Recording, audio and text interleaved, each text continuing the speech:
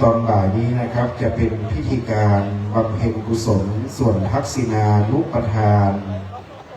ก่อนการพระราชทานเพลิงศพครับในวันนี้ในภาคเช้านับแต่เวลา 10 นาฬิกาเป็นต้นมาในภาคเช้านั้นประกอบด้วยพระเดชพระคุณหลวงพ่อท่านเจ้าคุณพระเทพปริยัติที่ปรึกษาเจ้าคณะภาค 7เจ้าวาดวัดเจ็ดยอดพระอารามหลวงพระเดชพระคุณหลวงพ่อพระเทพมุนีวัดปากน้ำภาษีเจริญพระเดชพระคุณหลวงพ่อพระเทพรัตนนายกเจ้าคณะจังหวัดลำพูนเจ้าวาดวัดพระธาตุหริพุนชัยวรมหาวิหารพร้อมด้วยท่านเจ้าคุณพระสุมนศาสนกิจเจ้าคณะจังหวัดแม่ฮ่องสอนเป็นต้นนะครับในยามเช้าพระเดชพระคุณท่านเจ้าคุณพระราชวชิราธิบดีเลขานุการเจ้าคณะกรุงเทพมหานครเจ้าคณะเขตพระนครวัดมหาธาตุยุวราชรังสฤษฎ์ในภาคเช้านี้นะครับเป็นธรรมเนียมอย่างล้านนาประเพณีของลำพูนสิ่งใดน้อมนำปฏิบัติด้วยความเป็นระเบียบแบบแผนทุกประการนะครับในยามเช้ามีการถวายมัตตกภัตตาหารพิธีกรอาจารย์นั้นจึงได้อาราธนาพระมหาเถระได้สวดถวายพรพระครับในตอนเช้าโบราณล้านนานับแต่ประเพณีหลวงปู่ครูบาเจ้าพรหมจักรสังวรหลวงปู่พระพุทธหลวงปู่พระสุพรหมยานเถระเราได้ยึดถือจารีตที่อย่างโบราณล้านนานครลำพูนเวลุคามป่าซางนะครับได้สูมาขวตานโอกาสเมียนตามถวายกัปปิยพันธ์ส่วนหนึ่งและพระสงฆ์อนุโมทนาการแผ่เมตตาแบบล้านนาการวันตาหลวงด้วยวัดพระพุทธบาทตักผ้าประดิษฐานซึ่งรอยพระพุทธบาทแห่งพระพุทธองค์ครับจึงจะต้องมีการวันตาหลวงตามโบราณเสร็จสำเร็จเรียบร้อยในภาคเช้าทุกประการสำหรับในภาคบ่ายวันนี้นะครับการนี้พระเดชพระคุณหลวงพ่อพระธรรมเสนาบดีเจ้าคณะภาค 7เจ้าวาดวัดพระธาตุดอยสุเทพราชวรวิหารเมตตามีเถระบัญชามอบหมายถวายแด่พระเดชพระคุณพระเทพรัตนนายกเจ้าคณะจังหวัดลำพูนเป็นองค์แสดงพระธรรมเทศนาเนื่องด้วยวันนี้สมเด็จพระกนิษฐาธิราชเจ้ากรมสมเด็จพระเทพรัตนราชสุดาสยามบรมราชกุมารีทรงพระกรุณาโปรดพระราชทานผ้าไตรและเครื่องไทยธรรมบูชากันเทศถวายต่อองค์แสดงพระธรรมเทศนาดังนั้นวันนี้จึงได้เชิญพัดยศแห่งพระราชาคณะชั้นเทพของหลวงพ่อพระเทพรัตนนายกได้ตั้งเทียบไว้บนอาสนะนะครับอีกสักครู่หนึ่งนะครับในวันนี้ด้วยความเคารพเราได้รับเกียรติจากท่านปิยพงษ์ชูวงศ์ท่านผู้ว่าราชการจังหวัดลำพูนถือเป็นพ่อเมืองและเป็นข้าราชการผู้ใหญ่ในบ้านเมืองนี้ท่านปิยพงษ์ชูวงศ์นั้นท่านได้รับการยกย่องว่าเป็นพ่อเมืองที่เอาใจใส่กิจการงานพระพุทธศาสนาแห่งเมืองล้านนาลำพูนมาโดยตลอดครับวันนี้จึงได้รับเกียรติจากท่านผู้ว่าราชการจังหวัดลำพูนเป็นประธานในเบื้องต้นในการเชิญผ้าไตรพระราชทานสมเด็จพระกนิษฐาธิราชเจ้ากรมสมเด็จพระเทพพระรัตนราชสุดาสยามบรมราชกุมารีเข้าถวายต่อองค์เทพนอกจากนั้นวันนี้ท่านโยธินประสงค์ความดีท่านรองผู้ว่าราชการจังหวัดท่านธวัชชัยอุบลพิทักษ์ท่านวัฒนธรรมจังหวัดลำพูนท่านผู้อำนวยการหนองแก้วอุตโนผู้อำนวยการสำนักงานพระพุทธศาสนาจังหวัดพร้อมด้วยวันนี้ในส่วนของอำเภอป่าซางท่านพัฒนพลหัดดวงธรรมนะครับท่านนายอำเภอป่าซางและข้าราชการผู้ใหญ่ที่ได้ให้เกียรติเดินทางมาอีกหลายท่านเจ้าภาพแต่ละคณะครับประกอบด้วยคุณแม่อรุณีศิรินทร์สมบัติรัตนอุบาสิกาเป็นเจ้าภาพจัดทำย่ามถวายในพิธีการอาจารย์ประสิทธิ์มณีวันเป็นเจ้าภาพในการสร้างเมรุปราสาทพญานกอัศนีลิงและเมรุจตุรมุขหลังใหญ่ครับเป็นธรรมเนียมของวัดพระพุทธบาทตักผ้าพระอารามหลวงในป่าซางลำพูนนับแต่บารมีหลวงปู่พระสุพรหมยานเถรหลวงปู่ครูบาเจ้าพรหมจักรสังวรสมัยก่อนนั้นนะครับพระบาทสมเด็จพระบรมชนกาธิเบศรมหาภูมิพลอดุลยเดชมหาราช บรมนาถบพิตรพระราชสมภารและพระองค์ผู้ทรงพระคุณอันประเสริฐพร้อมด้วยพระบรมวงศานุวงศ์นะครับได้เสด็จมาที่วัดพระพุทธบาทตากผ้าพระองค์ท่านเสด็จมาเป็นองค์ประธานในการพระราชทานเพลิงศพ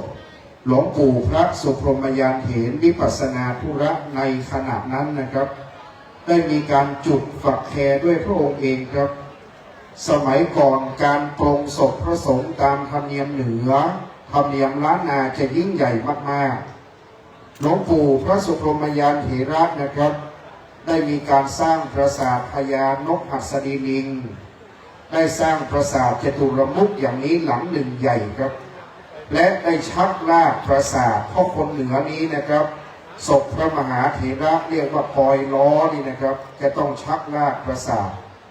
ดังนั้นจึงได้ชักลากปราสาทนกหัสดีลิงมาสู่ปราสาทจตุรมุขตามที่ปรากฏนับแต่นั้นปัทมเจ้าอาวาสหลวงปู่ครูบาพรหมมาต่อมานะครับมาถึงท่านพระครูเวรุวันพิทักษ์ครูบาพระมหาเขื่อนคำเป็นรูปที่สองท่านเจ้าคุณพระพุทธบาทพิทักษ์นะครับรูปปัจจุบันเป็นอดีตเจ้าวาดรูปที่สามและเจ้าวาดรูปปัจจุบันรูปที่สี่นั้นเป็นศิษย์ในทั้งสามรูปคือท่านเจ้าคุณพระวชิระภาวนาวิปัสสนาธุระครับดังนั้นถือเป็นธรรมเนียมนะครับอย่างเชียงใหม่ลำพูนว่าในการชักลากปราสาทนั้นจะต้องยิ่งใหญ่และงดงามทุกประการดังนั้นในการนี้มาจนถึงเจ้าวาดรูปที่สามจึงได้จัดสร้างปราสาทงามตามธรรมเนียมโบราณล้านนาลำพูนตามที่ได้กล่าวถึงว่าลำพูนเชียงใหม่ใช้ธรรมเนียมแห่งคณะสงฆ์ภาคเจ็ดอันเป็นธรรมเนียมแต่โบราณปรงศพแห่งพระมหาเถระเป็นธรรมเนียมการปรงศพมาแต่เดิมนะครับว่าธรรมเนียมการปรงศพบอกเคยพบยังสังกาลำพูนนางพญาบ่ทราบชัดประการใดหลักอนุโลมในที่นี้เผาเทวีแห่งเชียงใหม่สมมุตินำมาใช้คราเผาศพจามเทวีแต้มไว้ในตำนานพงศาวดารนภีศรีเชียงใหม่ราชธานีมีประเพณีแต่โบราณเผาศพนางพญาแม่มังคลากษัตริย์น่านปรากฏเรื่องพิสดารในตำนานโยนกนครแสนหลวงเจ้าพระยายานปีชานั้นมากมีช่างเอกนภีศรีสุดฝีมือเล่าลือมาสร้างพิมานบุตรสบกบนหลังนกราบปักษาหัดสดิลิงทิชาเนาอยู่ป่าหิมพานต์รองด้วยแม่สะดึงฉุดลากถึงด้วยช้างสามเจาะเมฆเวียงประการลากศพสู่ทุ่งนอกเวียงหลังวัดโลกโมนีศพกษัตริย์ตรีเกียรติฟูเฟื่องถวายเพลิงจนนับเนืองเป็นธรรมเนียมแต่นั้นมาว่าเจ้านายภิกษุสงฆ์ยามปลดปลงวายชีวาประเพณีชาวพาราสร้างปราสาทสูงเรืองรองเหนือนกหัสดีลิงงามสิงคลิ้งแถวเผือกทองประชามากเนืองนองลากปราสาทเผานอกเวียงสองราชบุตราตรัสสั่งเสนาหาช่างสลาฝีมือเยี่ยมดีมาสร้างปราสาทตั้งบนปักศรีหัดสดิลิงลุกทีหิมพานต์ทิชาวันนกนี้พิเศษนักมีกายเป็นหงส์ขยับปีกยันยงขนลายเบญจรงค์แวววับรุจิราเสียงเป็นกุญชร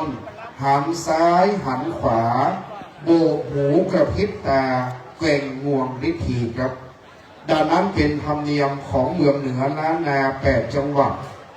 ได้น้อมนำส่งสการพระมหาเถระล้อมรอบปราสาทนะครับจึงได้สร้างป่าหิมพานต์ ในตอนค่ำในการประชุมเพลิงจริงจะได้กล่าวพรรณนาถึงปราสาทนี้ให้ฟังอย่างล้านนาเมืองเหนือเราครับดังนั้นตอนบ่ายนั้นจะเป็นพิธีอันเป็นทางการได้กล่าวโดยสังเขปวันนี้คือล้านนาประเทศที่เรามีอารยะแบบแผนที่งดงามในการส่งสการหรือการประกอบพิธีประชุมเพลิงจริงของพระมหาเถระทั้งอย่างพิธีการล้านนาด้วยครับครับในขณะนี้ก็นิมนต์คณะสงฆ์นั่งเทียบอาสงฆ์นะครับเพื่อเตรียมความพร้อมเดี๋ยวเราจะได้เข้าสู่พิธีการแล้วครับในภาคบ่ายนั้นจะเป็นการสวดพระพุทธมนต์ธรรมนิยามสูตรโดยมีพระเดชพระคุณพระเทพรัตนนายกจะเป็นผู้นำสวดพระพุทธมนต์นะครับขอเมตตาหลวงพ่อพระเทพมุนีวัดปากน้ำภาษีเจริญดังนั้นเจ้าหน้าที่นำไมโครโฟนไปถวายหลวงพ่อพระเทพมุนีวัดปากน้ำครับเพื่อจะได้เมตตานำสวดพระพุทธมนต์ในอีกสักครู่หนึ่งในร่มบารมีของพระเทพมุนีวัดปากน้ำภาษีเจริญคณะสงฆ์หัวเหนือเรานะครับทุกงานจะได้รับเมตตาจากพระเดชพระคุณหลวงพ่อพระเทพมุนีวัดปากน้ำทุกงานนะครับที่เมตตานำสวดพระพุทธมนต์และบัดนี้ตามกำหนดการเวลาในเวลา 12:45 นาทีพระมหาเถระ140 รูปได้เมตตานั่งเทียบอาสงฆ์ในเต็นท์พิธีการอันได้จัดเตรียมไว้บัดนี้จะเป็นการบำเพ็ญกุศลก่อนการพระราชทานเพลิงศพครับบัดนี้อันดับแรกในฝั่งรถเบื้องต้นจะเป็นการจุดธูปเทียนเครื่องนมัสการบูชาพระรัตนตรัย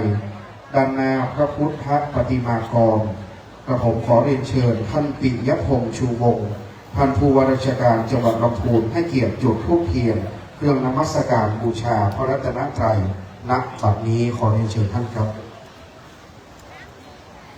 สาธุชนทุกเต็นท์ประนมมือขึ้นนะครับสำรวมกายสำรวมวาจาสำรวมใจตั้งจิตให้เป็นสมาธิบัดนี้ท่านผู้ว่าราชการจังหวัดลำพูนจะได้ให้เกียรติเป็นประธานจุดธูปเทียนเครื่องนมัสการบูชาพระรัตนตรัยครับเชิญทุกท่านสำรวมกายสำรวมวาจาสำรวมใจตั้งจิตให้เป็นสมาธินะครับ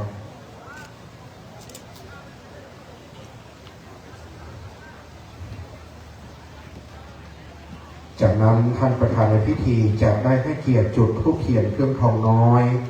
ที่บนปราสาทจตุรมุขพิมานเบื้องหน้าสรีระสังขารธรรมพระเดชพระคุณหลวงพ่อท่านเจ้าคุณพระพุทธบาทพิทักษ์อดีตรองเจ้าคณะจังหวัดลำพูนอดีตเจ้าอาวาสวัดพระพุทธบาทตากผ้าพระอารามหลวงครับปราสาททิพยพิมานมากเป็นปราสาททิพยพิมานมนเทียนทองตามคติธรรมเนียมแต่โบราณนั้นว่าทรงสการพระมหาเถระได้ตั้งปราสาทจตุรมุขพิมานอันโอฬารและงดงามวิจิตราเป็นธรรมเนียมแห่งล้านนาปฏิบัตินะครับขอดวงวิญญาณพระเดชพระคุณท่านเจ้าคุณพระพุทธบาทพิทักษ์ครูบาพระมหาชวลิตจารุวรรณโนอยู่สถิตเสถียรสำราญในทิพยพิมานใดขอได้โปรดเป็นปัตตาอนุโมทนาแก่คณะสงฆ์ศรัทธา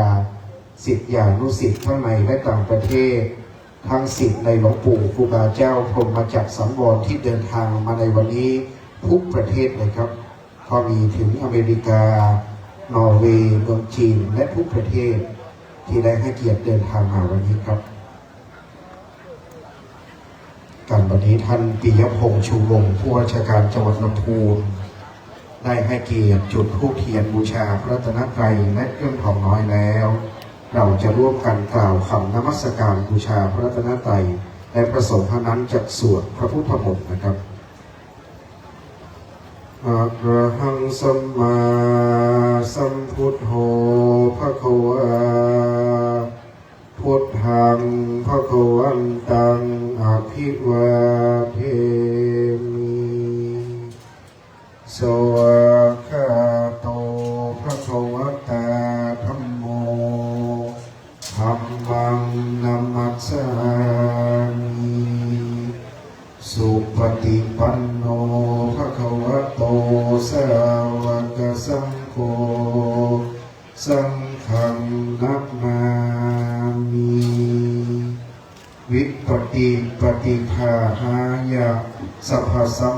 ฏิสิทธิยาสัพพทุกขวินาศายาปริตังโพธมังคลังวิปติปฏิภาหายาสัพพสัมปติสิทธิยาสัพพพยวินาศายาปริตังโพธมังคลังวิปติปฏิภาหายาสัพพสัมปติสิทธิยาสัพพโรควินาศายาปริตังรูธรรมังคัมมังโมตัสสะภะคะวะโตอะระหะโตสัมมาสัมพุทธัสสะนะโมตัสสะภะคะวะโตอะระหะโตสัมมาสัมพุทธัสสะนะโมตัสสะภะคะวะโตอะระหะโตสัมมาสัมพุทธัสสะพุทธังภะคะคัจฉามิธัมมังสรณังคัจฉามิสังฆังสรณังคัจฉามิทุติยัมปิพุทธังสรณังคัจฉามิทุติยัมปิธัมมังสรณังคัจฉามิทุติยัมปิสังฆังสรณังคัจฉามิตติยัมปิพุทธังสรณังคัจฉามิตติยัมปิธัมมังสรณังคัจฉามิตติยัมปิสังฆังสรณังคัจฉามิยะถาภิเศษวิปุรานังอาหาจะปะปัตตาสัมมันตาอนุปริยายโยเมโพเทนตาจตุติสาเอวังจราจมาจุตาภิวัตตันติปานิโนทัตติเยพรหมเนเวเสสุเตจังคาระโปกุเสนะกินติปริวัตเชติสัพพเมวะปิมาทัตตินาปัสสะทินังโภวินรตานังนาปัตติยานาจาปิมันตโยเทนะสะทาเจตุมหเนนวาตัสมาอิปันติโตโพโสสัมปัสสะอัตตมัตถโนปุเทธัมเมจะสังเกจะติโรสัทธัมมิเวสเยโยธัมมจาริกาเยนะวาจายะอุทเจตัสสะอิเทวนังปัสสังสันติเตจัสสะเทปโมทัตติยัสสะสัทธาตัทธังคเตอัจฉราสุปฏิติตาสีลังจยาสกัลยานังอริยกันตังปัสสังสิตังสังเกปัสสะโตยัสสะอิอุจุโภตัญญาปัสสะนังอัตริโทติกังอาหุอโมทันตัสสะชีวิตังตัสสมาสัทธังจะสีลังจะปัสสะทังคัน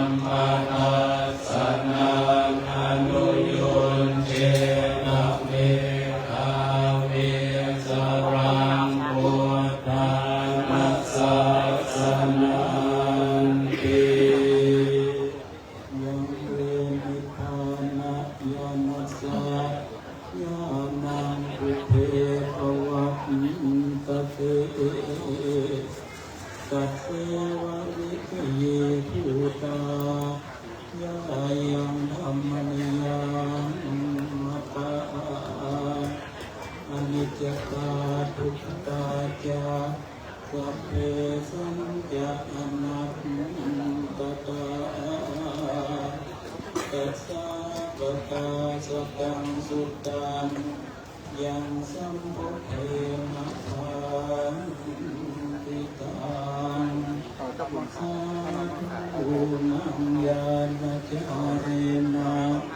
ยัตถาพุทเทนะเทสิตังโยนิโสปฏิปัตยมังสุตันตังปนามสิเอวเมสุตังเอกังสมัยยังภะคะวาสาวาทิยังวิหารติเจตวันเนอนาถปินดิกาสอาระเมตาระโคภะคะวาภิกขุอามันเตสิเกขโวติปะทันเตติเตปิกขุภะคะวะโตปัจจักโสสุงภะคะวะเอตถะโวจาอุปาทาวาภิกขเวตถาคตานังอนุปาทาวาตถาคตานังอิทาวาสาขาตุธัมมาทิตตาธัมมนิยามกัสสะเปสังขาราอนิจจาติตังตถาคโตอภิสัมโพจติอภิสัมเมติอภิสัมโพจิตวาอภิสัมเมตวาอาจิตติเพเสติปัญญาเพติปัตถเพติวิวรติวิปัจจติปุตตานิกโรติสัพเพสังขาราอนิจจติอุปาทาวาภิกขเวตถาคตานังอนุปาทาวาคตาคตานังทิตาวาสาขาตุธัมมาทิตตาธัมมนิยามตาสัพเพสังขาราทุกขาติตังตถาคโตอภิสัมโพจติอภิสัมเมติอภิสัมโพจิตวาอภิสัมเมตวาอาจิกติเตเสติปัญญาเปติปัฏฐเปติวิวรติปัจจเปอุตตานิกโรติสัพเพสังขาราทุกขาติอุปาทาวาภิกขเว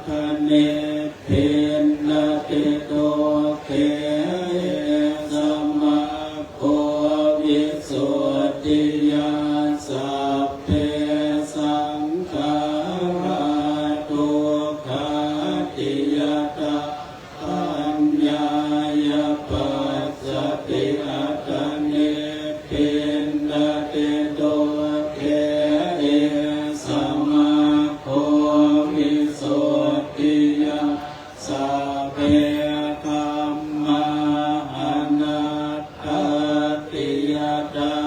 ปัญญายปัสสติอาตเนเทนะติโตเขเอสัมมาโควิสุทธิยาอัปปกาเตมโนเสสุเยชนะปะระคามิโนอัตตายังอิตราปัจจติระเมวะนุภาวติเยจะโคสัมมาตาคเตธัมเมธัมมานุวัติโนเตชนะปารเมสันติมา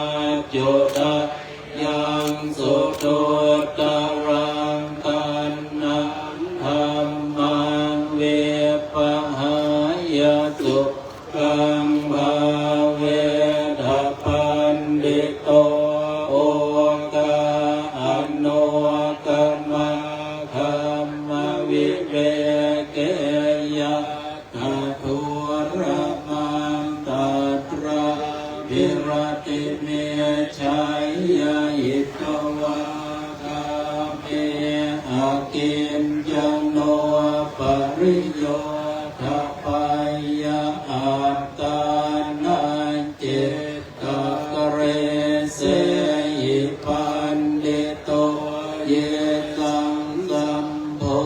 ธิยังเทสุสัมมาจิตตังสุภาวิตังอาทานปฏิเนสัพเพอนุปาทายเยรตาคินาสวาชุติมันโตเตโลเกปริเนพุตาติมิชาปัตตยาสังฆาราสังฆาราปัจจยาวิญญาณังวิญญาณปัจจยานามรูปังนามรูปปัจจยาสลายตนังสลายตนะปัจจยาปัสโสปัสสะปัจจยาเวทนาเวทนาปัจจยาตัณหาตัณหาปัจจยาอุปาทานังอุปาทานปัจจยาภวภวปัจจยาชาติชาติปัจจยาชรามรณังโสกปริเทวโตขโทมนัสสุปายาสัมภวันติเอวเมตตาสเกวราสตุกะขันธาสัสมุทัยโยโหติอเวชายตะเววะสิสเวรังคนิโรธาสังฆารานิโรโทสังฆารานิโรธาวิญญาณนิโรโทวิญญาณนิโรธานามโรปนิโรโทนามโรปนิโรธานสัลลายตนะนิโรโทสัลลายตนะนิโรธาปัสสะนิโรโทปัสสะนิโรธาเวทนานิโรโทเวทนานิโรธาตัณหานิโรโทตัณหานิโรธาอุปาทานนิโรโทอุปาทานนิโรธาภวันนิโร โทภวนิโรธาชาติชาตินิโรธาจารามรณังโสกปริเทวทุกขโทมนัสสุภายาสานิโรชันติเอวเมตตัสสะเกวะนัสสะทุกขาขันธัสสะนิโรธ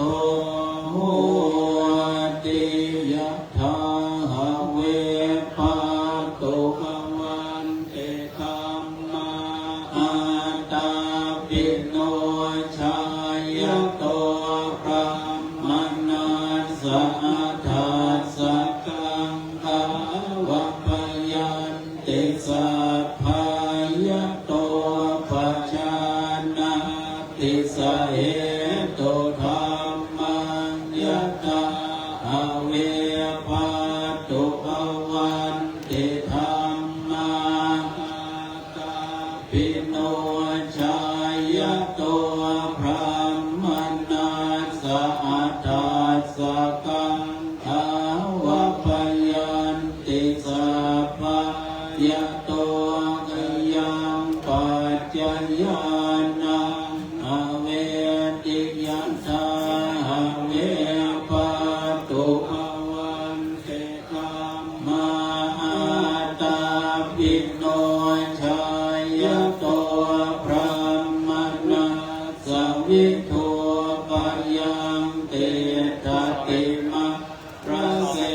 นังสุวะโอภาสยามันตะเรพันติติตังนานวะธัมมายังนาปฏิกังเกอนาคตัญญตติตัมปะยินันตังอัปปัตตัญจะอนาคตังปัจจุปันนัญจะโยธัมมังตัฏฐะตัฏฐวิปัสสติอาสังหิรังอาสังโกปังกังเวทามนุโรอะเยอะเจวะกิจจมาตาปังโกชัญญามรณังสุเวนะอิโนสังฆลันเตนะมหาเสเนนะมาจุนาเอวะวิหายมาตาปิงโหราตมังกันติตังกังเวภัตเตกราโตติสังโตอาจิกเตมุนิติภวตุสัพพมังคลังราคันตุสัพพเทวตาสัพพพุทธานุภาเวนัสธาโสติภวตุเตภวตุสัพพมังคลังราคันตุสัพพเทวตาสัพพธัมมานุภาเวนัสธาโสติภวตุเตภวตุสัพพมังคลังราคันตุสัพพเทวตาสังฆานุภาเวนัสธาโสติภวันตุเต สาธุพระเดชพระคุณพระเจ้าคุณพระเทพมุนีวัดปากน้ำภาษีเจริญกรุงเทพมหานครได้เมตตานำพระสงฆ์ทั้งนั้น140 รูปสวดพระพุทธมนต์ธรรมนิยามสุขครับ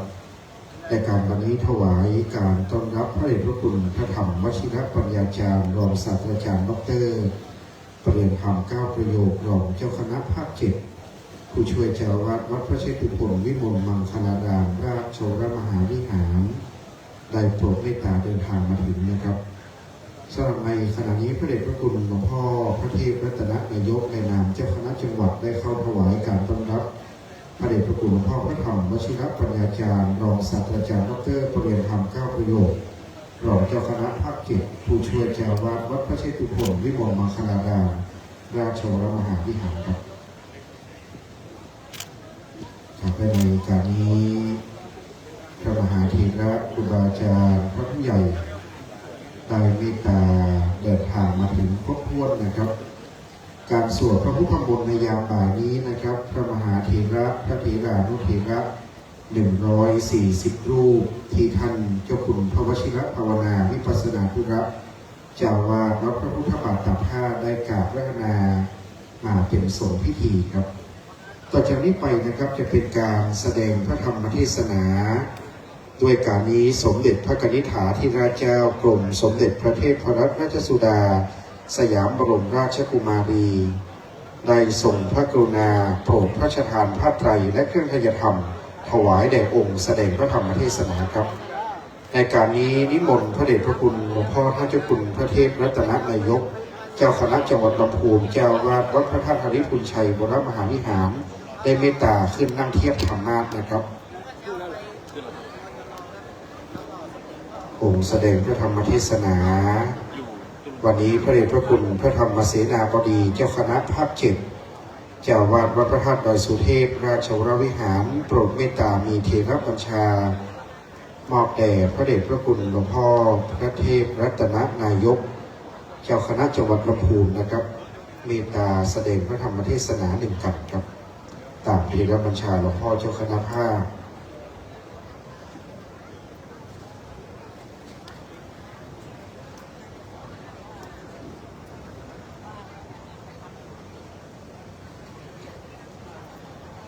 ต่อจากนั้นนะครับเมื่อพระเดชพระคุณหลวงพ่อเมตตานั่งเทียบธรรมาสแล้วจะเป็นการเชิญตลปัดพัดรองที่ระลึกในงานพระราชทานเพลิงศพท่านเจ้าคุณพระพุทธบาทพิทักษ์น้อมนำถวายต่อพระเดชพระคุณหลวงพ่อท่านเจ้าคุณพระเทพรัตนนายกเจ้าคณะจังหวัดลำพูนเจ้าวาดวัดพระธาตุหริพุนชัยวรมหาวิหารครับการนี้เรียนเชิญท่านปิยพงษ์ชูวงศ์ท่านผู้ว่าราชการจังหวัดลำพูนได้เข้าถวายแต่ละปัดพัดรองที่ระลึกต่อองค์แสดงพระธรรมเทศนาครับ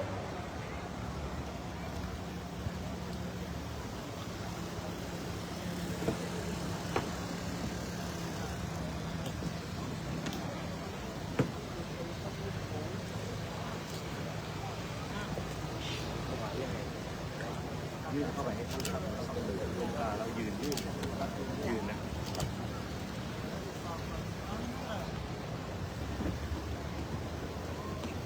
วันนี้น้อมถวายแต่ละฝ่าพระรองที่ระลึกต่อองค์แสดงพระธรรมเทศนาครับจากนั้นก็จะได้กลับเข้าสู่ที่นั่งต่อ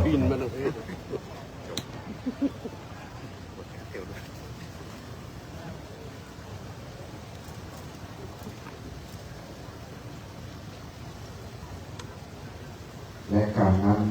ท่านจะได้ให้เกียรติจุดเทียนส่องธรรมบูชาซึ่งพระธรรมเรื่องง่ายครับ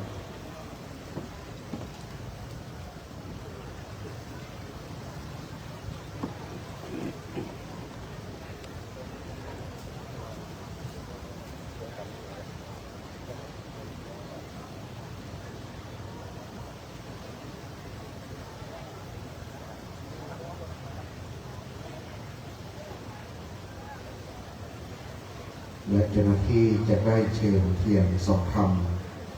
ได้ขึ้นตั้งไว้เบื้องหน้าธรรมาสนะครับ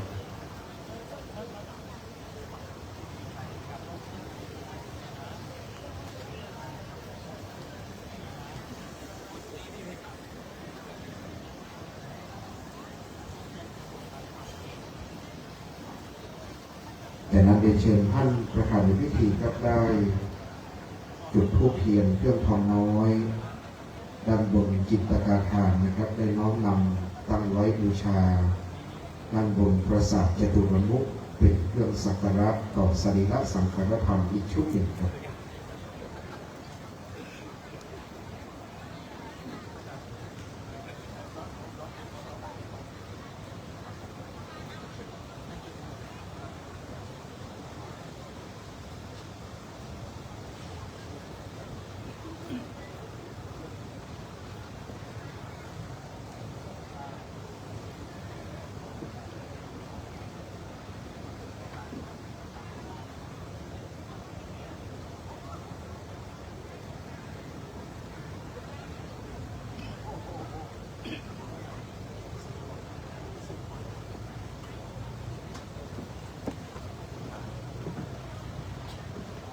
ซึ่งในวันนี้นะครับผมแสดงพระธรรมเทศนาในบารมีธรรมพระเดชพระคุณพระเทพรัตนนายกเจ้าคณะจังหวัดลำพูนเจ้าวาดวัดพระธาตุอริพุนชัยวรมหาวิหารนะครับโดยวันนี้สมเด็จพระนิธิถาธิราชเจ้ากรมสมเด็จพระเทพรัตนราชสุดาสยามบรมราชกุมารีทรงพระกรุณาโปรดพระราชทานพระไตรยินไตรและเครื่องพยธรรมสำหรับถวายแด่องค์แสดงพระธรรมเทศนาครับ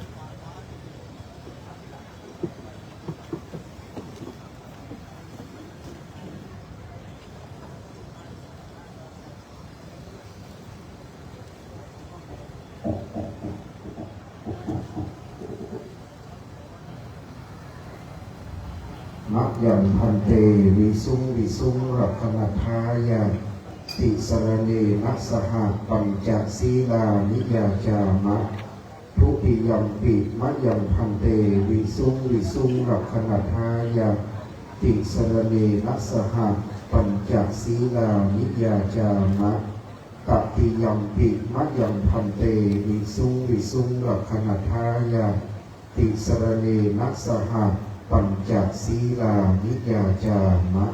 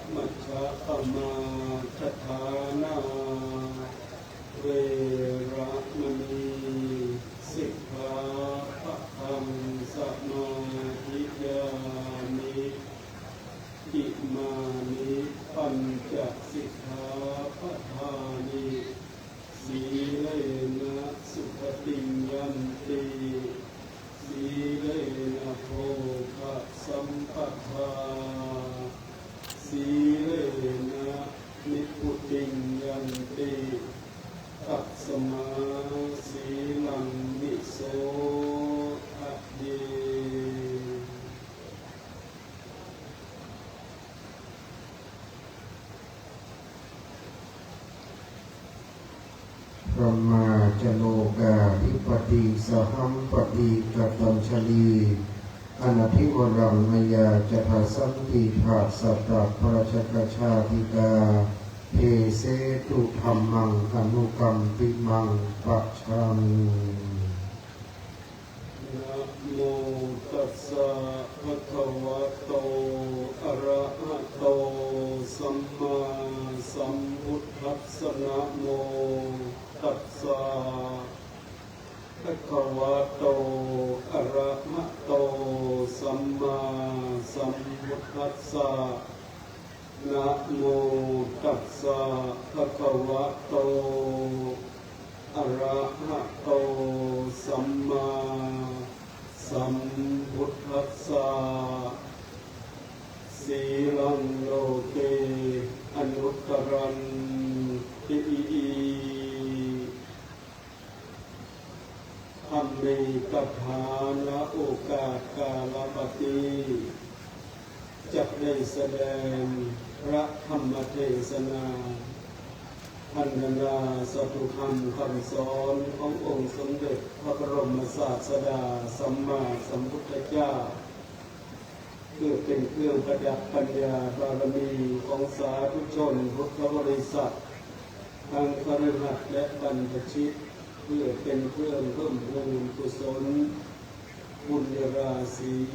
ในส่วนทักษิณานุปทานกิจอุทิศถวายแด่พระเถระที่ได้ถึงแก่มรณภาพร่วมรับดับสังขารไปซึ่งในวันนี้คณะสงฆ์คณะทายกทายิกาศรัทธาประชาชนในวัดพระพุทธบาทตากผ้าจังหวัดลำพูนได้รับพระเมตตาจากสมเด็จพระกนิษฐาธิราชเจ้ากรมสมเด็จพระเทพรัตนราชสุดาเจ้าฟ้ามหาจักรีสิรินธรมหาวชิราลงกรณวรราชภักดีสิริกิติ์การณีกิริยพัฒนรัตนศรีมาบุญากรปรียชาติสยามบรมราชกุมารีได้ทรงพระกรุณาโปรดเกล้าพระราชทานผ้าไตรพร้อมด้วยจตุปัจจัยเทธรรมถวายเป็นกันเทศเรื่องในพิธีพระราชทานเพลิงศพของพระเดชพระคุณท่านเจ้าคุณพระพุทธบาทพิทักษ์สวริตจารุวรรณโนที่ได้ถึงแก่มรณภาพร่วงรับจากสังขารไปหรือว่าพระองค์นั้นทรงมีพระเมตตาต่อประสบกนิกรชาวลำพูนและศรัทธาศิษยานุศิษย์ในวัดพระพุทธบาทตากผ้าเป็นอย่างยิ่งซึ่งประสบกนิกรชาวไทยนั้นต่างมีความยึดมั่นในประเทศชาติพระศาสนาและสถาบันพระมหากษัตริย์ซึ่งบ้านเมืองเรานั้นได้มีความสุขสงบร่มเย็นเพราะว่าคนไทยเราทุกคนนั้นได้พากันส่งเสริมการเสียสละความสุขส่วนตนเพื่อรักษาขอบขันธศีลมาหรืออธิปไตยของไทยและจันดงจิตใจด้วยพระธรรมคำสอนขององค์สมเด็จพระสัมมาสัมพุทธเจ้าหรือคำสอนของศาสดาที่ตนเองเคารพนับถืออยู่และแสดงความกตัญญูบูชาต่อบรรพบุรุษมีเจ้าฟ้ามหากษัตริย์ทุกๆพระองค์ที่ทรงร่วงรับดับไปและที่ยังทรงพระชนอยู่ในปัจจุบันนี้ให้สถิตเสถียรตั้งมั่นเป็นร่มโพร่มไทรของประสบกนิกรชาวไทยฉะนั้นไม่ว่าจะมีเหตุเพศภัยอะไรเกิดขึ้นในโลกนี้ก็ดีในบ้านในเมืองก็ดีคนไทยเรานั้นโชคดีที่เรายังมีความสุขอยู่ในท่ามกลางความเดือดร้อนหรือผลกระทบที่มาจากเหตุเพศภัยต่างๆแต่ด้วยอาศัยบุญบารมีที่ทุกๆคนทุกๆท่านได้พากันกระทำบำเพ็ญมาและอาศัยบารมีของบุรพมหากษัตริย์บรรพบุรุษบิดามารดาและอุปชฌาย์ครูบาอาจารย์ที่ได้ส่งเสริมให้ ลูกหลานทั้งหลายนั้นได้สร้างบารมีด้วยตนเองและนำบารมีนั้นมาเป็นสะพานบุญให้ลูกหลานนั้นได้ดำเนินตามรอยบาทของพระบรมศาสดาต่อไปวันนี้ญาติโยมสาธุชนพุทธบริษัทเราท่านทั้งหลายนั้นได้มางานพิธีพระราชทานเพลิงศพของพระสงฆ์ซึ่งพระสงฆ์ที่อยู่ณวัดพระพุทธบาทตากผ้าที่นี้ถือว่าเป็นสำนักใหญ่เป็นสำนักทั้งคันธธุระและวิปัสสนาธุระมีพระอาจารย์ที่มีคุณธรรมที่ยิ่งใหญ่คือหลวงปู่พระสุพรรณยานเถรหรือหลวงปู่พรหมาพรหมจักรโกหรือหลวงปู่ครูบาพรหมจักรสังวรซึ่งองค์ท่านนั้นได้ทำการประกอบพิธีพระราชทานเพลิงศพไปหลายสิบปีแล้วด้านหลังศาลาพิธีแห่งนี้จะเห็นต้นโพอยู่สถานที่นั้นเป็นสถานที่พระราชทานเพลิงศพของพระคุณท่านและเป็นเหตุการณ์ที่แปลกประหลาดมหัศจรรย์คือ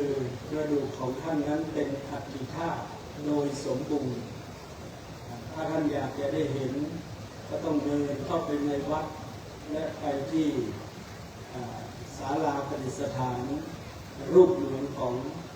หลวงปู่ท่านและสืบมาจนกระทั่งพระเดชพระคุณพระพุทธบาทพิทักษ์ซึ่งได้ดูแลพระอารามดูแลการศึกษาเผยแผ่สาธารณการและสิ่งต่างๆที่จะพึงกระทำได้จนสุดความสามารถจนพระพุทธบาทกับผ้านั้นมีความสวยสดงดงามและมีเสนาสนะที่มั่นคงและที่จะลืมไม่ได้นั้นก็คือศิษยานุศิษย์มีความสามัคคีกลมเกลียวเป็นอย่างมากตอนแรกก็นึกไม่ถึงว่าคณะศิษย์จะเดินทางมาร่วมงานพิธีนี้มากมายมหาศาลมาจากนอร์เวย์เยอรมันสหรัฐอเมริกาออสเตรเลียและก็หลายๆจังหวัดในประเทศไทยรวมทั้งศิษยานุศิษย์ที่พักพาอาศัยอยู่ในจังหวัดลำพูนของเรานี้ท่านญาติโยมสาธุชนพุทธบริษัททั้งหลายเราท่านทั้งหลายนั้นได้มีสติได้มีความนิ่งอยู่ในประเทศไทยของเราเพราะเรามีวัดเราจะเห็นว่าพระสงฆ์ทั้งหลายมีเวลามีเหตุการณ์อะไรเกิดขึ้นท่านจะนิ่งอย่างเคยมีคนถามว่ามหาเถรสมาคมทำไมไม่ส่งเสียงอะไรเลยเพราะว่าประสบการณ์ที่มันเกิดขึ้นเนี่ยผู้หลักผู้ใหญ่พระมหาเถระผู้ปกครองท่านได้รับผลกระทบมาก่อนแล้ว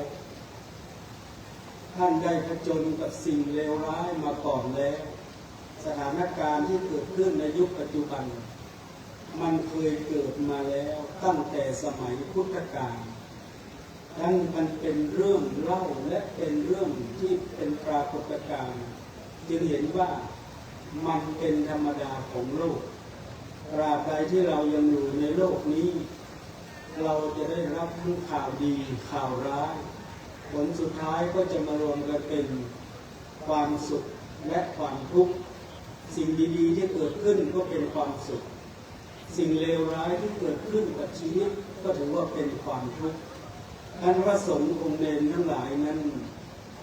เราบวชกันมาตามประเพณีเพื่อสืบทอดเจตนารมณ์ขององค์สมเด็จพระสัมมาสัมพุทธเจ้าและชวนกันมาเฝ้า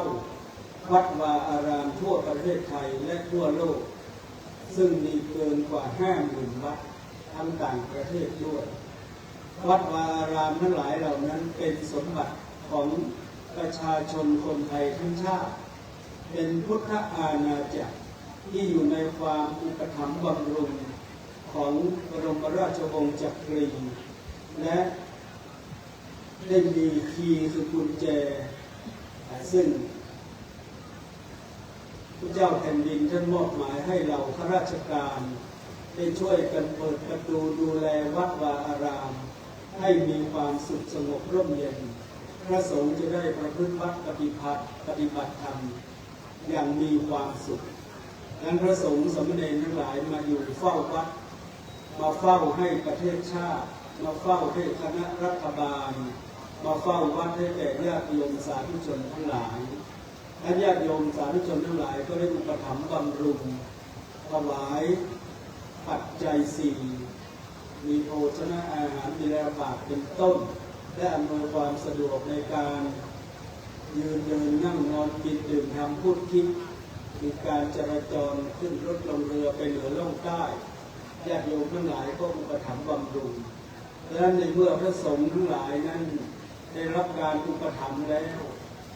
ท่านก็พึงสำรวมระวังในอันที่จะไม่ให้ผิดพลาดหรือไม่ให้เกิดความผิดหวังหรือความคาดหวังของญาติโยมทั้งหลายอยากจะเห็นพระสงฆ์ทั้งหลายนั้นดำรงชีวิตอยู่ด้วยศีลธรรมอันดีซึ่งเมืองลำพูนของเรานั้นมีครูบาตนหนึ่งคือครูบาเจ้าศีลธรรมท่านนั้นไม่หวั่นไหวไม่สะทกสะท้านต่อคำกล่าวร้ายต่อคำดินทาต่อสิ่งที่มันจะพรากพรหมจรรย์พรากผ้าเหลืองออกไปจากกายของท่านเพราะท่านนิ่งอยู่นั่นเองฉะนั้นญาติโยมสาธุชนพุทธบริษัทพระสงฆ์เรานั้นจึงรักษาจาตุปาริสุทธศีลสี่ข้อซึ่งเป็นศีลใหญ่ข้อที่หนึ่งนั้นก็คือปาติโมกขสังวรศีลคำว่าปาติโมกขสังวรศีลนั้นหมายถึงพระปาติโมกข์ทั้ง227ข้อแต่227ข้อนี่เป็นศีลธรรมดาแต่ถ้าเราไม่ผ่าน5ข้อก็เป็นพระสงฆ์โดยสมบูรณ์ไม่ได้เพราะ5ข้อนี้มันมีทั้งปาจิตตี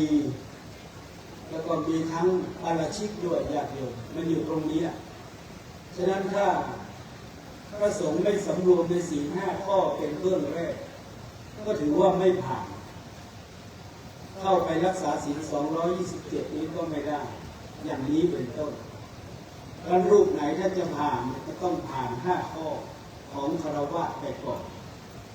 และประการที่2ก็ต้องผ่านอุโบสถศีลหรือศีล8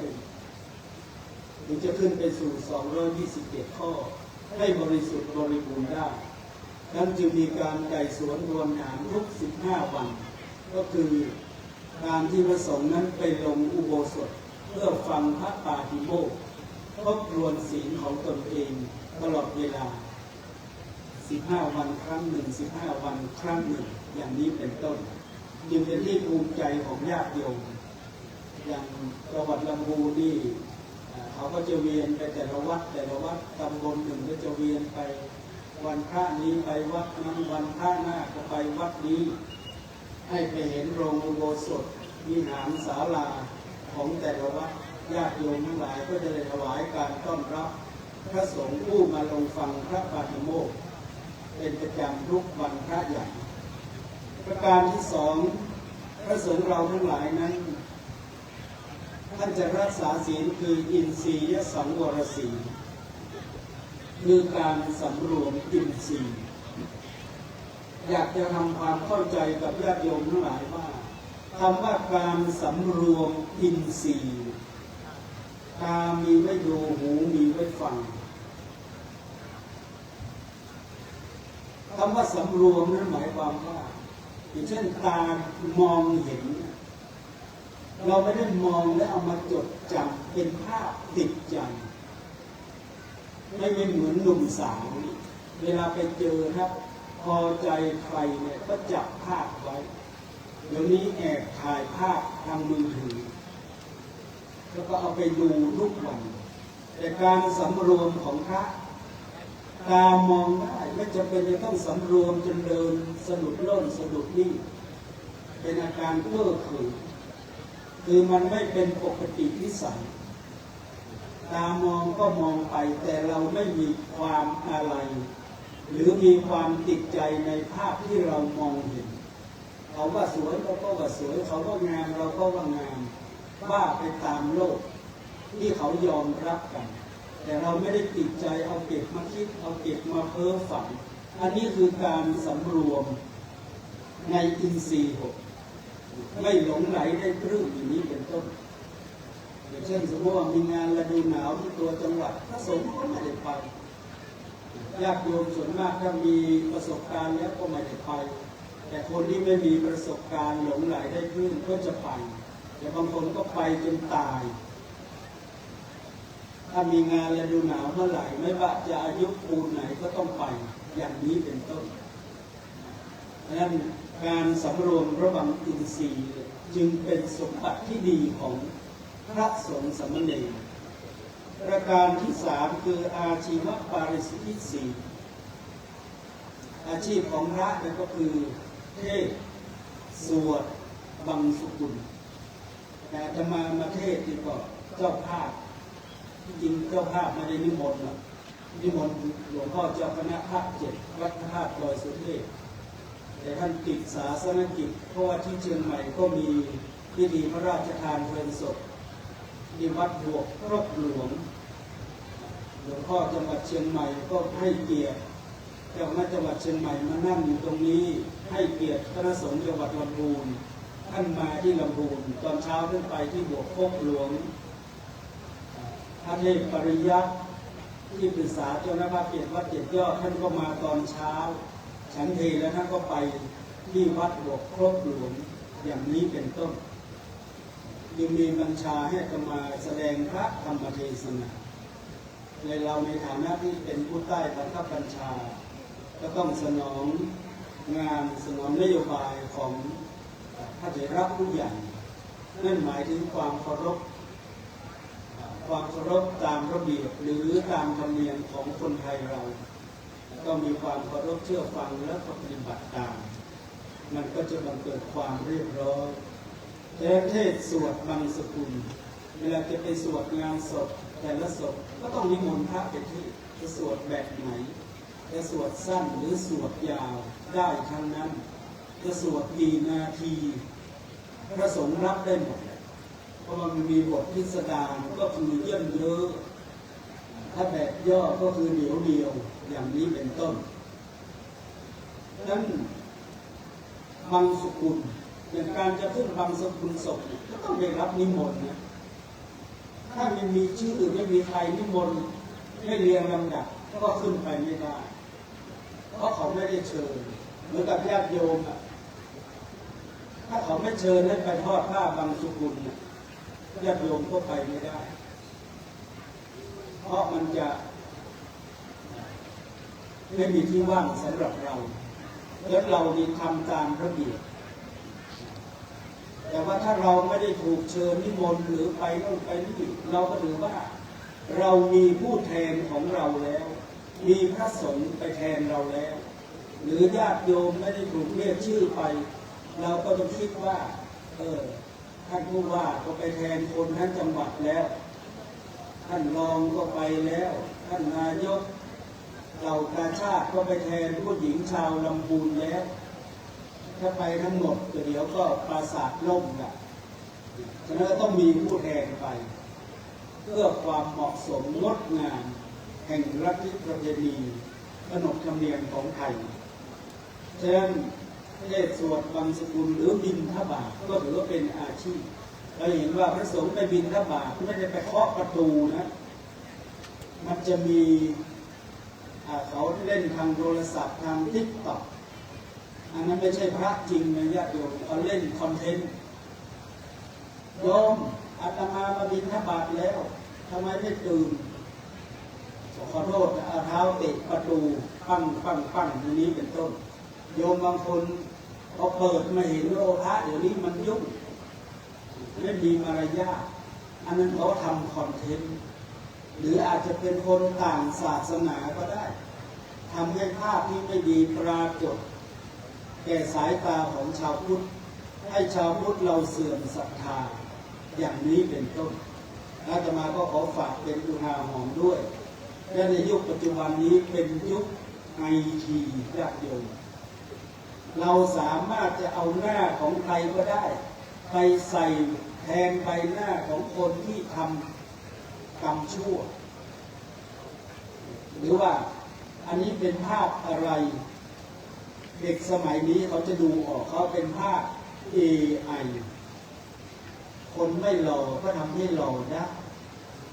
คนไม่งามไม่สวยก็ทำให้สวยให้งามได้อย่างนี้เป็นต้นเพราะมันเป็นภาพมายาเป็นภาพลวงตาและมันสามารถจะลวงใจของคนที่ไร้สติไร้ปัญญาได้ด้วยฉะนั้นคนไทยเรานั้นมีสติดำรงคงมั่นเวลาผู้ใหญ่พ่อแม่เห็นหรือเด็กๆเห็นเนี่ยก็จะรีบถามคนในครอบครัวหรือคนในที่เป็นเพื่อนเป็นกัลยาณมิตรทันทีอันนี้อะไรมันเป็นจริงหรือมันเป็นข่าวปลอมหรือมันเป็นเฟกนิวอย่างนี้เป็นต้นแม้แต่พระสงฆ์องค์เองก็เหมือนกันก็ต้องไต่สวนทวนถามกันนั่นญาติโยมสาธุชนทั้งหลายพระสงฆ์ทั้งหลายนั้นรักษาศีลคือมีอาชีพบริสุทธิ์ไม่ไปหางไม่ไปทำลายป่าไม่ไปค้าขายโน่นค้าขายนี่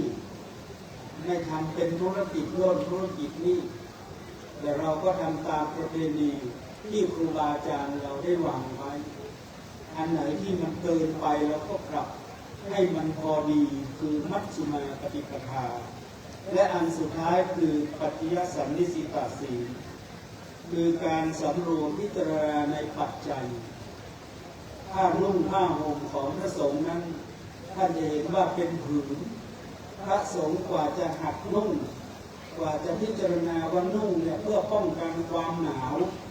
เพื่อป้องกันความระอายให้กำเริบอวัยวะบางอย่างถ้าเราไม่ปกปิดมันน่าอายอย่างนี้เป็นต้น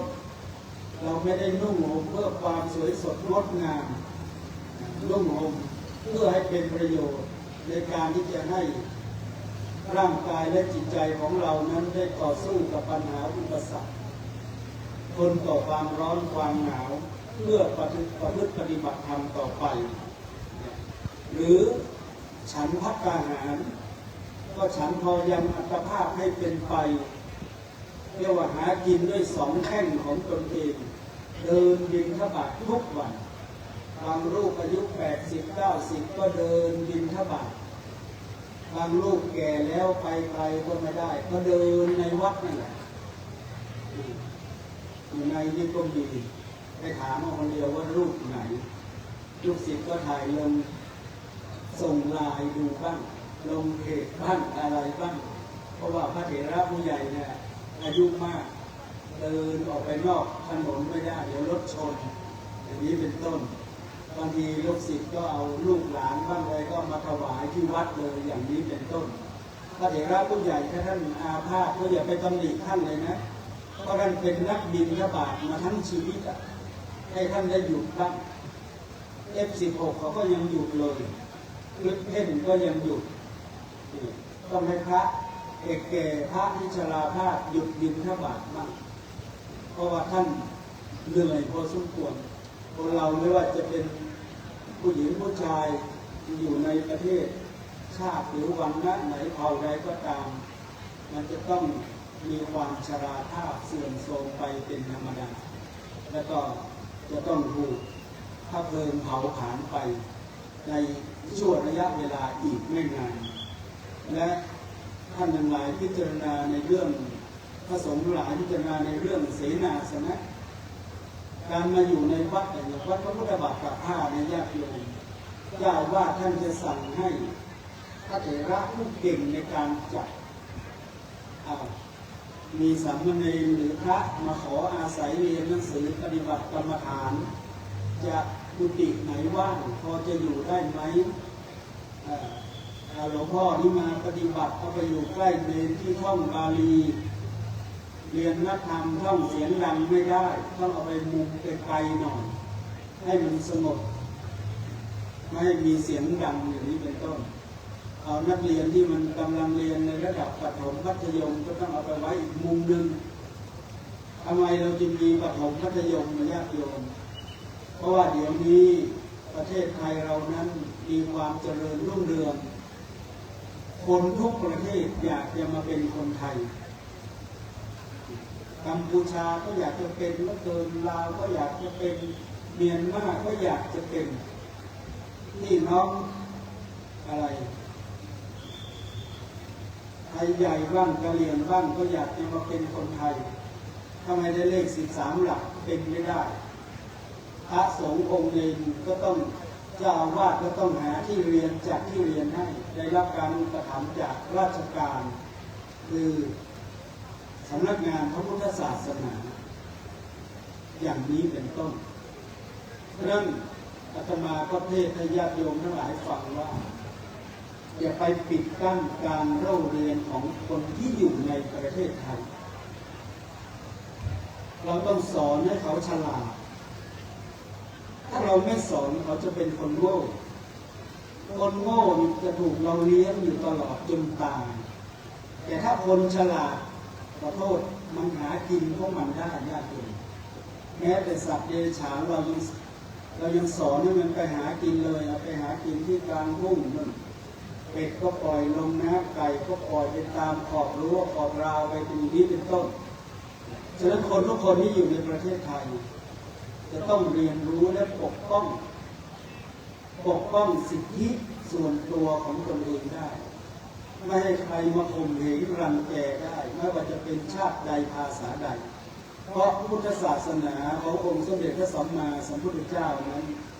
ท่านจะให้เกียรติแก่มวลมนุษยชาติท่านเข้ามาเถิดศาสนาของเรามีแต่สันติสุขสงบร่มเย็นฉะนั้นก็ขออนุโมทนาต่อญาติโยมสาธุชนพุทธบริษัททั้งหลายณที่นี้มีพระเดชพระคุณหลวงพ่อพระธรรมวชิระปัญญาจารย์รองเจ้าคณะภาค7วัดพระเชตุพนวิมลมังคลารามกรุงเทพมหานครได้มานั่งเป็นประธานรอหลวงพ่อพระธรรมเสนาบดีเจ้าคณะภาค7วัดพระธาตุดอยสุเทพฝ่ายคารวะญาติโยมก็มีท่านปิยพงษ์ชูวงศ์ท่านผู้ว่าราชการจังหวัดพร้อมทั้งท่านนายกท่านรองนายกเหล่าประชาติท่านรองผู้ว่าท่านวัฒนธรรมผอ.สำนักงานพุทธศาสนาแล้วก็มีหลายๆองค์กรที่ส่งตัวแทนมาเพราะทั้งญาติโยมศิษยานุศิษย์ได้มาร่วมในพิธีครั้งสุดท้ายของพระเดชพระคุณหลวงพ่อพระพุทธบาทพิทักษ์ในครั้งนี้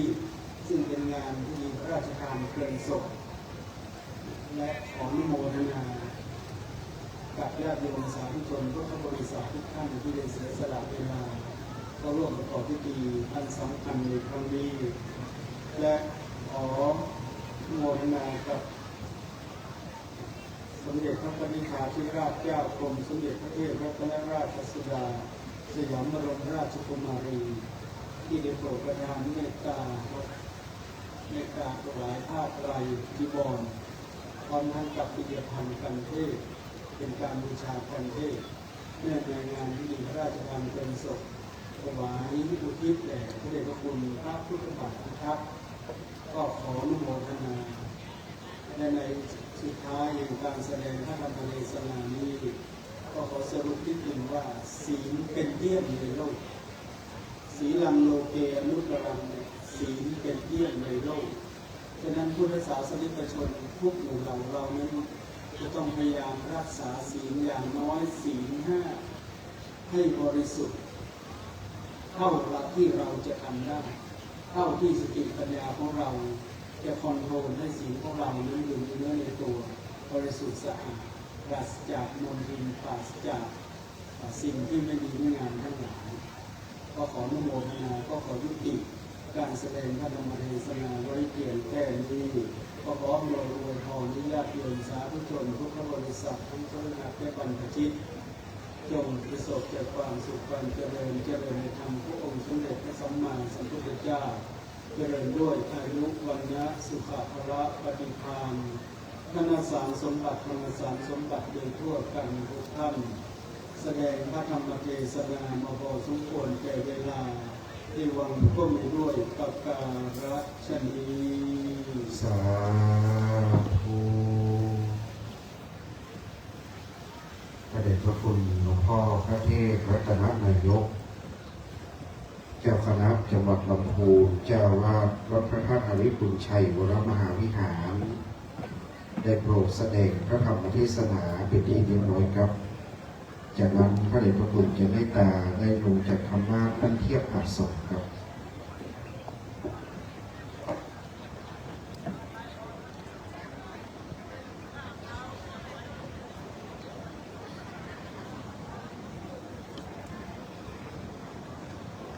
ก่อนและตามหมายรับสั่งนะครับที่สมเด็จพระกนิษฐาธิราชเจ้ากรมสมเด็จพระเทพรัตนราชสุดา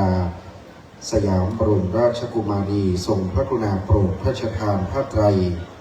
และเครื่องไทยธรรมถวายต่อองค์แสดงพระธรรมเทศนาหลังจากนี้ครับเมื่อพระเดชพระคุณหลวงพ่อเมตตาได้นั่งเทียบอาสนแล้วจะได้ขอเรียนเชิญท่านประธานในพิธีคือท่านปิยพงษ์ชูวงศ์ท่านผู้ว่าราชการจังหวัดลำพูนประธานในพิธีได้เชิญผ้าไตรพระราชทานเข้าถวายพร้อมด้วยเครื่องไทยธรรมบูชากันเทศพระราชทานในการนี้ขอได้เชิญท่านปิยพงษ์ชูวงศ์ครับ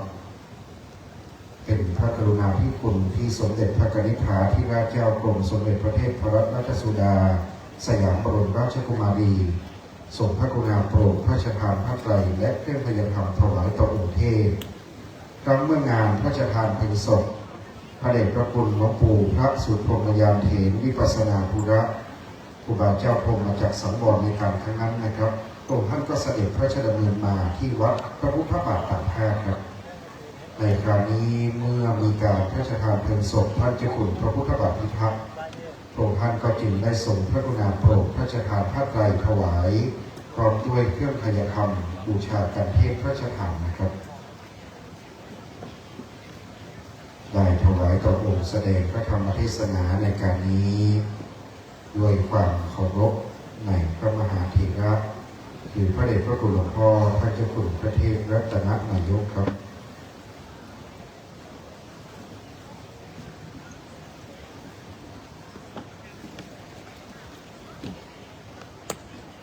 ไปเลยกัน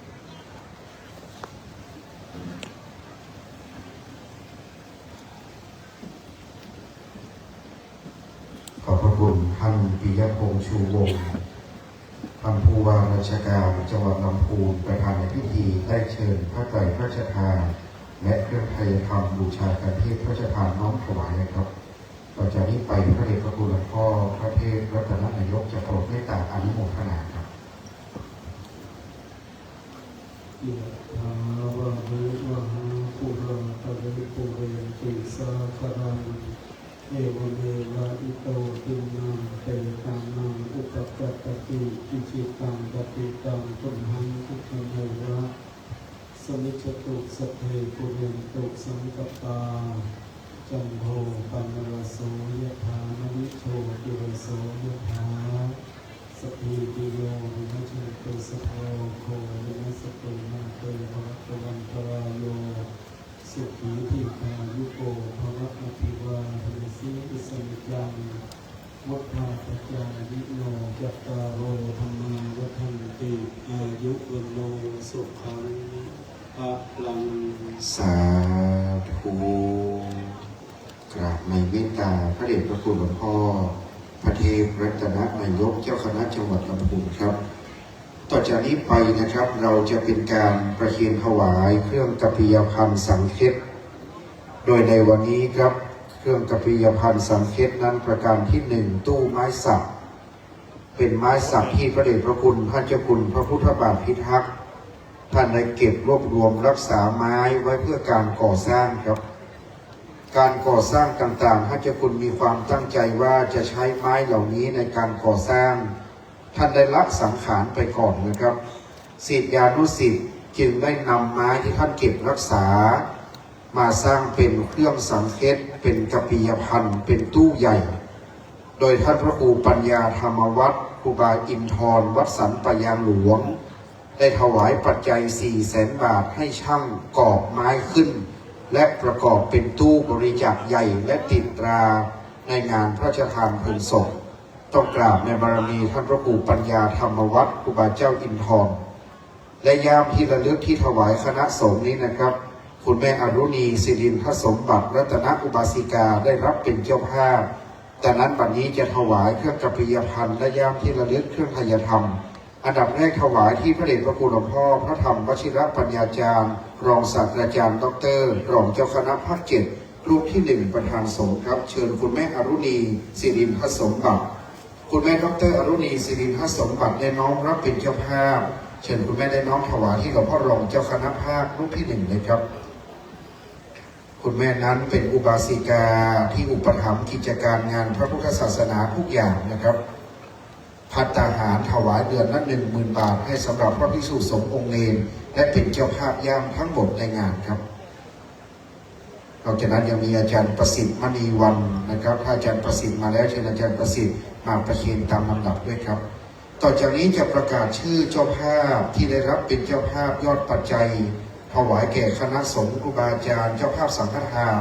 พิธีกรอาจารย์จะประกาศไปเรื่อยๆนะครับเมื่อได้ยินรายนามแล้วลุกมาตั้งต้นที่หลวงพ่อพระเทพมุนีเป็นต้นไปแถวที่ 1เต็มเข้าแถว 2 3 4 5 6ไปตามลำดับเจ้าหน้าที่ช่วยกำกับดูแลนะครับว่าคุณโยมมาแล้วให้เข้าประเคนตรงไหนถึงก่อนประเคนก่อนประเคนเสร็จให้กลับที่รับรองเจ้าหน้าที่ประจำการเตรียมรอคุณโยมเจ้าภาพเลยครับประกอบด้วยคุณสิทธิศิลปวานิชคุณปิยธิดาตรียาพรคุณเกษมคุณลำดวนกาสุยะรู้ไหมครับ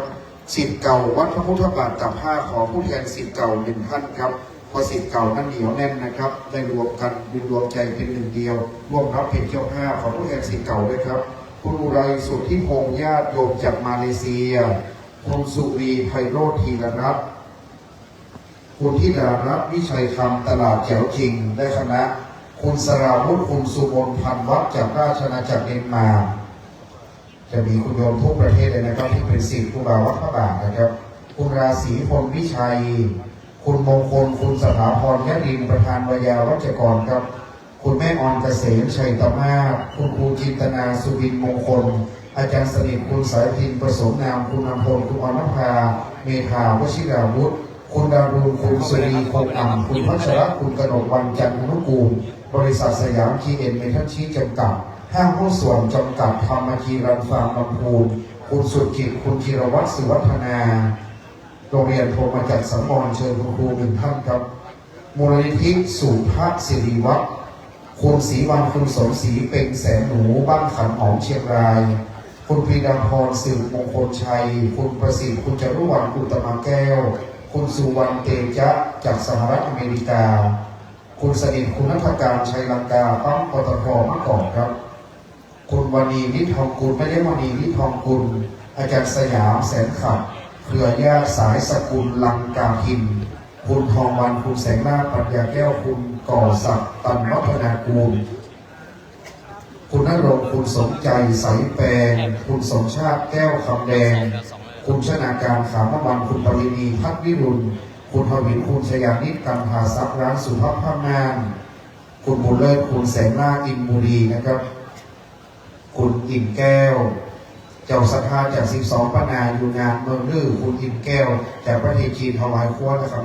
คุณพินิจคุณรำพลอยชมภูพงษ์ห้างส่วนจำกัดหลักไม้พินิจ988คุณอนันต์คุณลำพันธ์เพียรเรืองคุณฉลองคุณทองม้วนเชียงจันทร์จากจังหวัดเชียงรายครูปริชาติไอสุวรรณคุณตั๊กคุณสมภพคุณจันทร์คำอินตนาเบียงกระเป้าวัดสาขันหอมผู้ช่วยศาสตราจารย์ประสานคุณอัญเชิญวงศ์มณีรุ่งห้างแก่นฟ้าเช็ดหมากจำกัดคุณคณิตศักดิ์คุณสุวิตายานันตามอาจารย์อนันต์อาจารย์บรรพดีหอมมานาคุณมงคลคุณดรุณีแก้วประเสริฐศิลป์ คุณสุมนเลี่ยมทองนะครับดิฉันท่านครับพ่อสวยแม่เขียงคำสิงแก้วคุณอำนวยพรคำแสนคุณเชษฐาคุณพิมพานลำพูนท่านนายแพทย์วัชรพลนลำพูนท่านอาจารย์พงเทพอาจารย์ธนรัตน์มนัสโตศาสนพิธีกรใหญ่จังหวัดลำพูนคุณจินตนาโตเจริญพนาผลม่อนมะกอกรีสอร์ทอาจารย์มานินีพรหมาแบนคุณกิสมัยเตจคำคุณเพียรจันทร์นิทัศน์วิจิตรคุณสายทองลังกำพิมคุณนงรักอังกสิทธิ์คุณอุไรสุทธิพงศ์คุณสะอาดที่ทิพย์พลตรีคเนศคุณพิมพกาสุธรรมป๋าคุณชำนาญคุณรัตดาคุณเบียงคุณมาลีนันทชัยคุณสัตวัฒน์สาวบุญตันคุณเอกชัยม่อนปัญญาคุณอุดมคุณมีนารัตจันตามีนาการแว่นคุณเกษดาหานเหมปริวัฒน์ดรเจตนาคุณพนีเมืองหมู่ดรธรณิตคุณวิทยวัฒน์เมืองหมู่คุณประเสริฐคุณสุภัตตายศปันคุณประพันธ์คุณนภาจันป่าคุณอันพรนาวีคุณอนันต์นิตระกูลคุณวีรศักดิ์คุณวัชรีนิตระกูลคุณแม่น้อยสุภาพรเนตรงามครูจิราพรสุรินทร์คำคุณแม่บัวเงาสำริดครูศรีมวลคุณการระวังแก้วสุดคุณกฤษคุณอารีวันมนูสุขบจกกนกฟุตแพทย์หญิงอรพินคำสาวคุณพ่อศักดิ์สุวรรณคุณแม่อำพันธ์คำพันธ์ตัวแทนอนุสรณ์สถานสี่ครูบาบ้านป่าแห้งนะครับคุณรัตวันกันพงศ์คุณวิทยาคุณเบญจวรรณชุกุลคุณพดินนัทคุณนัทอินจิตตธนวัฒน์กิจคุณสุนทรคุณสิริกุลคุณโลประการพันธ์บริษัทกินพาณิชย์ลำพูนคุณพนาทิพย์อุตมาคุณพันธิพาปัญญาชัยครอบครัวคุณวงครอบครัวสาทักราลัยบ้านหวายพ่อเจริญเซนนำอาจารย์ปริชัยคำสุขครอบครัวคุณจะนำพุทธินันสิริพันยาลักษณ์คุณปานีนวชัยพระธิการโภชนานสุพิยโนท่านอาจารย์คุณพัทรพลท่านนายอำเภอพัทรพลปัดดวงคำในอำเภอป่าซางครับเป็นเจ้าภาพด้วย1 ชุดคุณอนันต์คุณอารีรันวงใหญ่ดาบตำรวจฉลองคุณนิ่มอนงเจริญพักดีคุณวารินทองประเสริฐนกูลคุณนพวรรณอากาศคุณเนตรภพสุวรรณคุณสมพงษ์คุณบรรณาตีวรกุลวิวัฒน์บ้านแสงคุณปัทมาผลสุวรรณ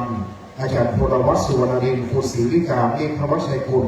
คุณนันทนาชเวงศักดิ์สงครามคุณนิพพานกันทดินคุณจันทรัตน์เลิศชัยพัฒน์แม่อำนวยตุลกีคุณดวงกมลสุคุณทรัพย์คุณพนีโตวิชัยคุณธัญวลัยจันทนานนท์ตัวแทนเทศบาลตำบลแม่แรงครับพระผู้นำตำบลแม่แรงมาประเคน1 ชุดนะครับคุณไพศาลคุณอนงจอมจับยองคุณครุฑคุณสะอาดสมบัติใหม่คุณสุวิทย์คุณธัญรัตน์มุกดาพิรมคุณสุเหรียญเฮงกันพมาเทศบาลตำบลมะกอกครับเพิ่มท่านนายกเป็นผู้แทนประเคน1 ชุดคุณทัชชัยคุณพัชรมงเดชธรรมรงคุณนิสาพรพระรู้การคุณจำรัดคุณนิกรอิ่มปันคุณบุญช่วยคุณพิสมัยอุ่นตะคุณสิริวัลย์อังกสิทธิ์คุณธีรกรคุณพักพรชัยมงคลคุณชุมพลคุณทองพันธ์หาพันธ์คุณอันนกคุณวันเพ็ญธีรกรรมร้านเพนเพชรรัตน์อาติคุณพรศรีปินตาแสคุณวรรณนาคุณพรเพ็ญหัดโพคุณบรรจบคุณเพ็ญศรีอุตศรีคุณศิรวัฒน์อุดมสมคุณสัสมนอุดมสมคุณพงษ์สว่างคุณธนาพรอภิวัฒนากรแม่บัวไหลชัยวงการคุณพิษณุคุณธนิษฐาคุณอาทิตยามั่นหาคณาจารย์ของอจรลำพูนส่งตัวแทน1 ท่านครับคุณไอคุณอุษาเกจาคุณยงมุตเทนาคุณสศิภาบุญยงคุณจันทรัตน์เลิศชัยพัฒน์อาจารย์สุรเชษฐ์คำสุวัฒน์คุณแสงจันทร์ภูทองอาจารย์พีรพงศ์คำง่ายอาจารย์พานุอาแสงบุญคุณลาวันสัมมามุขคุณเจริญพงษ์เอี่ยมผ้าคุณกัญญาณหามเกษตรคุณอมรินทร์อัมรารำคุณนัทการบุญธรรมคุณพัฒพงษ์ไอสุวรรณคุณโภคาแก้วจันทร์อาจารย์นพพรคุณโรณีนินนรงค์คุณวราพรคุณประคองคุณปฐุมสุริยะคุณจันยนัทเตชาวงศ์คุณสง่าพงษ์ปัญญาแก้วคุณอาภรสุไลคุณบุญทองทองแสงคุณพระเนศสวนอุตตมะแก้วคุณบุญแทนคุณเจริญคุณวณิสาบุญเรืองห้องสมุดผู้สูงอายุวัดพระบาทนะครับคุณสมจิตจอมขันเงินคุณนัฐกิจอิมังแม่รัตดาคุณกีคุณบรรจงคุณรังศักดิ์รัตน์วิทย์พงษ์ชัยอาจารย์เตียงศักดิ์มณีอาจารย์ปรีดาอุกิจอาจารย์สร้อยสุดาเมืองตาพ่อสะอาดแม่เฉลิมศรีทองขำคุณสุรพลทองคำใบคุณบุญธรรมพันเอกนครคุณอภาไทยเจริญดีคุณนพรัตน์อุตศรีคุณวรัญญาอุตศรีคุณนพรัตน์คุณนุชรีจันเอี่ยมคุณพงศักดิ์มณีทองคุณพองศรีมณีทองคุณชวลิตคุณวันทิยาชวลิตชื่นสกุล อาจารย์จอมใจอาจารย์วิเชียรโปร่งจิตคุณสมเกียรติคุณเพียงใจทีนาบาอาจารย์จินนัชชามัทธุเชแดงเฮียแชร์คุณนัทนิชาลังกาสิทธิ์คุณนรินทร์อุตสาหพันธ์ผู้บริการสุขิชัยนวลคุณพรปวีทิพย์มณี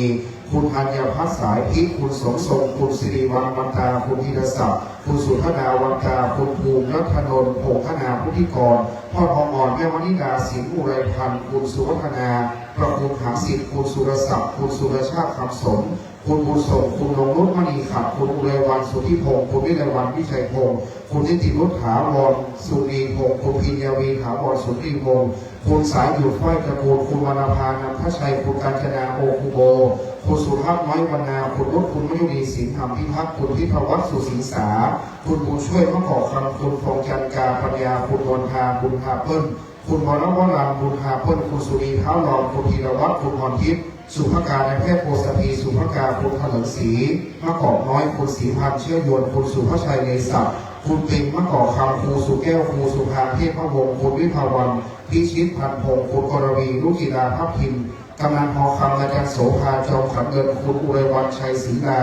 คุณจันทาพันตำรวจเอกบุญญานุภาพชัยมานาคุณลักษณะชัยแสนคุณรุจีจามบุรีคุณทิวามะกอกคำคุณสุภาพรก่อนใหม่คุณวันเพ็ญชัยสุริยวงศ์คุณคงเดชรัตนพงศ์อาจารย์สุพรจอมขันเงินคุณอัมภัยชัยโยกาคุณสมบูรณ์คุณกำปีตั้งมาคุณสุรพลคุณเดือนฉายเมืองตาคุณเพญศรีคุณกัญจนาคุณเกณฑ์กีฬารัตนชัยคุณรัตนชัยเศษนันครอบครัวเศษนันนะครับคุณแม่หลวงแก้วแสนสุวรรณอาจารย์ยุพินสว่างแก้วอาจารย์นภพรบุญธรรมคุณลูกนาทีพวงมาลาคุณสิทธิพันธ์สุภาวงศ์คุณอภันธ์เครือใหม่คุณจันเพ็ญคำโพธาแม่ชีจรีพรกาใจคุณบุญส่งคุณคำปันไทยกันคุณพงศักดิ์พันธ์คุณวัชรพงษ์ชัยพันธ์คุณอุไรเมืองสุวรรณคุณสมศักดิ์คุณสายสินชนะก่อคุณปิยธิดาตียพรคุณเพ็ญศรีศรียะคุณนันทวัฒน์เครือใหม่คุณวิชาติคุณพัชนีสมวิคุณคุณลีมก็เชงคุณสมจิตวิลาเลิศคุณแม่เงินมณีแก้วแม่ทีสุนันทีภาษาคุณนัทพัฒน์ทีกระสอนครับ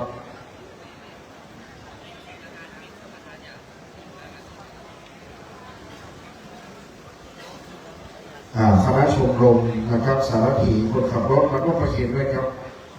ขอผู้แทนมาประเคนด้วยนะครับได้ถวายรับเป็นเจ้าภาพปัจจัย1 ชุดนะครับเทียบได้อย่างสาธุครับครับคณะโชเฟอร์นะครับเก็บไปแต่ทายธรรมสำหรับดอกไม้จันทร์เก็บไว้ให้พระสงฆ์สำหรับพิธีการพระราชทานเพลิงศพด้วยนะครับดอกไม้จันทร์วางไว้ที่โต๊ะของคณะสงฆ์ด้วยครับนำเดิมทายธรรมเก็บได้นะครับอย่าลืมดอกไม้จันทร์ของพระคุณเจ้าเพราะเป็นช่อที่จัดเตรียมสำหรับพระสงฆ์ครับเอาไว้วางดอกไม้จันทร์นะครับขอบคุณเจ้าภาพขอบคุณสาธุชนสภาที่เป็นเจ้าภาพขอบคุณสภาเมือง12 พนาเนอร์ได้มาถวายทานเจ้าครูบาปีพระมหาแสงลงจากวัดราชฐานหลวงป่าเชมานะครับ100,000 หยวนกว่ารวมเป็นเงินไทย500,000 บาทนะครับพี่น้องเมืองลือ12 พนาเฮาโบพนาสาธุการด้วยนะครับได้มาห้องคิดห้องตามและต่อจากนี้ประเคนเสร็จพระสงฆ์จะร่วมโมทนานะครับมีพระเดชพระคุณหลวงพ่อพระเทพมุนีเป็นต้นนะครับจะเมตตาด้านหลังประเคนให้ครบครับเราจะรับพรแล้วนะครับ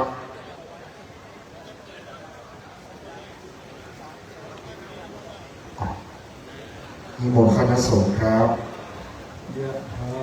วาริวหาปุราบริปุเรนติสังฆรัง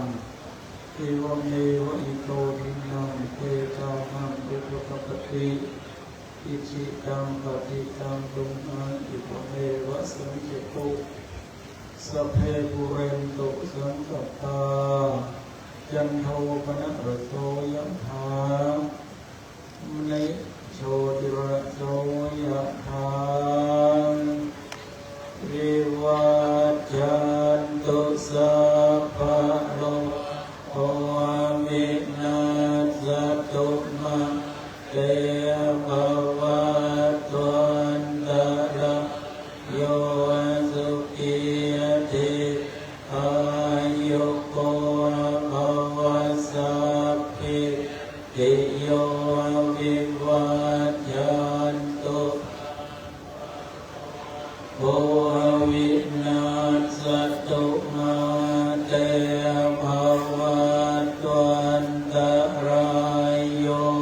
สุขีติอายุโกภวสัพพิติโย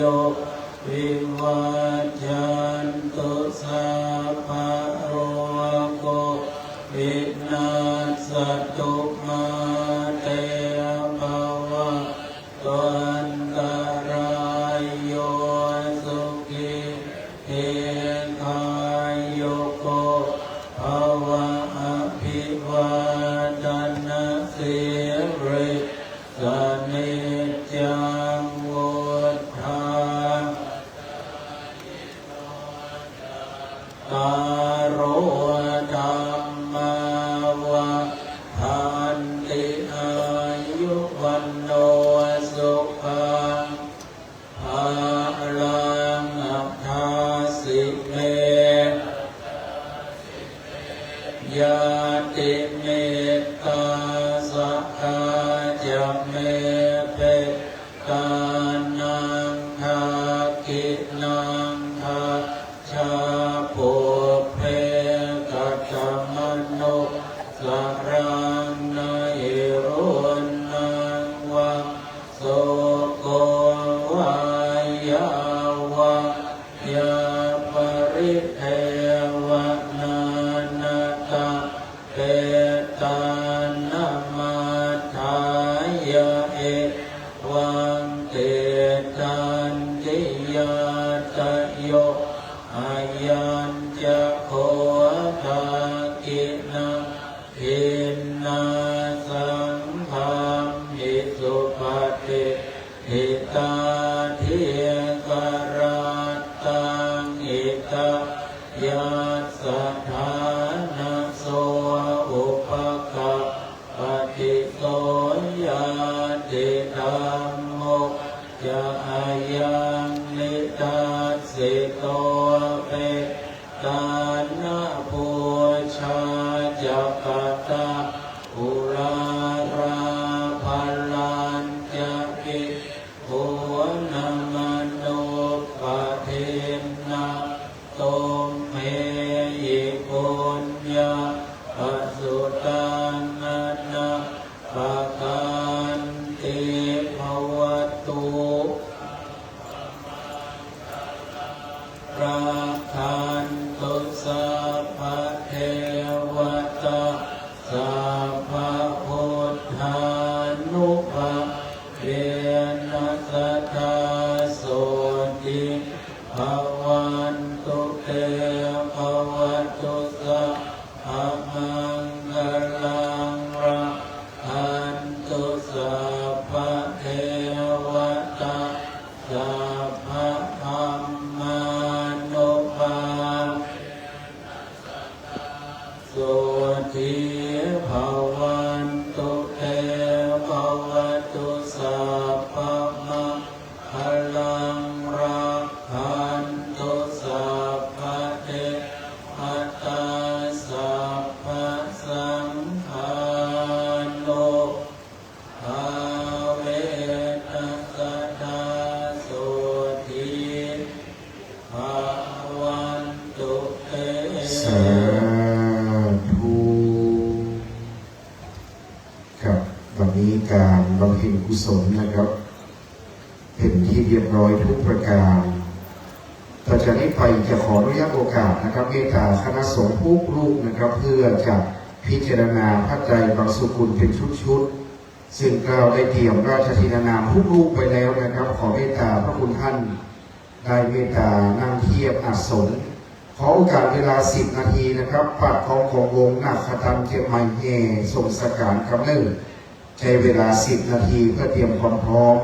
คณะสงฆ์เพื่อจะปฏิบัติธุระส่วนตัวนะครับนิมนต์พระคุณท่านพักอิริยาบถสักประมาณ10-15 นาทีได้ครับ เพื่อโชเฟอร์จะได้มารับพยธรรมนะครับออกจากโรงก่อน เวลาลุกไปพิจารณาพระไตรจักง่ายครับ กันแดดเดินตลอด นะขอพโยมโชเฟอร์คนขับรถพระคุณเจ้าแต่ละวัดเข้ามารับพยธรรมไปเก็บในรถก่อนนะครับสำหรับดอกไม้จันทร์ที่เอาวางไว้ยกพยธรรมไปเก็บอย่างเดียวนะครับดอกไม้จันทร์เป็นของที่ผู้เจ้าจะต้องออกไปวางที่การพระราชทานเพลิงตอนนี้ขอเวลา15 นาทีครับ15 นาที ในการนี้ครูบาสังฆาตบ้านเมืองเฮาที่จะได้ทำธุระส่วนตัวประมาณ15 นาทีนะครับเราขอเวลา15 นาทีแล้วหากจะได้พลิกมานั่งเทียบอาสงดังเดิมแต่หากจะได้น้อมนำเข้าสู่พิธีการขั้นตอนไปตามลำดับนะครับบ้านท้องของวงดุริยะโมทีขึ้นทรงสการก่อนเนอเราจะเริ่มจริงๆนั้นเวลาประมาณ 13:30 นะครับ14:30 ครับเพราะว่าตอนนี้ขอเวลา15 นาทีให้คณะสงฆ์พักอิริยาบถและก็เตรียมพร้อมเรื่องรายชื่อรายนามนะครับ15 นาทีให้ได้พักพร้อมเลยจะน้อมเข้าสู่พิธีการครับขอครูบาอาจารย์ได้อยู่ทุกรูปนะครับเรื่องด้วยนำเพียรราชธินานามแล้วครับเมตตาได้อยู่พิจารณาผ้าทุกรูปเลยนะครับ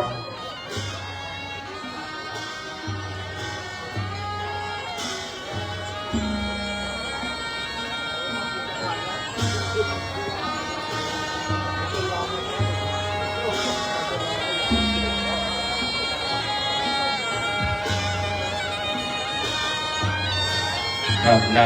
ช่วงนี้เป็นช่วงเตรียมการความพร้อมตามที่ท่านอาจารย์กรินทร์พวกอินแสงศาสนพิธีกรในช่วงของการบำเพ็ญกุศลออกเมนพระราชทานเพลิงศพผู้ที่ถวายแด่สรีระร่างสังขารจิตดวงวิญญาณแห่งพระเดชพระคุณหลวงพ่อท่านเจ้าคุณพระพุทธบาทพิทักษ์ชวริตเจ้ารุกวันโนปรริยนธรรม4 ประโยคฉะนั้นศรัทธาญาติโยมเอากองพักเนี่ยสักกรรมในเวลาที่จะได้น้อมเข้าสู่พิธีการบำเพ็ญกุศลนะครับในพิธีการทอดผ้าไตรจะเริ่มในเวลาประมาณ14:30 นาทีนะครับฉะนั้นในส่วนของที่จะหอมกินหอมการยกยอดกันไปหลังจากพิธีพระราชทานเพลิงศพเสร็จเรียบร้อยประมาณ16 นาฬิกาเป็นต้นไปจนเข้าถึงค่ำบนคำหนึ่งตอนนี้เจ้าหน้าที่ทุกส่วนนะครับเจ้าหน้าที่กองงานพิธีการนะครับกระทรวงวัฒนธรรมจังหวัดลำพูนเฮาตลอดจนถึงคณะศรัทธาญาติโยมครูบาอาจารย์ทุกรูปมีหลวงพ่อเจ้าคณะพระสังฆาธิการนะครับหลวงพ่อพระราชาคณะทุกระดับพระเถรานุเถระถึงจังหวัดเชียงใหม่ลำพูนแม่ฮ่องสอนเชียงรายแพร่น่านลำปางในส่วนกลางกรุงเทพมหานครนะครับหลังจากได้ทำภารกิจส่วนตัวพักผ่อนอิริยาบถเป็นที่เรียบร้อยนะครับก่อนนิมนต์เข้าสู่ในประรำธรรมพิธีการคณะศรัทธาเขาก็ฟังปิ๊บแต่เนิ่นได้ร่วมกันอยู่ร่วมพิธีบำเพ็ญกุศลพิธีพระราชทานเพลิงนะครับฉะนั้นเดี๋ยวแห่งสักครู่หนึ่งประมาณอีก5 นาทีสถานที่ได้เดียวไปเดียวมาผ่านหน้ากองอำนวยการลานพิธีจะได้นั่งที่เก้าอี้รับรองเรื่องงดงามนะครับเดิมในช่วงเจ้าก็มีพิธีการบำเพ็ญกุศลอุทิศถวายนะครับกันไปเป็นของรอบแรกหลังจากนั้นในช่วงหลังจากได้ถวายพระทหารเพลพ่อแม่ศรัทธาได้กินข้าวน้ำจำข้อตอนก็มีวิธีการสดับพระธรรมเทศนาพระสงฆ์พิธีทั้ง140 รูปด้วยสวดพุทธมนต์ธรรมนิยมสูตรจบลงเป็นที่เรียบร้อยได้น้อมถวายจตุปัจจัยทยธรรมเครื่องทยธรรมสังเฆกันเป็นที่เรียบร้อยพระสงฆ์ได้อนุโมทนาเมตตาปันก่อน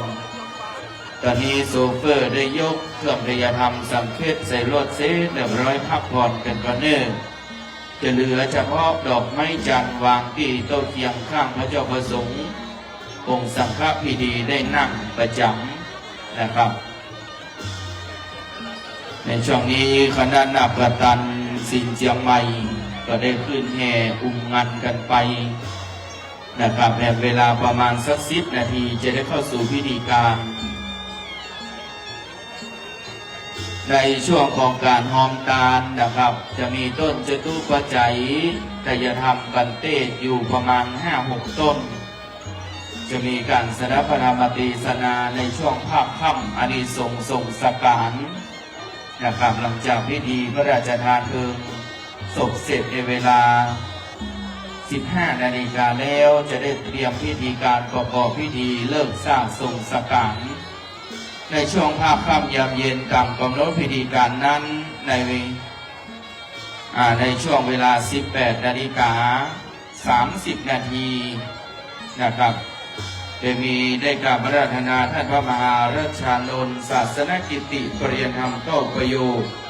เลขานุการเจ้าอาวาสวัดพระธาตุศรีจอมทองนะครับวรวิหารเชียงใหม่จะได้กล่าวห้ำภาษาแก้วพิมานคำทรงจตุรมุขหลวงแห่งล้านนาในช่วงเวลา 18 นาฬิกา 30 นาทีเสร็จแล้วจะเป็นการชมชุดการแสดงถวายเป็นอาจาริยปูจาการแสดงหน้าไฟนะครับจะมีอยู่2ชุดนะครับฉะนั้นก็นำเรียนคณะชุดการแสดงไว้ประมาณสัก 18 นาฬิกาเพื่อมาพร้อมกันที่ลานพิธีนะครับหลังจากท่านพระมหาราชานนท์ศาสนกิติปริยธรรมเก้าได้กล่าวห้ำภาษาแล้วก็จะเป็นชุดการแสดงต่อกันไปจะมีชุดที่1นั้นจะเป็นกองสะบัดชัยเก้าแก่นสมาคมกองล้านนาคณะรักถิ่นเกิดนี่จะเป็นชุดแรกชุดที่2จะเป็นการฟ้อนเทวดาคณะสลีกันงาม2ชุดนะครับตอนนี้ขอบคุณทุกเจ้าภาพขอบคุณทุกเจ้าศรัทธาถึงในประเทศและต่างประเทศครับตอนนี้ทุกท่านจะได้น้อมเข้าสู่การประกอบพิธีนะครับทอดผ้าไตรและพิธีพระราชทานตามลำดับขอเรียนเชิญท่านอาจารย์กรินทร์พวกอินแสงนะครับมรรคนายกที่จะได้ลำดับลำดาพิธีการจะได้น้อมเข้าสู่การประกอบพิธีออกมาให้ความงดงามสมบารมีแห่งพระเดชพระคุณพระพุทธเจ้าคุณพระพุทธบาทพิทักษ์ขอสักการหาเก้าอี้ที่นั่งเลยเนอะ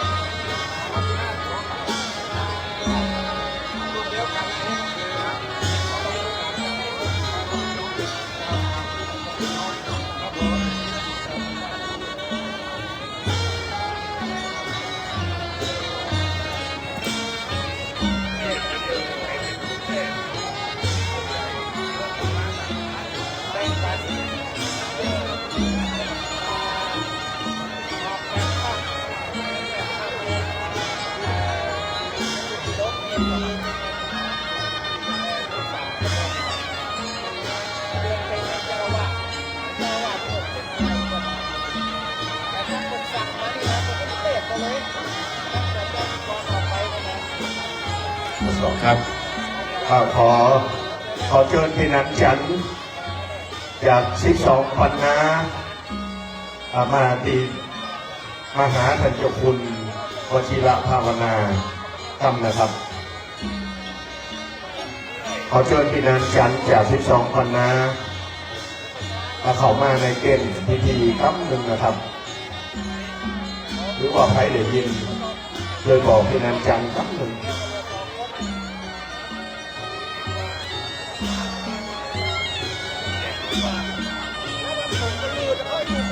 ครับตอนนี้จิตอาสาพระราชทานประจำจังหวัดลำพูนในเขตพื้นที่อำเภอปัสสางได้ระดมกำลังพลจิตอาสาพระราชทานเดินทางกันมานะครับหลังจากได้ถ่ายรูปเรียบร้อยแห่งสักคำหนึ่งจะได้ขอโอกาสได้พักผ่อนกันก่อนหนึ่งในช่วงของการที่เราจะได้ระดมกำลังพลเคลียร์พื้นที่หลังจากเสร็จพิธีพระราชทานให้เรียบร้อยวันนี้ขอบคุณได้เห็นและชื่นใจ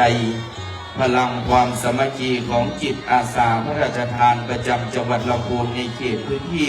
อำเภอปะสังเฮาทุกท่านเดือนสกรรมเพื่อจะได้เข้าสู่พิธีแล้วขอเรียนเชิญได้ถ่ายรูปทำเวลาตัวเนิ่นหลังจากนั้นนะครับหาเก้าอี้ที่นั่งให้เรียบร้อย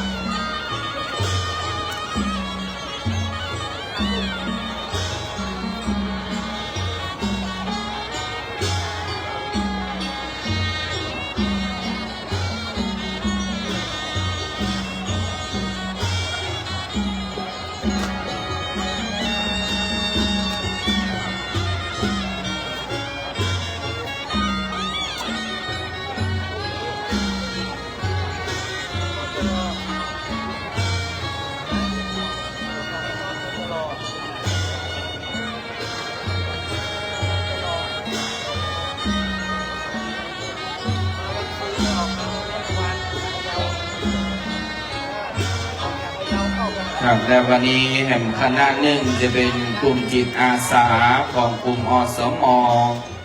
พี่น้องบ้านดอนหลวงนะครับจะเดินทางมาถึงถ่ายรูปแล้วหากเก้าอี้ที่นั่งเลยเนอนะครับเหลือเวลาแห่งประมาณ2 นาทีจะได้เข้าสู่พิธีการฉะนั้นใครที่เดินทางในช่วงของการประกอบพิธีเพื่อให้เกิดความงดงามความเรียบร้อยนะครับหาเก้าอี้ที่นั่ง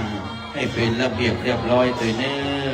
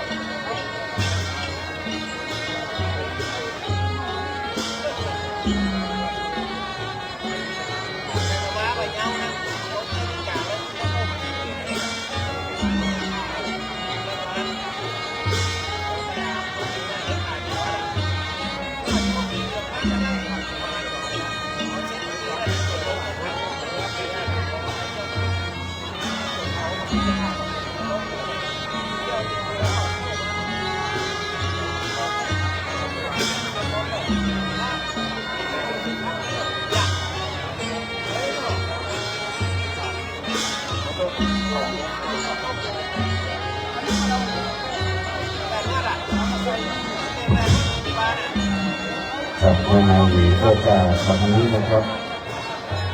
จะไปน้อมนำเข้าสู่พิธีการครับ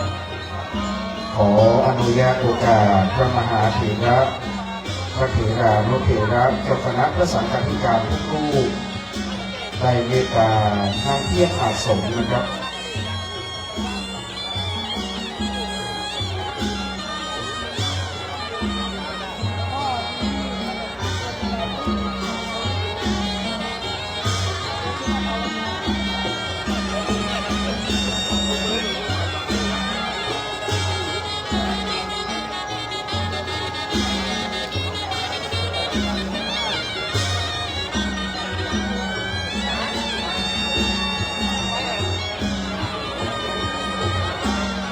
ครับตอนนี้เจ้าหน้าที่สรรพพลเตรียมพร้อมเลยครับได้เวลาแล้วนะครับตามที่นัดหมาย 14:30 นาทีครับตอนนี้ขอเจ้าหน้าที่สรรพพลกลางขั้นเตรียมพร้อมเจ้าหน้าที่ที่จะเชิญผ้าไตรเตรียมพร้อมเจ้าหน้าที่ถวายตลปัดนะครับขอให้เตรียมพร้อมทุกส่วนเลยครับนิมนต์คณะสงฆ์ที่เมตตาพักผ่อนอิริยาบถได้เข้ามานั่งที่รับรองที่อาสงฆ์ของเมตตาครูบาอาจารย์ทุกรูปนะครับเนื่องโดยแก้วได้เตรียมราชธินานามแห่งพระมหาเถระไว้หมดแล้วครับในการพิจารณาผ้าไตรบางสุกุลนั้นตอนนี้ขอรับเมตตาจากพระคุณเจ้าเข้านั่งที่รับรองครับที่จะได้น้อมนำเข้าสู่พิธีการนะครับขอเมตตานิมนต์เลยครับคุณโยมเจ้าภาพเข้านั่งที่รับรองนะครับปาดกองของวงลงแห่คณะสรรพพลครับเตรียมสรรพพลเลยนะครับคณะสรรพพลเตรียมพร้อมเลยครับคณะเจ้าหน้าที่ผู้ปฏิบัติตอนนี้เจ้าหน้าที่สรรพพลหนึ่งหลังครับเตรียมถวายการต้อนรับพระเดชพระคุณหลวงพ่อพระธรรมเสนาบดีเจ้าคณะภาค7นะครับได้เดินทางมาถึงแล้วตอนนี้กองงานเตรียมถวายการต้อนรับครับจะถวายการต้อนรับหลวงพ่อเจ้าคณะภาคนะครับเมื่อหลวงพ่อเดินทางมาถึงเราจะเข้าสู่พิธีการ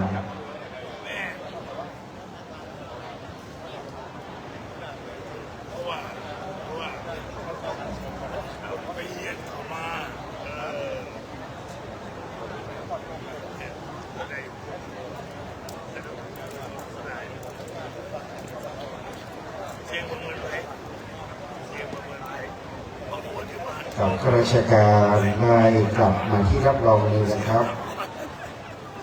ข้าราชการที่ทำธุระส่วนตัวเสร็จเรียบร้อยพักผ่อน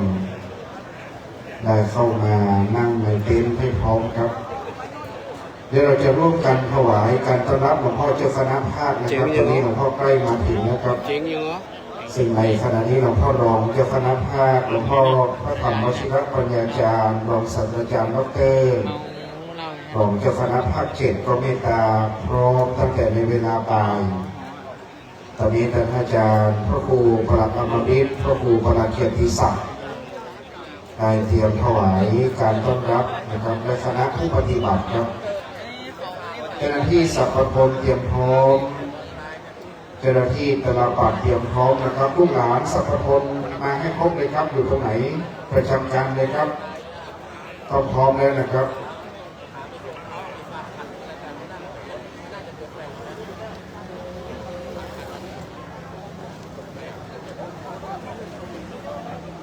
กับการปฏิบัติหน้าที่วันนี้นะครับ จะได้ขอรับเกียรติจากอาจารย์พงเทพมนัสตรงท่านศาสนาพิธีกรของจังหวัดลำพูนอีกท่านหนึ่งในการปฏิบัติหน้าที่เชิญผู้มีเกียรติจนถึงชุดที่ 8 นะครับระดับที่ 1 ถึง 8 นั้นท่านอาจารย์พงเทพมนัสตรงจะเป็นผู้ประกาศเรียนเชิญในอีกสักครู่เมื่อความพร้อมเกิดขึ้นแล้วกระผมจะได้นำเรียนเชิญท่านอาจารย์ได้เป็นผู้ประกาศเชิญคณะเจ้าภาพผู้มีเกียรติในลำดับชุดที่ 1 ถึงลำดับชุดที่ 8 ชุดละ 10 ท่านนะครับและเราจะได้กราบพระนามพระสงฆ์ชุดละ 10 รูปจนถึงชุดที่ 12 ในการที่เราจะได้ขึ้นพิจารณาผ้าไตรบางสุกุลครับ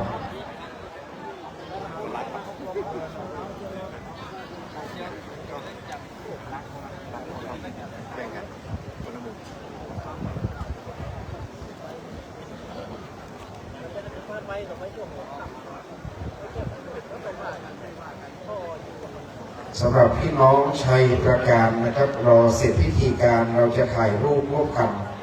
ขอให้เตรียมไว้นะครับตอนเสร็จพิธีพระราชทานเพลิงศพ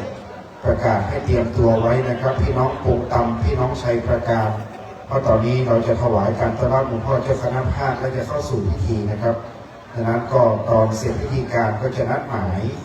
พี่น้องชัยประการเอาจะถ่ายรวดเลยครับปงตำชัยประการกระเดียวนิมนต์คณะสงฆ์พร้อมนะครับชัยประการปงตำจะลวดถ่ายภาพเลยนะครับมาเตรียมรอทางข้างนี้เลย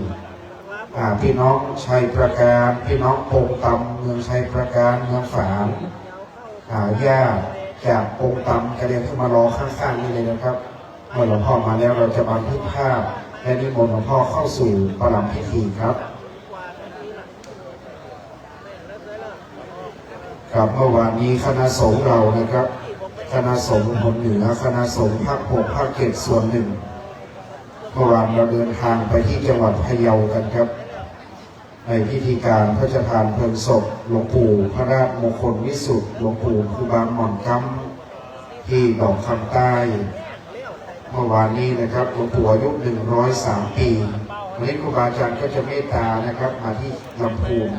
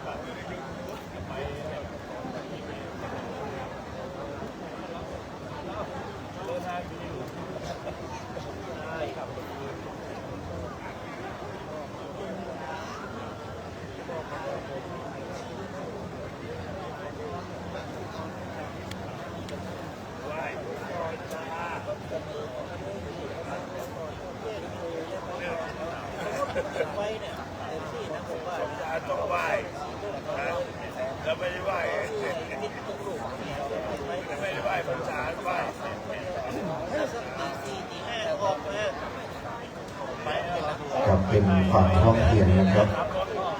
งานของวัดพระพุทธบาทตากผ้าพระรามหลวงเมืองเวรุคามปราสาทล้วนเป็นงานใหญ่และงานสำคัญที่เกิดขึ้นวัดพระพุทธบาทตากผ้าตามตำนานพระเจ้าเรียบโลกหรือพระพุทธเจ้าเสด็จเรียบโลกนะครับได้มาสู่ดินแดนสุวรรณภูมิและสู่หัวเมืองเหนือพระพุทธเจ้าได้เสด็จมาในดินแดนนี้และประทับรอยพระพุทธบาทไว้ครับมีพระอานนท์ซึ่งเป็นพุทธอุปถามีรอยตากผ้านะครับปรากฏให้เห็นเป็นพระพุทธบาทตากผ้ากล่าวถึงตำนานการที่พระพุทธองค์เสด็จมาโปรดเวนยศัพท์ตามตำนานเมืองเหนือล้านนากล่าวถึงการเสด็จขององค์สมเด็จพระสัมมาสัมพุทธเจ้าสู่ดินแดนสุวรรณภูมิได้เข้าสู่ในดินแดนหริพุนชัยเมืองนี้จึงเรียกว่าเมืองเวรุคามปราสาทนะครับในรายการนี้เราร่วมกันถวายการต้อนรับหลวงพ่อประธานสงฆ์ครับท่านผู้ว่าราชการจังหวัดลำพูนได้นำ ท่านธวัชชัยและท่านผู้อำนวยการหนองแก้วเข้าถวายการต้อนรับ ไม่ได้หรอกคอยสักครึ่งชั่วโมงได้ไหมเดี๋ยวลองนะหาเรื่องไปดูก่อน ครับและในการขณะนี้ครับพระเดชพระคุณท่านเจ้าคุณพระราชปัญญาภรณ์วัดนางชีกรุงเทพมหานครในนามผู้แทนคณะศิษย์ทุกรูปครับของวัดพระพุทธบาทได้เข้าถวายการต้อนรับพระเดชพระคุณหลวงพ่อพระธรรมเสนาบดีเจ้าคณะภาคเจ็ดเจ้าวาดวัดพระธาตุดอยสุเทพราชวรวิหารจังหวัดเชียงใหม่พระเดชพระคุณท่านเจ้าคุณพระวชิรภาวนาวิปัสสนาธุระเจ้าคณะตำบลมะกอกเจ้าวาดวัดพระพุทธบาทตากผ้าพระอารามหลวงและคณะสงฆ์กองงานเลขาอันมีท่านอาจารย์พระมหาสกลเลขานุการเจ้าคณะภาคนะครับได้นำคณะกองงานเลขานุการเจ้าคณะภาคเข้าถวายการต้อนรับครับสาธุชนประนมมือขึ้นนะครับวันนี้โปรดยืนขึ้นโดยพร้อมกันครับได้น้อมนำประนมมือถวายการต้อนรับถวายความเคารพนอบกราบนะครับดูเนี่ยเด็กเป่าข้างเลยเนี่ยเว้ยทำได้ยินมดหนอ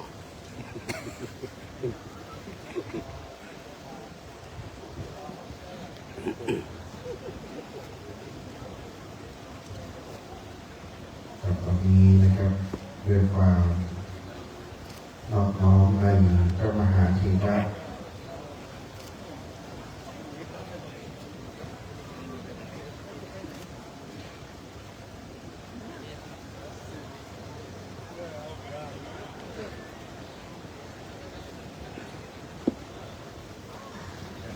น่าจะมีการรวบรวมมั้งน่าจะ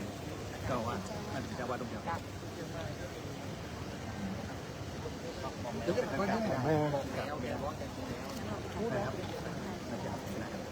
จะรอให้ถวายน้ำเสร็จไม่กันท่านยกมือไว้หมดเลย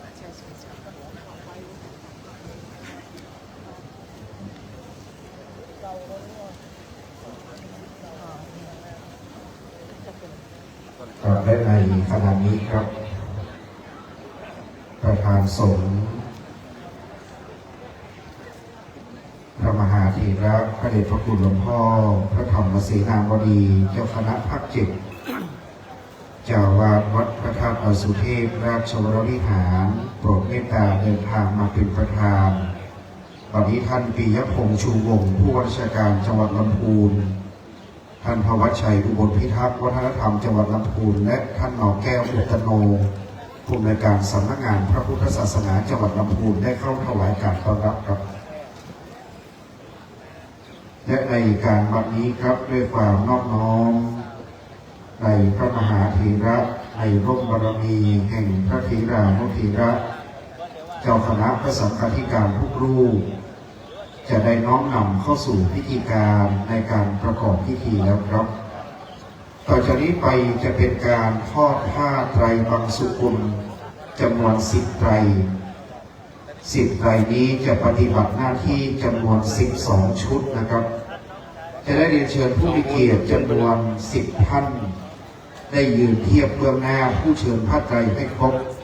และจะน้อมนำเชิญผ้าไตรขึ้นทอดเทียบบนจิตกาพานจากนั้นจะนิมนต์พระมหาเถระได้ขึ้นพิจารณาผ้าไตรบางสุกุลครับวันนี้ผู้เชิญผ้าไตรทั้ง10 ท่านปฏิบัติหน้าที่เลยนะครับจะได้น้อมนำเข้าสู่พิธีการนั้นเราขออนุญาตโอกาสในร่มบารมีแห่งพระเดชพระคุณพระธรรมเสนาบดีเจ้าคณะภาคเจ็ดพระเดชพระคุณหลวงพ่อพระธรรมวชิรปัญญาจารย์รองเจ้าคณะภาคเจ็ดหลวงพ่อเจ้าคณะภาคพระเดชพระคุณพระเทพวชิราธิบดีเจ้าคณะภาค67พระมนุษย์หลวงพ่อเจ้าคณะจังหวัดรองเจ้าคณะจังหวัดพระราชาคณะพระเถราธิราชครับและบัดนี้ในลำดับที่1นะครับด้วยความเคารพจะได้ขอเรียนเชิญท่านผู้มีเกียรติซึ่งเป็นข้าราชการผู้ใหญ่ทั้งนั้นนะครับจะได้ปฏิบัติเป็นเนติแบบอย่างให้กับทั้ง11 ชุดจะมีความงดงามและเรียบร้อยเพราะชุดที่1ล้วนเป็นข้าราชการผู้ใหญ่เป็นต้นแบบ จะได้ยืนเทียบพร้อมกันทั้งหมดจึงจะแปรแถวขึ้นทอดบนจิตรการทางดังนั้นจะมีความงดงามและมีความเป็นระเบียบแบบแผนทุกประการครับขอเรียนเชิญผู้มีเกียรติประกอบด้วย10 ท่านชุดที่1ดังต่อไปนี้ครับเชิญท่านณัฐพรชูวงศ์ท่านนายกเหล่ากาชาดและประธานแม่บ้านมหาไทยจังหวัดลำพูนท่านโยธินประสงค์ความดีรองผู้ว่าราชการจังหวัดลำพูนขอได้เชิญท่านเลยนะครับได้เชิญท่านเบญจวรรณมีเผือกรองผู้ว่าราชการจังหวัดลำพูนท่านปรีชาสมชัยท่านปลัดจังหวัดลำพูนท่านกุศลรัตน์ท่านสุกลรัตน์จันมณีหัวหน้าสำนักงานจังหวัดลำพูนท่านพันตำรวจเอกพัชรพลวงศ์ระจิตรองผู้บังคับการตำรวจภูธรจังหวัดลำพูนครับท่านสุรสวดีเตชพันธ์คลังจังหวัดลำพูนท่านจิรพันธ์แสงจงเจ้าพนักงานที่ดินจังหวัดลำพูนท่านนายแพทย์ศักดิ์สิทธิ์บ่อแก้วนายแพทย์สาธารณสุขจังหวัดลำพูนและท่านสังสิตารัตนสุภาเกษตรและสหกรณ์จังหวัดลำพูนครับแต่จากนี้ได้เชิญท่านผู้อำนวยการหนองแก้วอุตโนท่านผู้อำนวยการสำนักงานพระพุทธศาสนาจังหวัดลำพูนและท่านธวัชชัยอุบลพิทักษ์ท่านวัฒนธรรมจังหวัดลำพูนครับ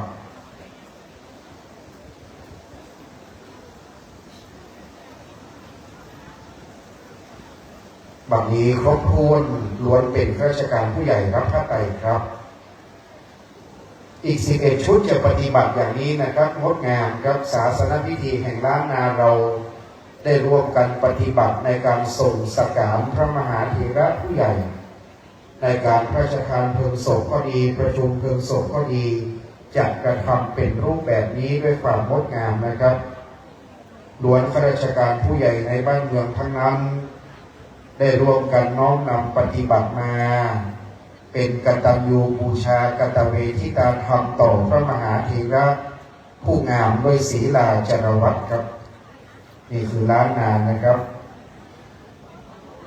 ครูบาอาจารย์หลายรูปก็มีศาสนกิจครับทุกที่1จะขอพระผู้ใหญ่ก่อนนะครับขอเมตตา10 รูปครับในการนี้ลำดับที่1ครับก้าวนิมนต์พระเดชพระคุณหลวงพ่อท่านเจ้าคุณพระเทพมังคลาจารย์เจ้าคณะจังหวัดเชียงใหม่วัดท่าตอนพระนามหลวงนะครับนิมนต์พระเดชพระคุณหลวงพ่อท่านเจ้าคุณพระราชปัญญาพรวัดนางชีพระรามหลวงพระเดชพระคุณหลวงพ่อท่านเจ้าคุณพระราชปริยัติเจ้าคณะจังหวัดพะเยาวัดศรีนิคมคำพระรามหลวงพระเดชพระคุณท่านเจ้าคุณพระราชวชิราภิบดีเจ้าคณะเขตพระนครเลขานุการเจ้าคณะกรุงเทพมหานครวัดมหาธาตุยุวราชรังสฤษดิ์พระเดชพระคุณท่านเจ้าคุณพระราชวชิรสิทธิรักษาการเจ้าคณะจังหวัดเชียงใหม่ลำพูนแม่ฮ่องสอนธรรมยุทธวัดเจดีย์หลวงวรวิหารพระเดชพระคุณหลวงพ่อท่านเจ้าคุณพระราชวชิรศาสนวิเทศประธานสหภาพพระธรรมทูตไทยในทวีปยุโรปนะครับพระเดชพระคุณท่านเจ้าคุณพระราชกิติสุนทรที่ปรึกษาเจ้าคณะภาค7วัดพระธาตุเฉลิมพระเกียรติเมืองฝางพระเดชพระคุณท่านเจ้าคุณพระราชวชิรธรรมพรเจ้าคณะเขตพระโขนงบางนาวัดวชิรธรรมสาธิตพระเดชพระคุณท่านเจ้าคุณพระจินดารัตนาพรเจ้าคณะจังหวัดลำปางวัดพระแก้วดอนเต้าสุชาดารามพระเดชพระคุณท่านเจ้าคุณพระสุมนศาสนกิจเจ้าคณะจังหวัดแม่ฮ่องสอนวัดพระธาตุดอยกองมูพระเดชพระคุณท่านเจ้าคุณพระสุวรรณเมธีดร.รองเจ้าคณะจังหวัดเชียงใหม่วัดพระธาตุศรีจอมทองวรวิหารพระเดชพระคุณท่านเจ้าคุณพระศรีศิลปาจารย์ที่ปรึกษาเจ้าคณะภาค7วัดพระธาตุศรีจอมทองวรวิหารขอกราบพระขนานครับ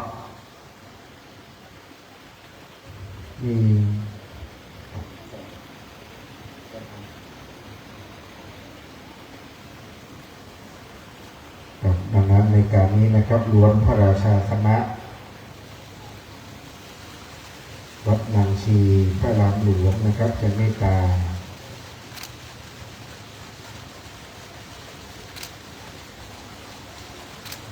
10 รูปนะครับล้วนพระราชาคณะผู้ใหญ่ครับโดยข้าราชการผู้ใหญ่ได้นำนะครับขอเมตตาพระราชาคณะพระมหาเถระเมตตาในการนี้นะครับ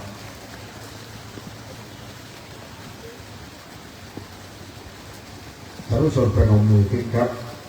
ลงบารมีของพระราชาคณะท่านเมตตาพระมหาเถระนั้นเราท่านทั้งหลายครูบาอาจารย์ของเมืองล้านนาเรางดงามด้วยศีลาจารวัตร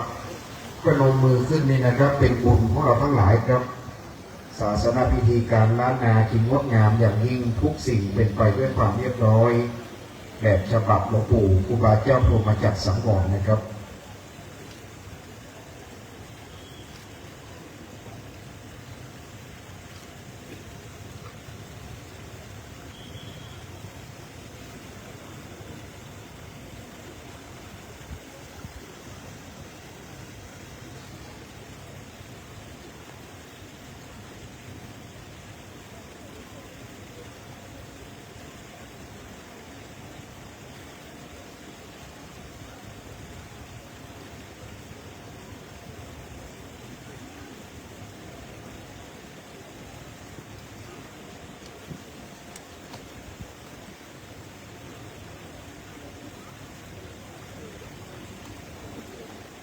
กราบในเมตตาของพระมหาเถระพระราชาคณะทุกรูปครับจำนวน10 รูปล้วนเป็นพระราชาคณะทั้งนั้นนะครับใบเมตตาพิจารณาครับโอ้วันนี้สัพพลงดงามท่านพระครูสุธีธรรมาภิรัตน์เจ้าคณะอำเภอเมืองลำพูนธรรมยุทธวัดป่ารัชดารามท่านได้เอื้อเฟื้อดูแลวัดสัพพลในการนี้การกั้นเป็นความงดงามของเมืองล้านนาเรานะครับถวายการอุปถากคณะสงฆ์เจ้าหน้าที่ครับกิจการทานค่อนข้างสูงขอได้ช่วยกันดูแลถวายการอุปถากพระคุณเจ้าอย่างดีนะครับ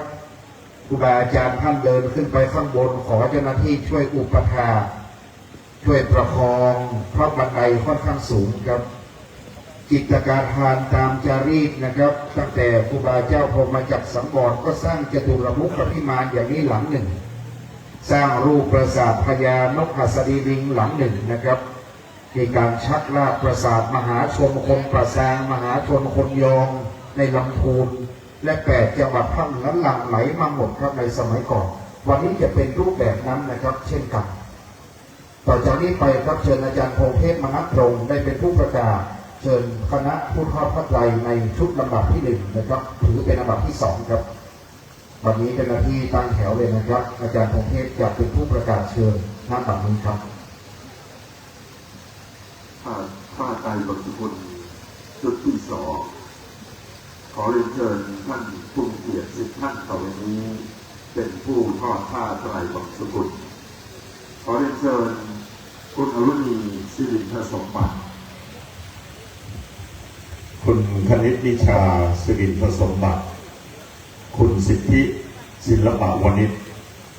คุณประสิทธิ์ศักดิ์กลิ่นสุนทร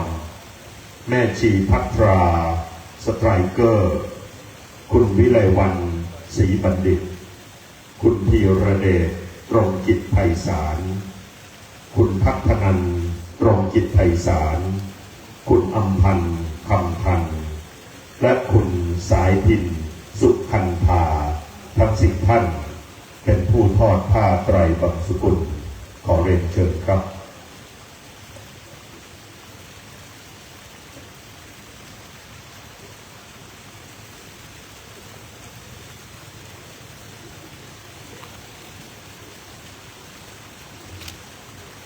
กับชุดนี้นะครับจะเป็นชุดของคณะอุบาสกอุบาสิกาผู้ให้การอุปถัมภ์กิจการงานพระศาสนาครับชุดนี้นะครับนำโดยคุณแม่อรุณีศิรินทสมบัติและคณะเจ้าภาพที่อุปถัมภ์การจัดงานดังนั้นการจัดงานวันนี้เป็นไปด้วยความเรียบร้อยเพราะมีคณะเจ้าภาพ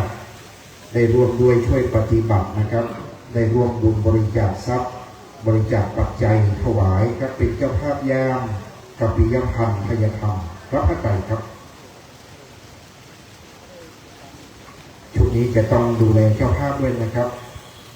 เจ้าหน้าที่วันนี้ให้กำลังใจครับพอจะต้องดูแลเจ้าภาพดูแลอุปถากพระสงฆ์ครูบาอาจารย์นี่เป็นบุญของเราดูแลเจ้าภาพก็ได้บุญนะครับเพราะว่าบันไดสูงเจ้าภาพหลายท่านก็จะได้ขึ้นไปทอดพระไตรได้สะดวกลูกหลานสัพพทนเจ้าหน้าที่ผู้เชิญพระไตรกลุ่มสตรีแม่บ้านกลุ่มผู้สูงอายุวันนี้ต่างมีความตั้งใจที่จะถวายงานนะครับรวมบุญได้เกิดขึ้นทั้งนั้นนะครับ บุญได้เกิดขึ้นแล้ว อากาศจะร้อนอย่างไรเราไม่หวั่นไหวขอให้ใจเราร่มเย็นกายร้อนไม่เป็นไรนะครับแต่ใจอย่าร้อนเพราะว่าถ้ากายร้อนเดี๋ยวพักผ่อนก็หายแต่ใจร้อนนี่อยู่ที่ไหนก็ร้อนใจนะครับขอให้ใจชุ่มเย็นดังนั้นเสร็จพิธีการผู้เชิญพระไตรสัพพทนทุกอย่างเดี๋ยวมีรางวัลให้หมดนะครับน้ำเปล่าเย็นคนละขวดครับก็จะชุ่มใจขึ้นมานะครับพระสงฆ์ชุดที่หนึ่งนี้นะครับขอนิมนต์พระคุณเจ้าประกอบด้วยท่านพระครูปริยัติกิจพิพัฒน์เจ้าคณะตำบลปากบ่องวัดท่าต้นงิ้วพระครูบริสุทธิ์สังฆวิจิตรวัดธรรมสังเวชท่านอาจารย์พระมหาสมพงษ์ยโสธโรวัดสันกำแพงท่านอาจารย์พระครูอัมพวันวาทีเจ้าคณะตำบลม่วงน้อยวัดท่าเกาะม่วงพระครูพิสิทธิ์ปริยัตยาธรเลขานุการเจ้าคณะอำเภอป่าซางพระครูพัฒนธรรมสุนทรวัดป่าบุกครับพระครูบัณฑิตธรรมวัฒน์ด็อกเตอร์วัดหนองเจดีย์ท่านพระครูสังฆรักษ์ปิดนิธิทัศน์กิติโสภณเมธีวัดสปุงน้อยพระมหาอคิรนัทธิโตภาโสด็อกเตอร์วัดพระธาตุหริพุนชัยบรมหาวิหารท่านอาจารย์พระอานนท์อนันโทวัดป่าเหวครับนิมนต์10 รูปในชุดลำดับที่1คณะสงฆ์ป่าซางและคณะสงฆ์เวียงลำพูนครับ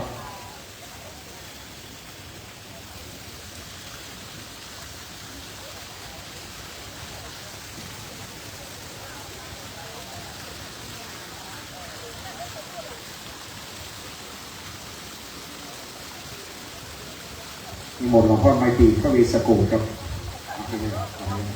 ขอให้ครบวันหนองจะดีมันจะง่าย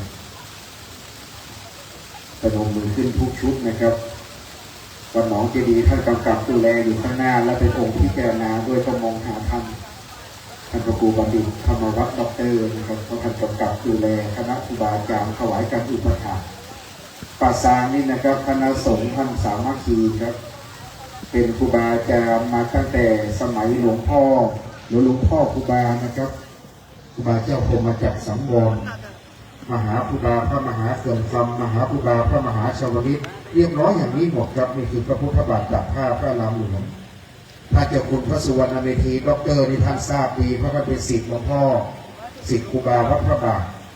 ถ้อยคำสำนวนการเทศนาธรรมนี่นะครับท่านจำได้ขึ้นใจจะฟังท่านตลอดครับ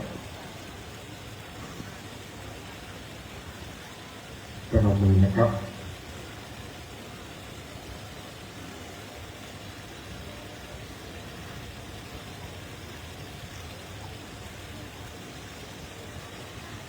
กราบในเมตตาพระมหาเถระทุกรูป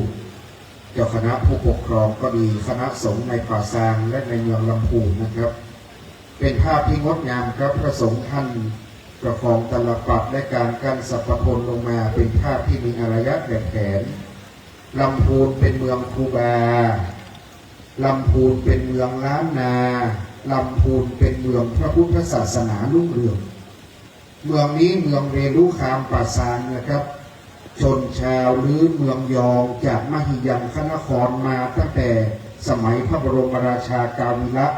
ฟื้นม่านเมืองเชียงใหม่ได้เอาไพร่พลกวาดต้อนเทหัวเมืองเหนือ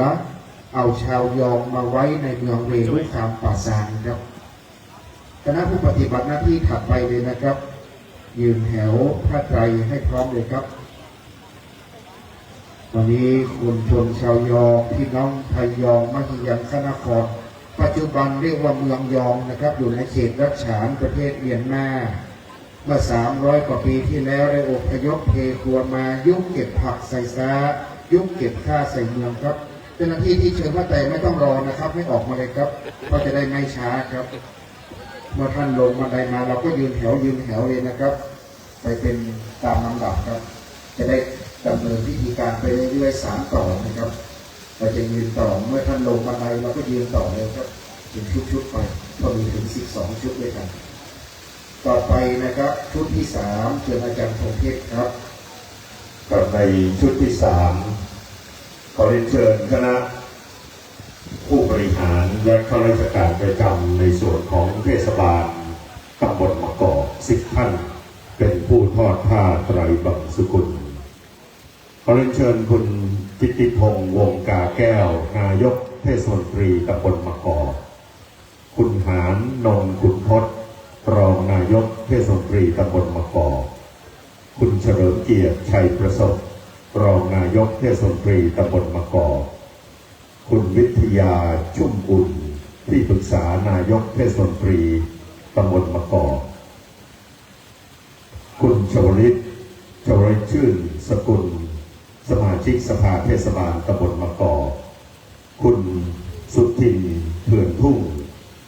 สมาชิกสภาเทศบาลตำบลมะกอกคุณสุรศักดิ์กระมวลแสงปลัดเทศบาลตำบลมะกอกคุณพัฒนชัยใจจิตหัวหน้าสำนักปลัดเทศบาลตำบลมะกอกคุณกาญจนาวงศ์รัตน์ผู้อำนวยการกองคลังและคุณหงทองป่าไร่ผู้อำนวยการกองสวัสดิการเทศบาลตำบลมะกอก10 ท่านเป็นผู้ทอดผ้าไตรบรรพสกุลในชุดนี้ขอเรียนเชิญครับ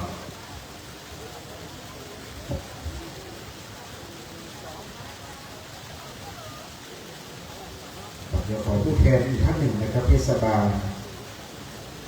ได้เพิ่มเติม1 ท่านครับมาเข้าไปเชิญเลยครับหน้าเลยเทศบาลตำบลมะกอกพร้อมเพรียงนะครับเพราะในเขตนี้เป็นเขตของเทศบาลตำบลมะกอกอำเภอป่าซางครับครบถ้วนรับผ้าไตรเลยครับขอบคุณครับอันนี้คือเทศบาลตำบลมะกอกที่เข้มแข็งปฏิบัติงานประสานช่วยกันมาหลายวันพร้อมจิตพร้อมใจร่วมกันนะครับสร้างบุญกุศลเป็นบุญบารมีที่กระทำบำเพ็ญขึ้นในล้านนาเราครับท่านนายกท่านรองนายกเลขาที่ปรึกษาประธานสภาสมาชิกสภาราชการลำพูนนะครับผู้สนองงานในเบื้องพยุคลบาทวันนี้แต่งกายเรียบร้อยดีโดยชุดปกติขาวไว้ทุกอย่างนะครับจึงงดงามพร้อมเพรียงกันครับพระสงฆ์10 รูปนะครับ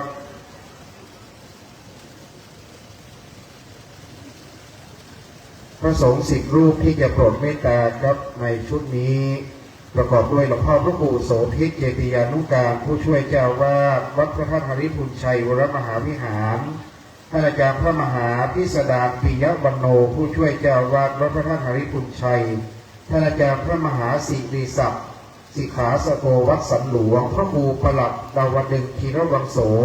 จากสันปะตองเชียงใหม่นะครับท่านอาจารย์พระมหาพร้อมพงศ์ประภัสรกิโต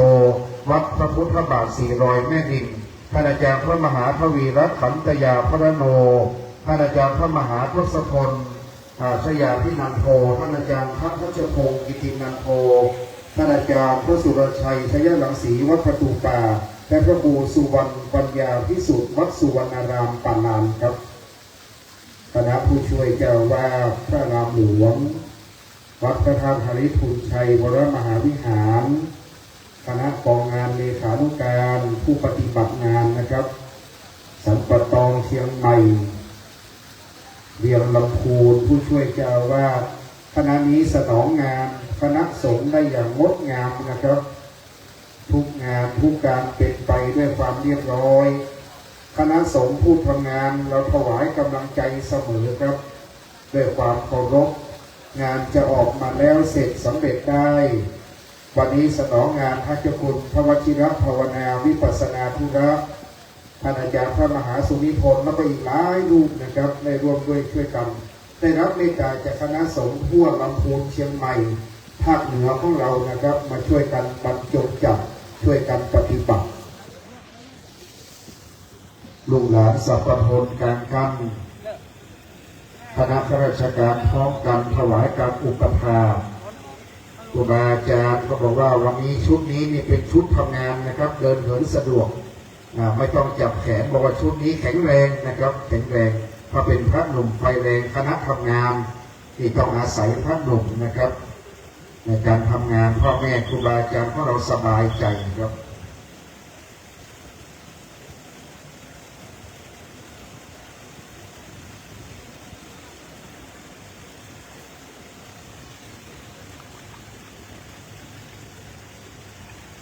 กราบในเมตตาคณะสงฆ์ในชุดที่3นะครับ ได้โปรดเมตตาแล้วจะได้เมตตาเข้าสู่ในประลัมพิธีครับ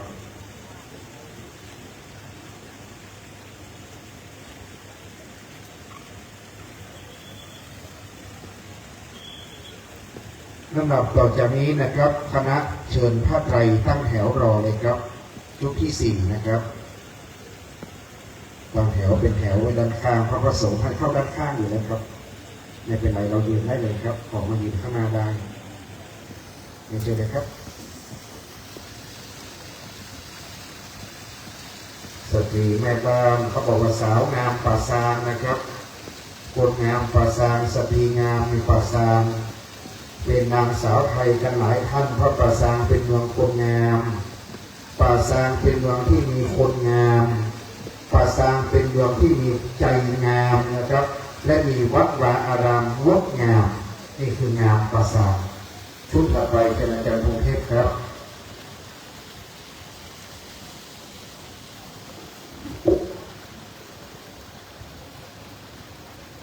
ชุดต่อไปนะครับขอเรียนเชิญท่านผู้มีเกียรตินะครับซึ่งเป็น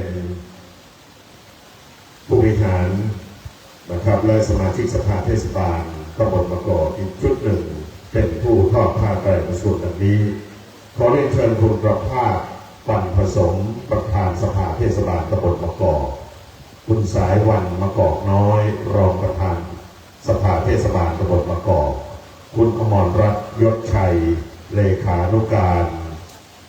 นายกเทศมนตรีตำบลมะกอกดาบตำรวจชูศักดิ์ล่าสกุลสมาชิกสภาเทศบาลตำบลมะกอกคุณอุดมคำปัญโยสมาชิกสภาเทศบาลตำบลมะกอกคุณอำนวยอายุยืนสมาชิกสภาเทศบาลตำบลมะกอกคุณแดงเชียงเกี้ยวสมาชิกสภาเทศบาลตำบลมะกอกคุณประพันธ์เมืองสุวรรณสมาชิกสภาเทศบาลตำบลมะกอกคุณ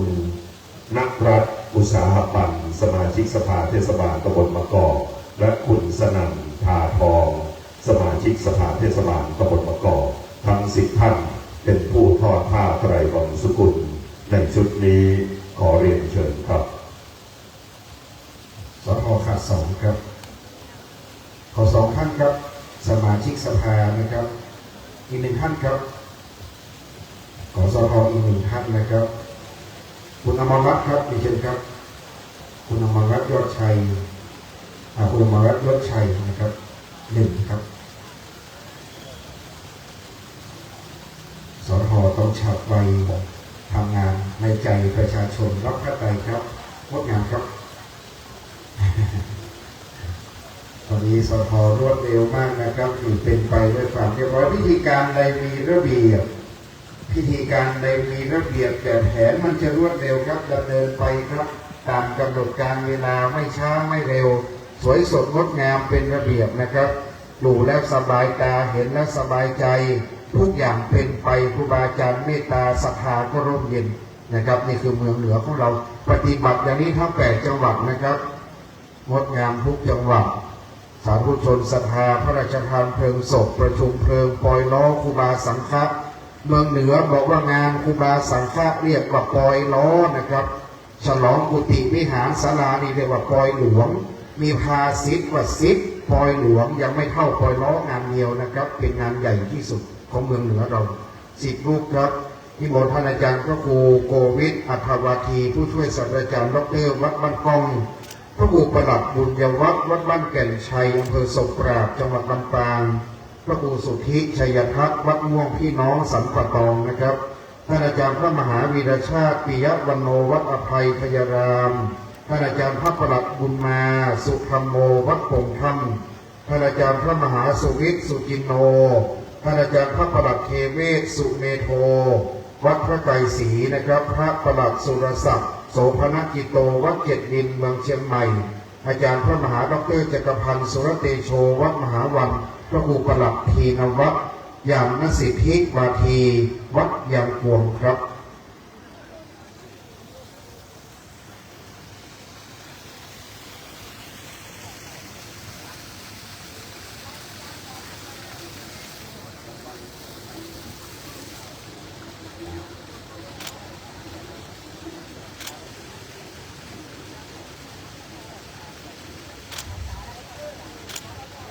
เมตตานะครับ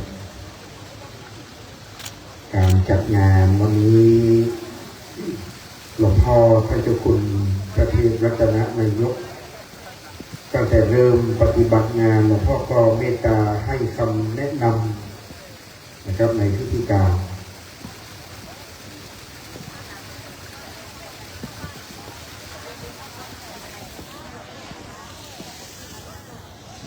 สาธุชนตั้งใจนะครับล้อมรอบปราสาทประดับประดาด้วยมวลบุพาชาติอันดาบดื่นดอกไม้ส่งกลิ่นสุขันธะอันหอมชื่นเป็นดุจดั่งหิมพานต์ในยามค่ำจะพรรณนาหิมพานต์และประสานล้านนาให้ฟังนะครับเพราะประชุมเพลิงจริงในเวลา1 ทุ่มก็จะอธิบายให้ฟังตอนเย็นใครอยากฟังก็มาตอนเย็นนะครับประนมมือครับ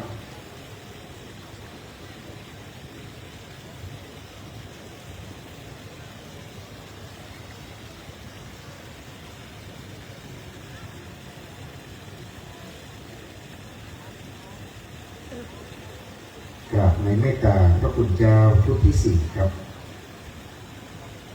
ต่อไปเจ้าหน้าที่เชิญพระไตรตั้งแถวยืนรอเลยครับเป็นชุดที่ 5แล้วครับอ่านว่าหิมพานต์อยู่ที่เชิงเขาพระสุเมนบรรพตสิเนโรอ่านว่าปราสาทนั่นคือเมนทำเช่นเมนเคลื่อนที่งามล้ำเรืองรุจีใส่ล้อเลื่อนชักลากไปครับปราสาทนั้นจึงเป็นดั่งเขาพระสุเมนเป็นแกนกลางของจักรวาลตามเตภูมิกถาที่พรรณนาไว้ค่อนข้างจะวิจิตรพิสดารและมีความงดงามนะครับในมนุษย์โลกเมืองคงหรือชมพูทวีปจึงได้รังสรรค์ออกมาด้วยในช่างสลาดทั้งปวงชุดต่อไปเชิญอาจารย์พงเทพประกาศครับกับชุดต่อไปขอเรียนเชิญท่านผู้มีเกียรติและข้าราชการประจ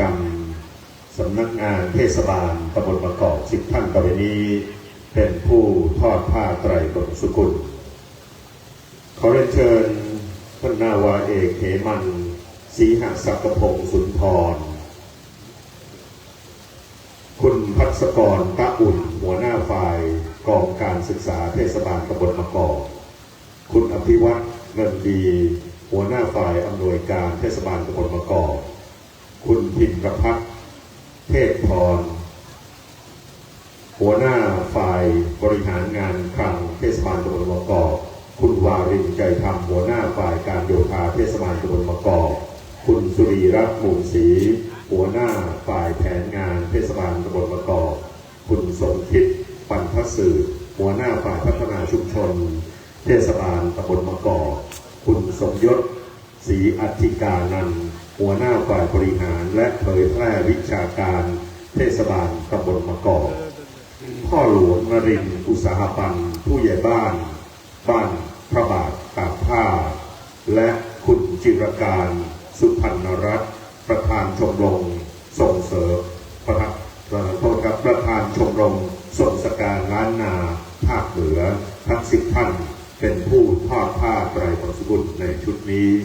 ขอเรียนเชิญครับนะครับหนึ่งนะครับรอสักครู่ครับ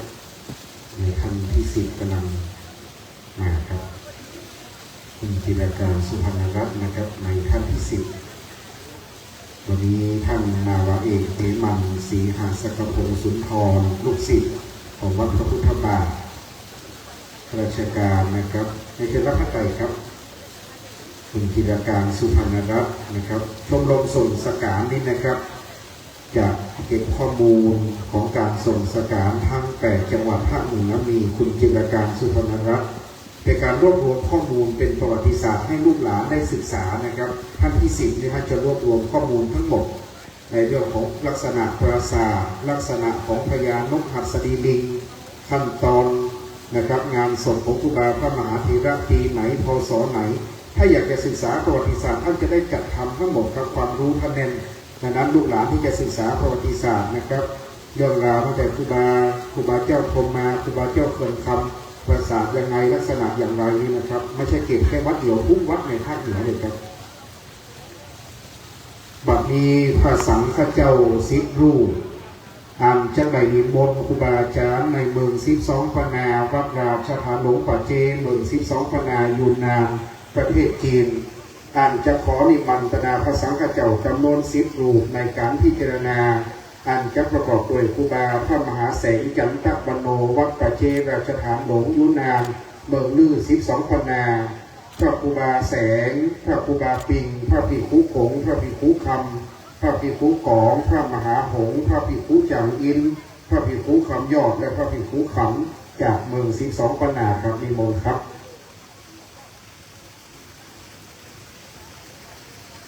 พระคณะพระสังฆเจ้าเมือง12 ปนามณฑลยูนนานประเทศจีนตั้งแต่สมัยที่ครูบาเจ้าพรหมจักรสังวรนะครับในขณะนั้นท่านเจ้าคุณพระวชิรภาวนาท่านยังเป็นสามเณรอำนาจครูบาพระมหาแสงนะครับที่นำเป็นประธานมาในวันนี้ตอนนั้นเป็นสามเณรแสงก็อยู่ร่วมบารมีครูบาพรหมจักรสังวรนะครับปัจจุบันนี้จากสามเณรอำนาจเป็นพระราชาคณะพระวชิรภาวนาจากสามเณรแสงวันนั้นเป็นครูบาพระมหาแสงยกยอที่เมือง12 ปนานะครับเมืองลือนี่เมือง12 ปนานิมนต์ครับทั้ง10 รูปได้โปรดเมตตานะครับครูบาอาจารย์เมือง12 ปนาได้มาห้องคิดห้องตามว่า12 ปนานั้นเป็นเมืองลือเมืองลูกแต่ไตยองมันก็เรียกว่าลือเมืองยองนะครับ12 ปนานั้นลือเมือง12 ปนาลูกแต่เมืองลูกเมืองยูเมืองหลวยนะครับมาตั้งรกรากในแผ่นดินลำพูนนะครับวันนี้คณะสงฆ์12 ปนาและศรัทธาได้ร่วมบุญนะครับ100,000 หยวนนะครับเป็นเงินไทยประมาณ500,000 บาทได้ร่วมบุญในการพระราชทานเพลิงศพวันนี้ครับว่าคณะพระสังฆเจ้าราชธานหลวงป่าเจเมือง12 ปนาเมืองลือเอาตั้ง10 สังฆตังมนพร้อมโดยศรัทธาอุปาสกอุปาสิกาปอกไม่ออกประกาศศรัทธาติมาร่วมงานในวันนี้ขออนุโมทนาขอบคุณศรัทธาจากเมือง12 ปนาด้วยนะครับเนื่องได้คือเกียรติมาศรัทธามากันหลายนะครับตอนอาจารย์เจ้าคุณไปเมือง12 ปนานั่นก็อุปถัมภ์อย่างดีได้ดูแลมาโดยตลอดวันนี้มาตอบแทนคุณครูบาอาจารย์วัดเฮาวัดพระบาทเมืองลำพูนนะครับเนื่องน้อมนำถวายเป็นชุดที่5ครับ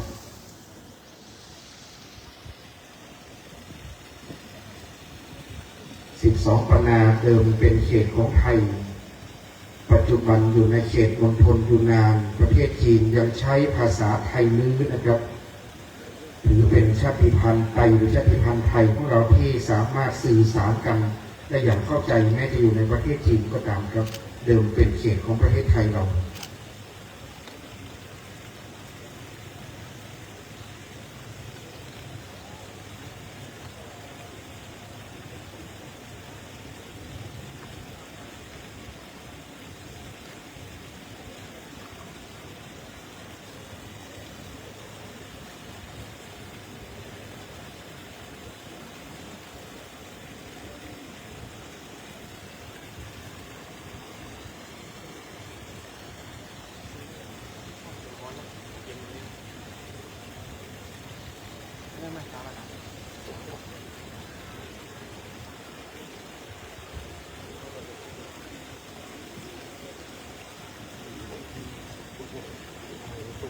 นกไหวนกกราบในเมตตาคณะพระสังฆ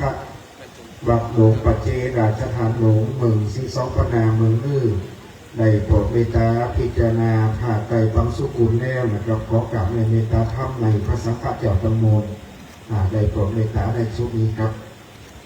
คณะเชิญพระไตรยืนแถวต่อเลยครับอุบาสกอุบาสิกาผู้เชิญพระไตรของปราสาทสถานอนวัดสภาปฏิบัติธรรมกินตานอนวัดปฏิบัติธรรมร่วมกันดังนั้นนอนวัดสูตรมนต์ไหว้พระเป็นนิจนอนวัดนอนวาวันนี้มาสนองงานท่านครูบาพระมหาชาวลิตได้เป็นผู้เชิญพระไตรได้ถือศีลได้จำศีลได้ฟังธรรมได้ภาวนาใส่บาตรหยาดน้ำดังนั้นศรัทธาเฮาตั้งใจแท้ๆนะครับเป็นบุญ ได้เชิญพระไตรสถาน้อมวัดนนมาคนเมืองเฮา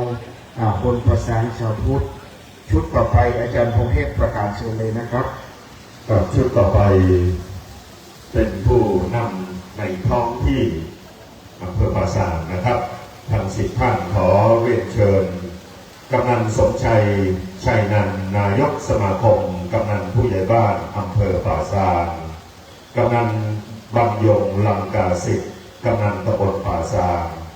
กำนันวิวัฒชัยพรหมนาแบนกำนันตำบลบ้านเรือนกำนันดิษพงษ์บุญศรีกำนันตำบลมะกอกพ่อหลวงพิวัฒน์วงศ์จิระกันทะผู้ใหญ่บ้านหมู่ 1ตำบลมะกอกพ่อหลวงสุพจน์ชัยเทพผู้ใหญ่บ้านหมู่ 2ตำบลมะกอกพ่อหลวงบุญเสริมนันทนัทผู้ใหญ่บ้านหมู่ 3ตำบลมะกอกพ่อหลวงโกวิทบุตรสมผู้ใหญ่บ้านหมู่ 5ตำบลมะกอกพ่อหลวงถนอมธรรมจีผู้ใหญ่บ้านหมู่ 8ตำบลมะกอกและพ่อหลวงสมศักดิ์มโนเทพผู้ใหญ่บ้านหมู่ 9ตำบลมะกอกทั้ง10 ท่านนี้เป็นผู้ทอดผ้าไตรมงกุฎในชุดนี้ขอเรียนเชิญครับ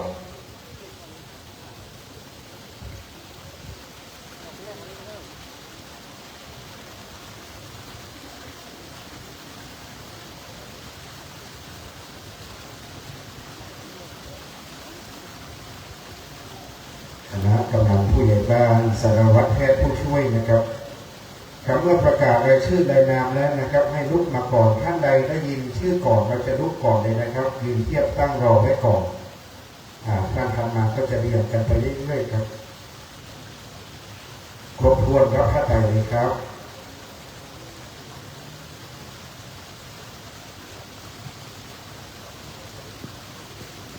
ในการนี้นะครับกำนันผู้ใหญ่บ้านสารวัตรแพทย์ผู้ช่วยในเขตอำเภอปราสาทตำบลมะกอกได้เชิญพระไตรบางสุขุมขึ้นบนจิตกาธานครับพ่อหลวงบางแก่บ้านผู้ช่วยได้ช่วยกันนะครับขึ้นไปตำบลคณะอุบาสิกาผู้เชิญพระไตรก็นะครับเข้ารับพระไตรเป็นคณะไปครับการนี้10 รูปนะครับด้วยความเคารพในพระสงฆ์นิมนต์ท่านพระครูศรีปัญญาวุฒิเจ้าคณะตำบลหนองหานวัดวิเวกวนารามสันทรายพระครูกัลยาณกิจจานันท์เจ้าคณะตำบลปงตำวัดผาน้ำงามชัยประการพระครูสุทธิวนาพิทักษ์เจ้าคณะตำบลหนองบัวนะครับวัดต้นโชคชัยประการท่านพระครูประหลัดคณานุวัฒน์พระครูบาประกอบบุญวัดมหาวังท่านพระครูวิบูลย์กิติวงศ์เลขานุการรองเจ้าคณะจังหวัดลำพูนวัดกู่เรืองท่านพระครูชัยมงคลพิทักษ์วัดชัยมงคล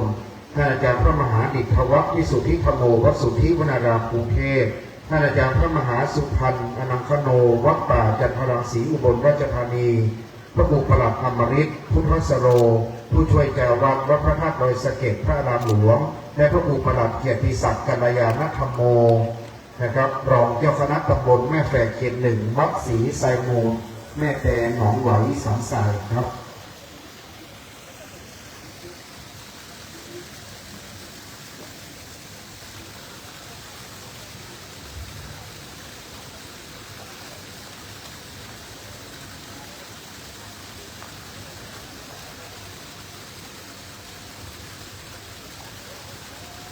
กับคณะสงฆ์ชัยประการท่านเจ้าคุณพระพุทธบาทพิทักษ์ท่านเป็นหน่อเนื้อเชื่อไขบ้านสาขันหอมเยี่ยมปากเป้าท่านเจ้าคุณพระวชิรภาวนาหน่อเนื้อเชื่อไขปงกำชัยประการนะครับวันนี้คณะสงฆ์ชัยประการคณะสงฆ์เมืองฝางก็เมตตามาเยอะครับ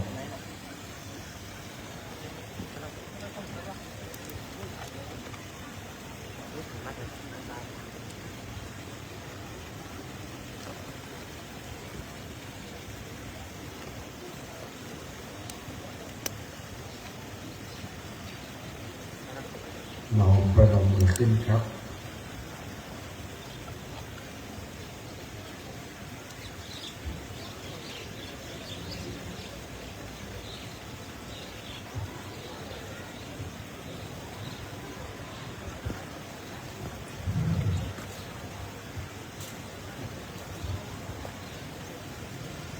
ในเมตตาของคณะสงฆ์10 รูปในชุดนี้นะครับโปรดเมตตาพิจารณาพระไตรบางสุกุลนะครับต่อไปคณะผู้เชิญพระไตรอุบาสิกาประจำวัดผู้ปฏิบัติธรรมเชิญพระไตรชุดถัดไปตั้งแถวเลยครับ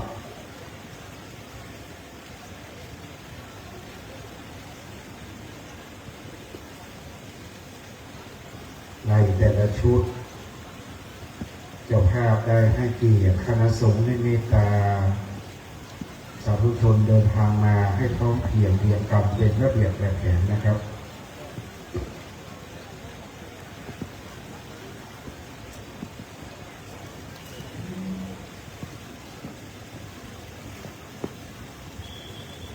ชุดต่อไปท่านอาจารย์พงเทพได้ประกาศเชิญได้เลยครับกับท่านผู้มีเกียรติต่อไปนี้10 ท่านเชิญทอดผ้าบางสกุลในชุดต่อไปนะครับขอเรียนเชิญคุณรัชยาไตรกมลกุลบริษัท Y&Y Intergroup บริษัท RRC Development จำกัดคุณเอกชัยกิติพิทยากุลคุณสนิทชัยลังกาเจ้าของปั๊มปตท.มาก่อดร.ตรีด่านไพบูลย์อดีตรัฐมนตรีว่าการกระทรวงแรงงานและรัฐมนตรีทบวงมหาวิทยาลัยคุณดารุณคงอ่ำคุณสุปรีไพโรจน์ธีรรัตน์คุณทวินกันธาทรัพย์คุณทรงศักดิ์มโนศักดิ์วยาวัจกรวัดพระพุทธบาทกับท่าคุณธิดารัตน์วิชัยคำและคุณเชษฐาเอื้อจิรการทั้ง10 ท่านนี้เป็นผู้ทอดผ้าไตรบางสกุลในชุดนี้ขอเรียนเชิญครับ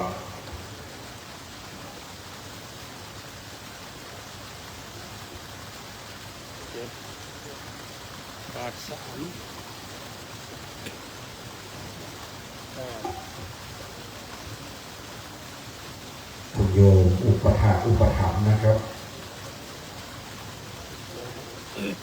ครับหนึ่งครับ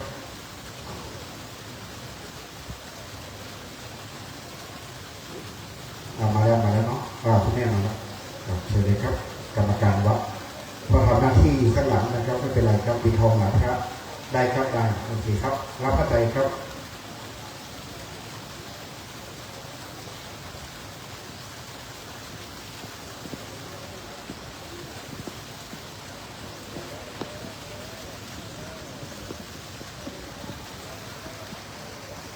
10 ท่านขึ้นไปทอดผ้าไตรบนจิตกาธาด้านบนเมนปราสาทจตุรมุขพิมานนะครับ10 รูปนะครับนิมนต์พระเดชพระคุณพระเจ้าคุณอาจารย์พระโสพลวชิรวาทีผู้ช่วยเจ้าวาดวัดประยุรวงศาวาสกรุงเทพมหานครพระครูประภัสธรรมรังสีเจ้าคณะตำบลศรีภูมิเขต 5เจ้าวาดวัดกู่เต้าเมืองเชียงใหม่พระครูอดุลศรีนกิจเจ้าคณะตำบลหายาเขต 1วัดท่าธรรมเมืองเชียงใหม่พระครูพิพิธบุญโยภาสเจ้าคณะตำบลแม่ทะลกวัดฉิมพลีวังปะงิ้วชัยประการพระครูพินิจปัญญาธรเจ้าคณะตำบลศรีดงเย็นเขต 1วัดศรีดงเย็นเชียงใหม่พระครูวิมลปุญญาคมเจ้าคณะตำบลศรีดงเย็นเขต 2วัดสันต้นเก่าบ้านอ่างพระครูภาวนาสังวรกิจวิปัสสนาธุระ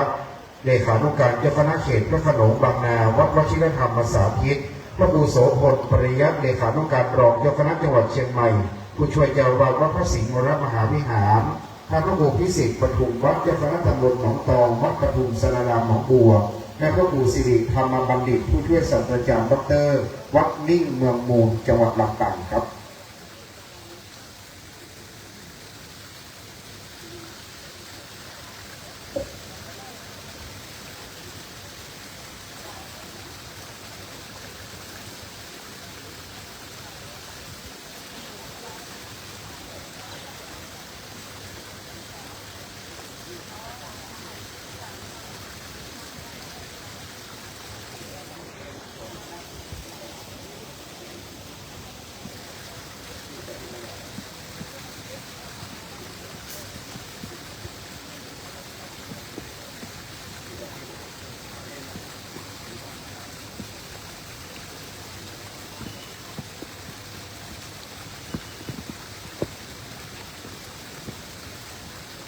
ก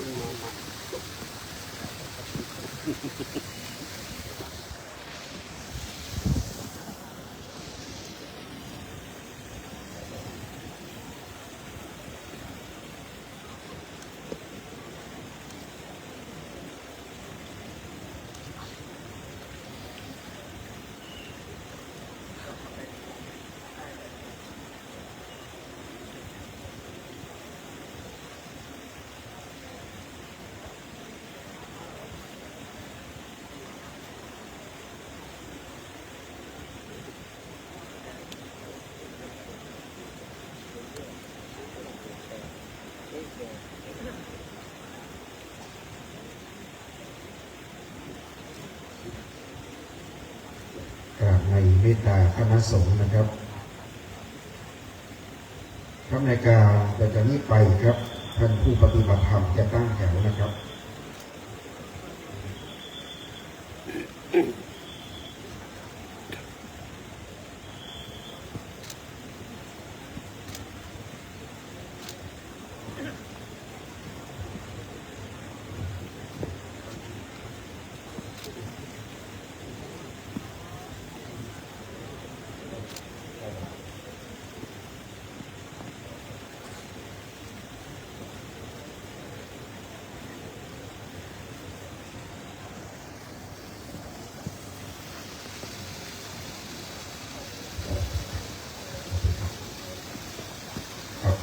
เดี๋ยวเชิญอาจารย์พงเทพประกาศเชิญเลยครับ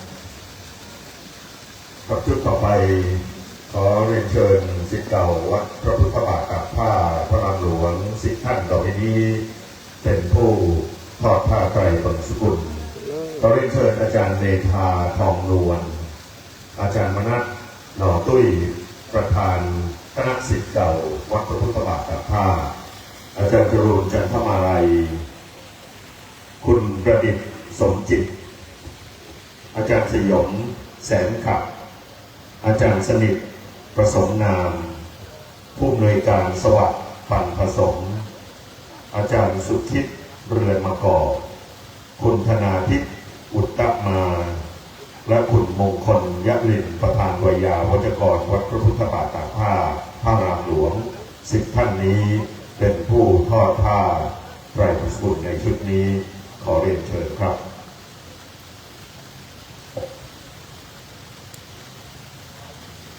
เห็นไหมครับ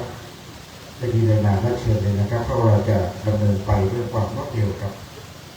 เมื่อเจ้าภาพได้ยินรายงานแล้วนะครับไปรูปไปเทียบเลยครับ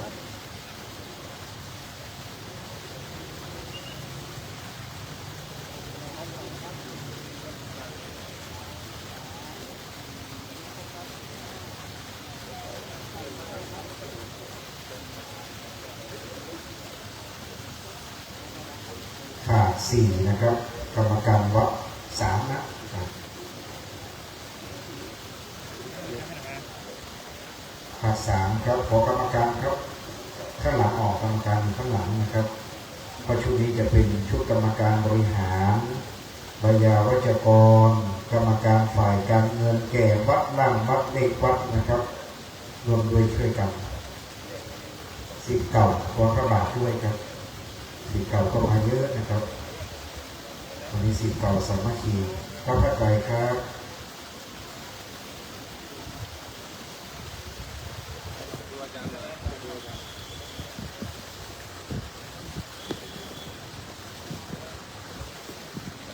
10 รูปนะครับด้วยความเคารพในพระสงฆ์ที่จะได้โปรดเมตตาท่านพระครูกิติปริยัตินิเวศรองเจ้าคณะอำเภอเมืองลำพูนเลขานุการเจ้าคณะจังหวัดลำพูนวัดแม่สันปะขามท่านอาจารย์พระมหาสมจิตอุปรักวโนรองเจ้าคณะอำเภอวังชิ้นวัดสำริดที่บุญวังชิ้นจังหวัดแพร่พระครูสุมนธรรมนิวิตรองเจ้าคณะอำเภอบ้านโฮงวัดสัมเจดีพระครูอุปถัมภ์สังฆกิจรองเจ้าคณะอำเภอดีวัดพระพุทธบาทห้วยตมพระครูพิพัฒน์ศรีนสังวรรองเจ้าคณะอำเภอสันทรายวัดสันไซมูลพระครูวิจิตรสุตาภรณ์รองเจ้าคณะอำเภอสันปะตองวัดมะขุนหวานท่านอาจารย์พระมหารัชวัฒน์ทิตาโพเปรียนธรรม9ประโยคผู้ช่วยเจ้าวาดวัดพระธาตุดอยสุเทพราชวรวิหารวัดดอยสะพันยูท่านอาจารย์พระมหาสกลวิโรจนกิติเลขานุการเจ้าคณะภาค7วัดพระธาตุดอยสุเทพ ท่านอาจารย์พระมหาธีรพันธ์ธีรกิติเปลี่ยนธรรม9 ประโยคเจ้าคณะตำบลหนองรองวัดต้นพึ่งเวียงหนองรองท่านอาจารย์พระมหาฉันท์พระกโรเปลี่ยนธรรม9 ประโยควัดพระธาตุศกฝางครับ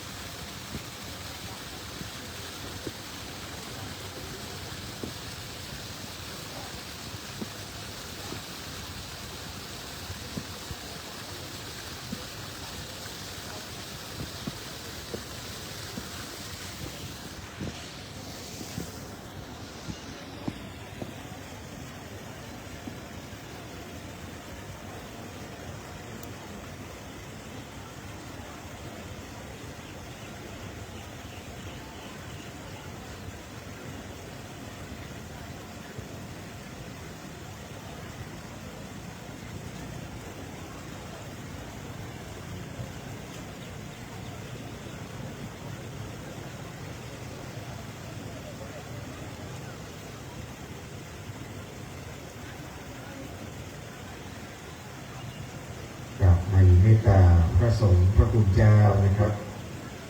หลวงพ่อเจ้าคณะผู้ปกครองนะครับผู้นี้จะเป็นรองเจ้าคณะอำเภอกองงานเลขานุการหลวงพ่อเจ้าคณะ5ครับ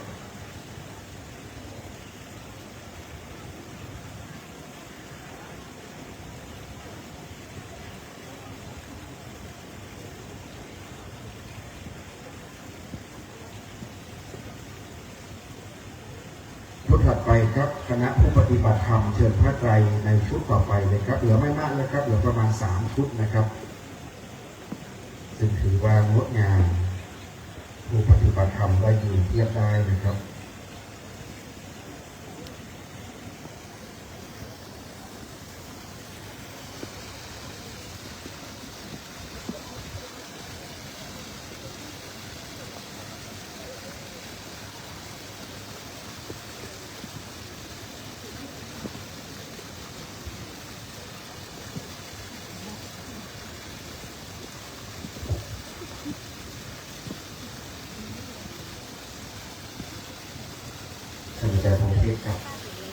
พระผ้าไตรสกุลชุดต่อไปขอเรียนเชิญท่านผู้มีเกียรติ10 ท่านต่อไปนี้เป็นผู้ทอดผ้าไตรสกุลขอเรียนเชิญคุณธีรศักดิ์อรุณวัชรพันธ์ผู้อำนวยการวิทยาลัยการอาชีพป่าซางคุณธีรเมธสุยปวงผู้อำนวยการโรงเรียนธรรมสาธิตคุณเพ็ญจันทร์นิทัศน์วิจิตรคุณพนิษฐ์มูลาภิวัฒน์บริษัท STP การท่องเที่ยวจำกัดคุณดอกอ้อตะมุดาสถานีเพาะชำกล้าไม้จังหวัดลำพูนคุณนพรัตน์คำวงศาวยาวัจกรอาจารย์ชินวรพิริยพงศ์พิทักษ์ประธานสภาวัฒนธรรมตำบลมะกอกนานกางจาก12 ปันนาประเทศจีนนานจันจากเมือง12 ปันนาประเทศจีนและอาจารย์พลวัฒน์สุวรรณรินทร์ทั้ง10 ท่านนี้เป็นผู้ทอดผ้าไตรสกุลในชุดนี้ขอเรียนเชิญครับ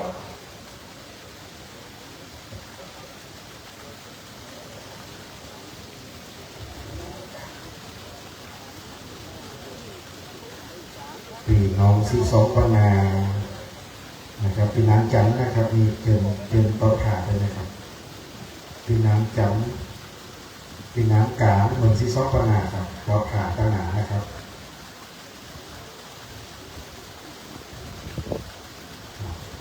เป็นรอ12 ปันนามาผมกำลังมากำลังเยอะ2 คน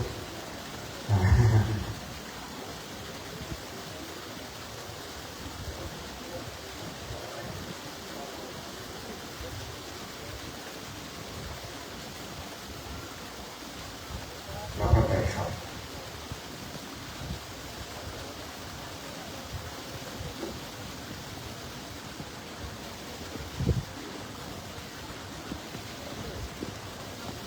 ชุดต่อไปนะครับประกอบด้วยท่านพระครู สิริสุตตานุยุทธดรรองเจ้าคณะอำเภอเมืองลำพูนวัดป่าเหวท่านพระครูสิริวชิโรภาสรองเจ้าคณะอำเภอเมืองลำพูนวัดป่าม่วงสันป่าฝ้ายพระครูวิมลธรรมจารีรองเจ้าคณะอำเภอป่าสางวัดสะพุงหลวง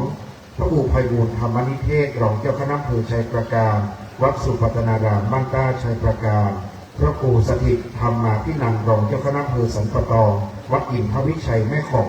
พระครูวิสุทธิเขมรัตน์รองเจ้าคณะอำเภอสันกำแพงวัดปะติงหลวงปู่นาท่านพระครูผู้ที่ธรรมสุนทรรองเจ้าคณะอำเภอนี้วัดแม่ตื่นพระครูพิพิธสุตธรรมรองเจ้าคณะอำเภอเวียงป่าเป้าวัดสันเจ้าเก่าเชียงรายพระครูวิสิทธิ์ศรีลาภรณ์รองเจ้าคณะอำเภอเมืองเชียงใหม่วัดบางสีคำและพระครูพิราชธรรมวินิจรองเจ้าคณะอำเภอป่าสางวัดตะเหียนครับ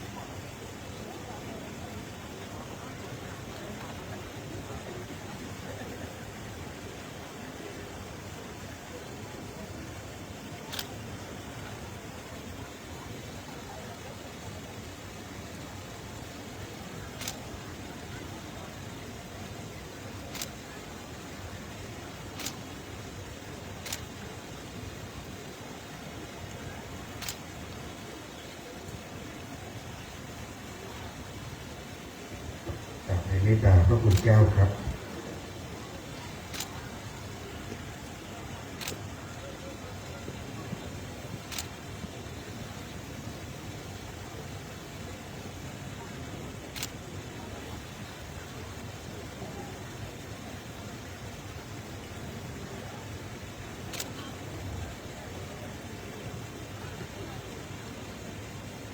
ชุดถัดไปตั้งแถวเลยนะครับ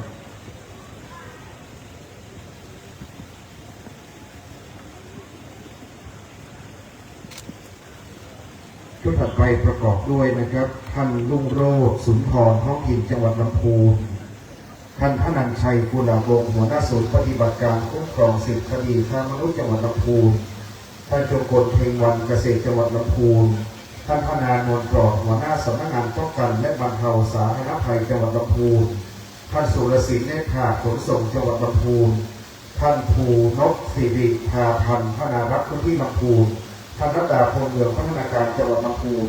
ท่านสุภัตราจันทร์ศิรินายกเทศมนตรีตำบลป่าซางท่านร้อยเอกบรรเลงชัยชนะผู้อำนวยการกรมน.จังหวัดลำพูนและท่านไพรัตน์ยศง่ารองนายกอบจ.ลำพูนครับ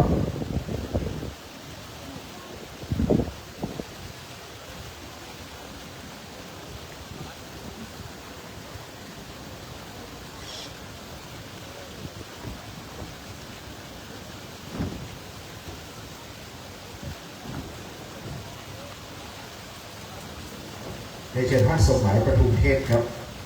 อีกท่านหนึ่งนะครับ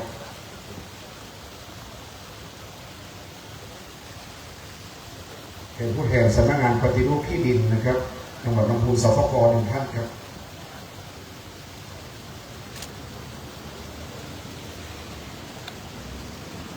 กับในโอกาสนี้ถือโอกาสยินดีต้อนรับท่านอ่านสินสัมพันธระ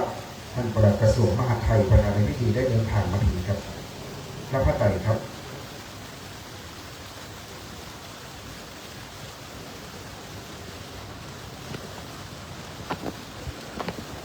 สิครูนิมนต์พระครูวิวิทธรรมธาราเจ้าคณะอำเภอบ้านพงวัดพึ่งมานท่านพระครูสัทธาพิมลเจ้าคณะอำเภอปราสาทวัดมะกอกพระครูสาธุกิจจานันท์เจ้าคณะอำเภอละหล่อวัดพระธาตุดอยน้อยพระครูศรีกิตยาธิคุณเจ้าคณะอำเภอปราสาทธรรมยุทธวัดเกาะกลางพระครูอนุสารภูมิยาคมเจ้าคณะอำเภอปลายวัดแม่นาเตือนในพระครูมโนกิจจาภรณ์เจ้าคณะอำเภอแม่ทาวัดทากาพระครูนันทเกติยาภิบาลเจ้าคณะอำเภอแม่แตงวัดพระสุนันทาพระครูสุธีธรรมาภิรักษ์เจ้าคณะอำเภอเมืองลำพูนธรรมยุทธวัดป่ารัชดารามพระครูสุตตะกิจยาภิรมย์เจ้าคณะอำเภอแม่วางวัดดอยสัมพันธ์อยู่นะครับ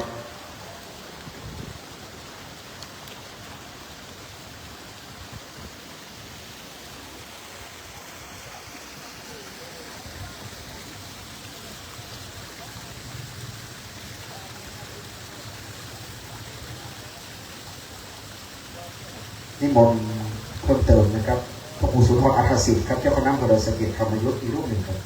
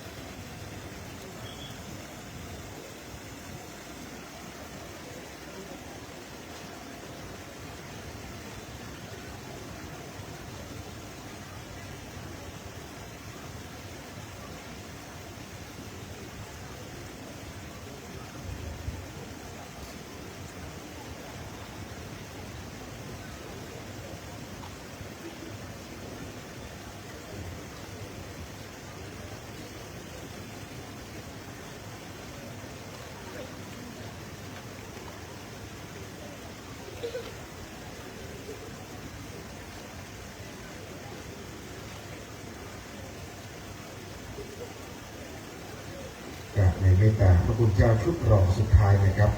ต่อจากนี้ไปจะเป็นชุดสุดท้ายในลำดับที่12ของพระไตรบางสุกุลครับ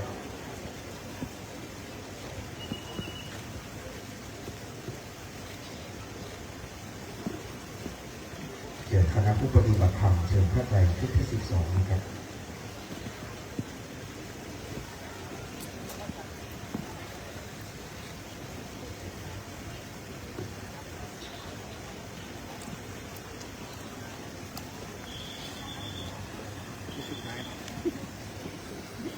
จำนวน10 ท่านครับ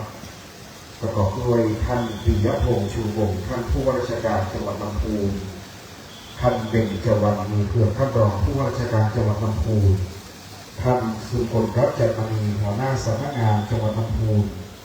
ท่านดลภาพเนตรใสท่านนายอำเภอเมืองลำพูนท่านพัทรพลผัดดวงธรรมท่านนายอำเภอป่าซางท่านจรัญมณีจันทร์สุขนายอำเภอบ้านโป่ง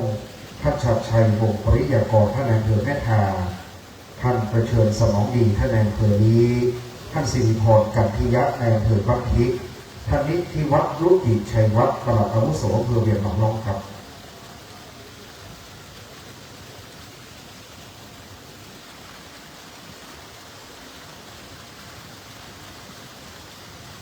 ส่วนหัวหน้าส่วนนะครับในแต่ละอำเภอครับพระไตรครับมีท่านผู้ว่าราชการจังหวัดในนามพ่อเมืองลำพูนนะครับได้ให้เกียรติในลำดับนี้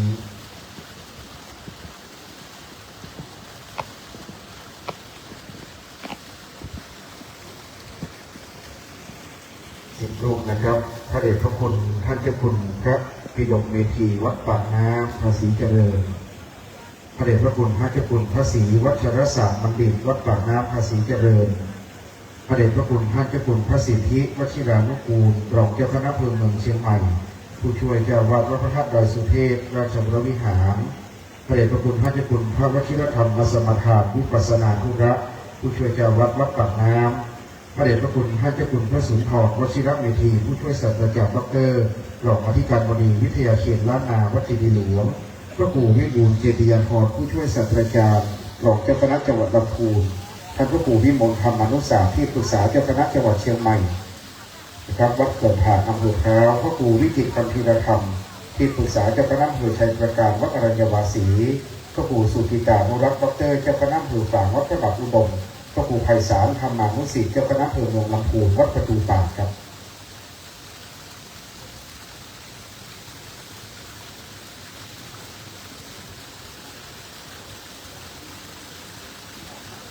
นิมนต์พระครูสถิตธรรมาภิรักษ์เจ้าคณะอำเภอชัยประการวัดป่าแม่แดงพระเจ้าพรหมมหาราชครับ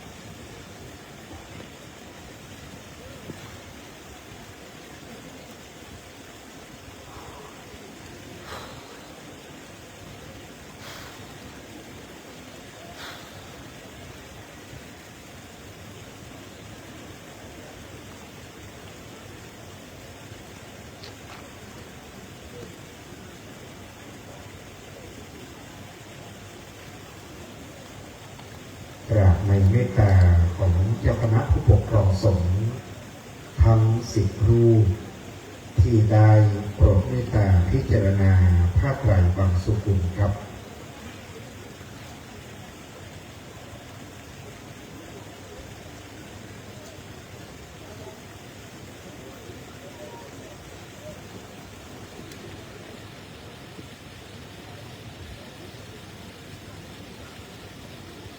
ลำดับต่อจากนี้ไปนะครับเจ้าหน้าที่เตรียมพร้อม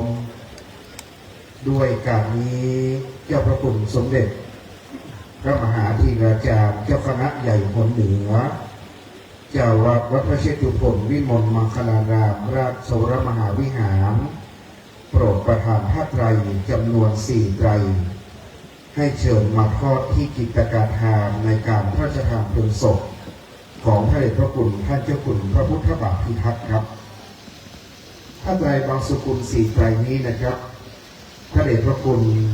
เจ้าพระคุณสมเด็จพระมหาธีราจารย์เจ้าคณะใหญ่หนเหนือวัดพระเชตุพนวิมลมังคลารามได้มีเถรบัญชาถวายแด่พระเดชพระคุณหลวงพ่อพระธรรมเสนาบดีเจ้าคณะภาค 7เจ้าวาดวัดพระธาตุดอยสุเทพราชวรวิหารโปรดเมตตาเชิญผ้าไตรเจ้าพระคุณสมเด็จพระมหาธีราจารย์4 ไตรก้าวกราบพระพนาพระเดชพระคุณหลวงพ่อพระธรรมเสนาบดีเจ้าคณะภาค 7ได้โปรดเมตตาทอดผ้าไตรเจ้าพระคุณสมเด็จพระมหาธีราจารย์เจ้าคณะใหญ่หนเหนือวัดพระเชตุพนวิมลมังคลารามราชโสรมหาวิหารณบัดนี้ครับสาธุชนประนมมือขึ้นนะครับ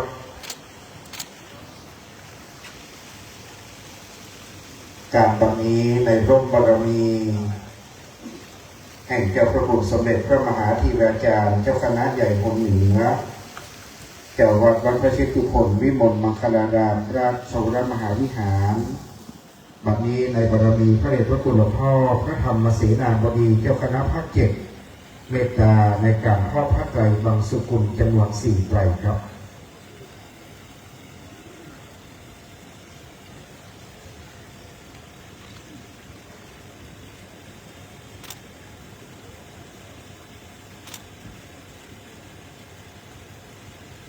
และการวันนี้นะครับ4 รูปล้วนเป็นพระราชาคณะ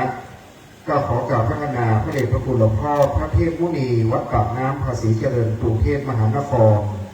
พระเดชพระคุณหลวงพ่อพระเทพวชิราธิบดีเจ้าคณะภาค6 7ธรรมยุทธวัดป่าดาราพิรมพระอารามหลวงพระเดชพระคุณหลวงพ่อพระเจ้าคุณพระเทพสิงหวราจารย์ดร.รองเจ้าคณะจังหวัดเชียงใหม่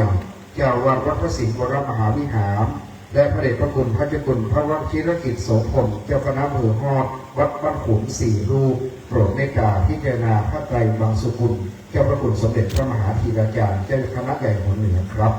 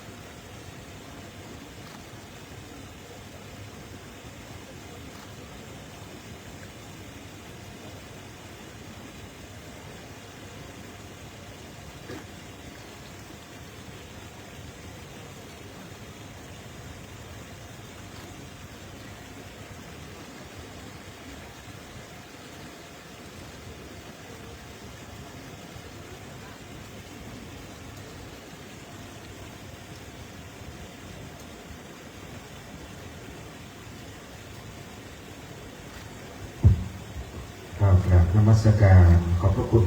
พระมหาเถระพระเถรานุเถระเจ้าคณะพระสังฆาธิการครับและกราบในนุ่มบารมีธรรมพระธรรมเสนาบดีหลวงพ่อเจ้าคณะภาค7เจ้าวัดวัดพระธาตุดอยสุเทพราชวรวิหารโปรดเมตตาทอดพระไตรเจ้าพระคุณสมเด็จพระมหาธีราจารย์เจ้าคณะใหญ่หัวเหนือเจ้าวัดวัดพระเชตุพนวิมลมังคลารามราชวรมหาวิหารแล้วครับ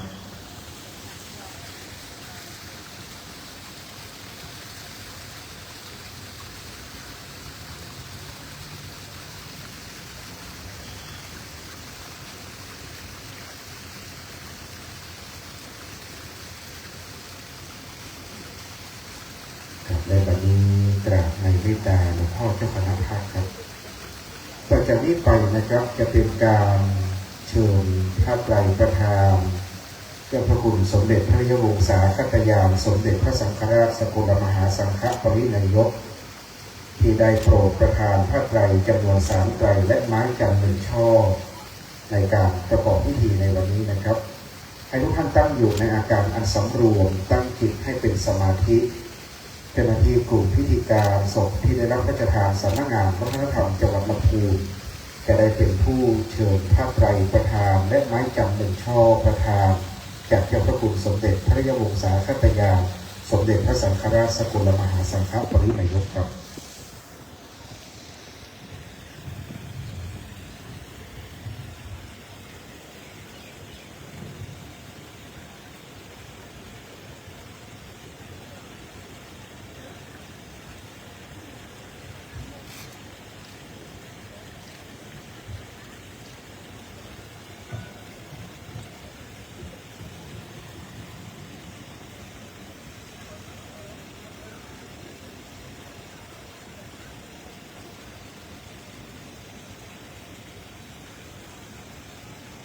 ขอบพระคุณเจ้าหน้าที่เป็นผู้เชิญพระไตรประธานและไม้จันทร์1 ช่อ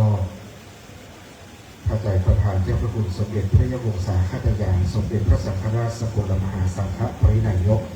ตั้งไว้ในที่อันควรบนจิตกาฐานแล้วครับต่อไปจะเป็นการตั้งแถวรอรับกล่องเพลิงพระราชทานขอนำเรียนทำความเข้าใจและชี้แจงในแนวปฏิบัตินะครับข้าราชการผู้แต่งกายชุดปกติขาวไว้ทุกข์และข้าราชการผู้แต่ง ด้วยชุดข้าราชการสีกากี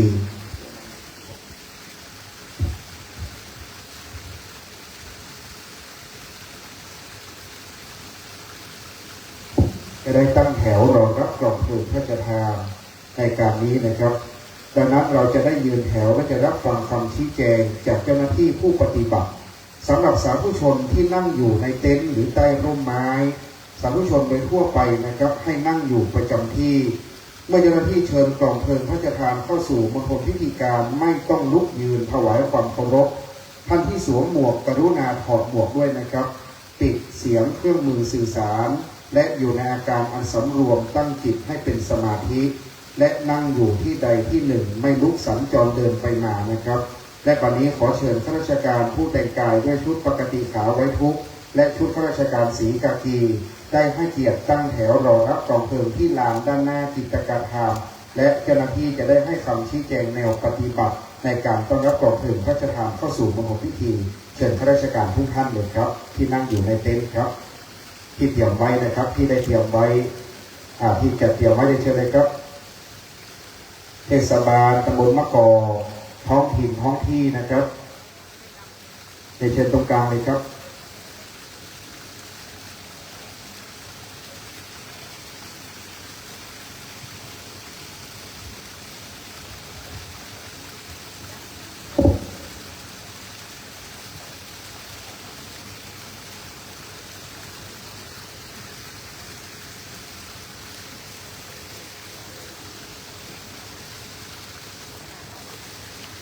และญาติของ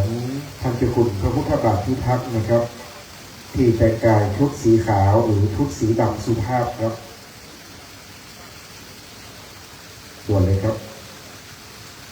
ญาติของหลวงพ่อ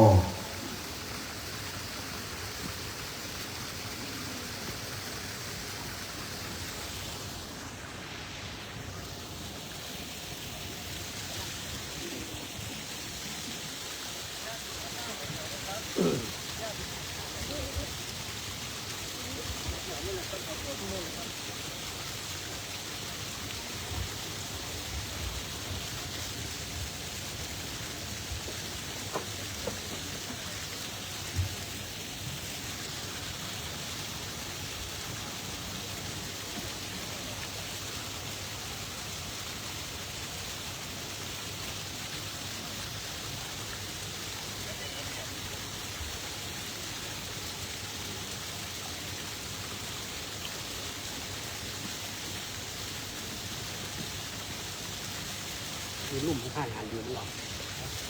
ที่ข้างล่างที่ไม่หันอยู่มันจะตกไปหลอดนี่มาคุณเวลาเอาไว้เสร็จข้างล่างที่ไม่หันอยู่ผู้สองผู้ไป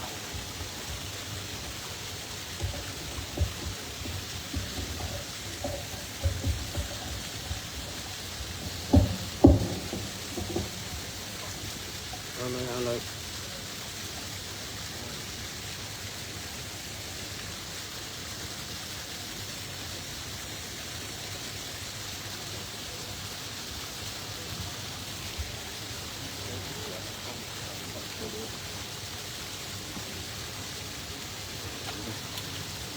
ขอถ่ายครับพี่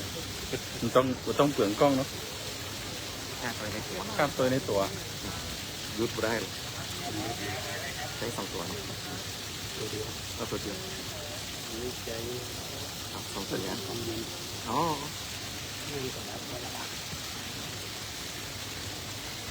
มาป้อนไฟให้กันเนี่ยครับอันนี้คือเราเย็นเลี้ยงข้ามร้อนใจตลอดครับคนเย็นอันนี้เนาะเขาหลังเห็นแล้วเอามาเลยครับ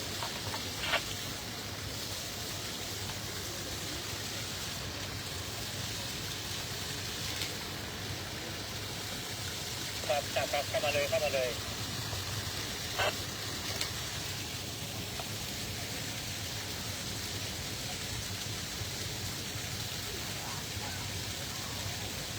ลังแล้ว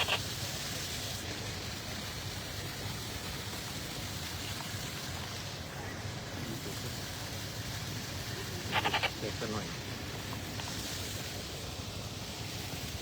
อะไรครับกลางเลยก็ได้ใกล้ถึงแล้ว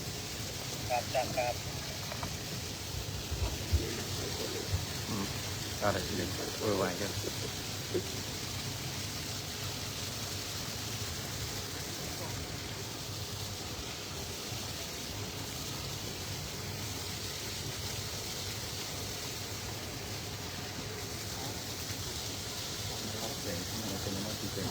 ก็ได้หรอพี่ถ่ายเลยครับถ่ายกระเจ้านี่ถ่ายเลยข่าวหมด และวันนี้เจ้าหน้าที่กลุ่มพิธีการศพที่ได้รับพระราชทานสำนักงานวัฒนธรรมจังหวัดลำพูนได้เชิญกองเพลิงพระราชทานเข้าสู่มณฑลพิธีครับทุกท่านอยู่ในอาการอันสำรวมครับ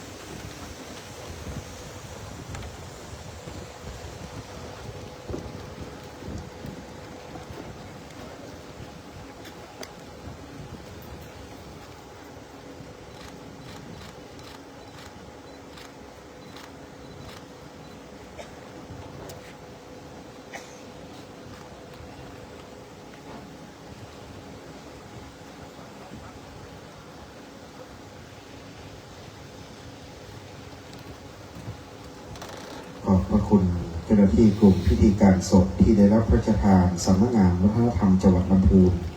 ได้เชิญกองเพลิงพระราชทานตั้งไว้ในที่อันควรเชิญข้าราชการและญาติเข้ากับที่รับรองเดิมครับขอบพระคุณครับที่ท่านได้ปฏิบัติหน้าที่ถือเป็นข้าราชการผู้สนองงานในเบื้องพระยุคลบาทได้ปฏิบัติงานด้วยความตั้งใจและความเรียบร้อยทุกประการครับ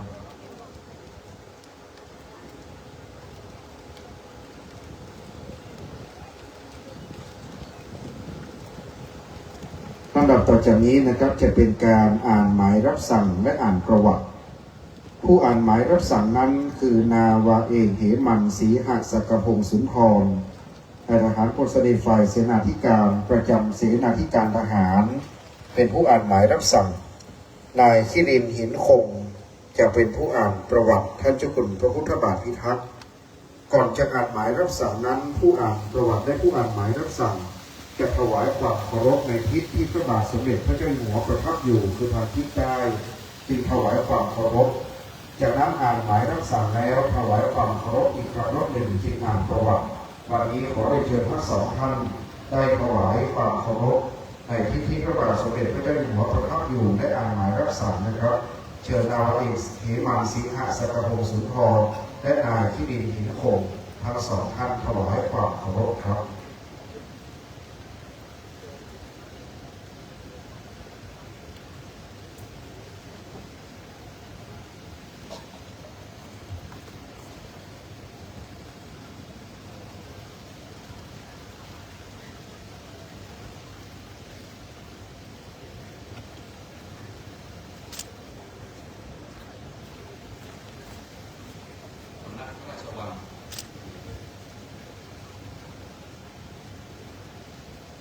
สำนักพระราชวังหมายรับสั่งที่ 17416 18 พฤศจิกายน 2568 สมเด็จพระกนิษฐาธิราชเจ้ากรมสมเด็จพระเทพรัตนราชสุดาเจ้าฟ้ามหาจักรีสิรินธรมหาวชิราลงกรณบรมราชภักดี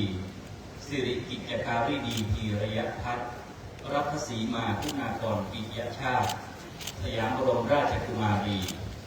ทรงพระกรุณาโปรดพระราชทานผ้าไตร1 ไตรและเครื่องกันเทศ1 ชุดถวายพระสงฆ์แสดงพระธรรมเทศนาในการพระราชทานเพลิงศพพระพุทธบาทพิทักษ์ชวลิตจารุวรรณโนอดีตรองเจ้าคณะจังหวัดลำพูนและเจ้าอาวาสวัดพระพุทธบาทตากผ้าณวัดพระพุทธบาทตากผ้าอำเภอป่าซังจังหวัดลำพูนวันอาทิตย์ที่ 25 มกราคม 2569 หน้าที่กองพระราชพิธี นำหมายเรียนเจ้าภาพศพพระพุทธบาทพิทักษ์ชวลิตจารุวรรณโนเพื่อทราบพลอากาศเอกสถิตพงศ์สุขวิมลพลอากาศเอกสถิตพงศ์สุขวิมลเลขาธิการพระราชวัง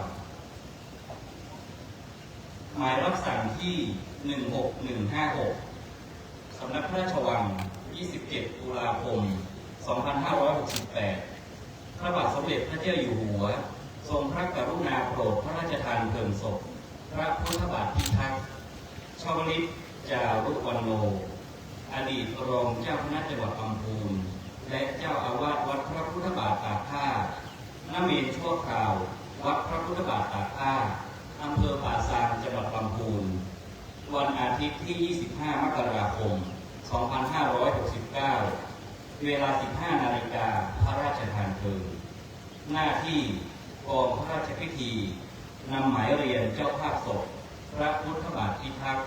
ชวลิตจารุวรรณโนเพื่อทราบติดต่อขอรับกล่องเพลิงพระราชทานที่กระทรวงวัฒนธรรมไปปฏิบัติพลอากาศเอกสถิตพงศ์สุขวิมลพลอากาศเอกสถิตพงศ์สุขวิมลเลขาธิการพระราชวัง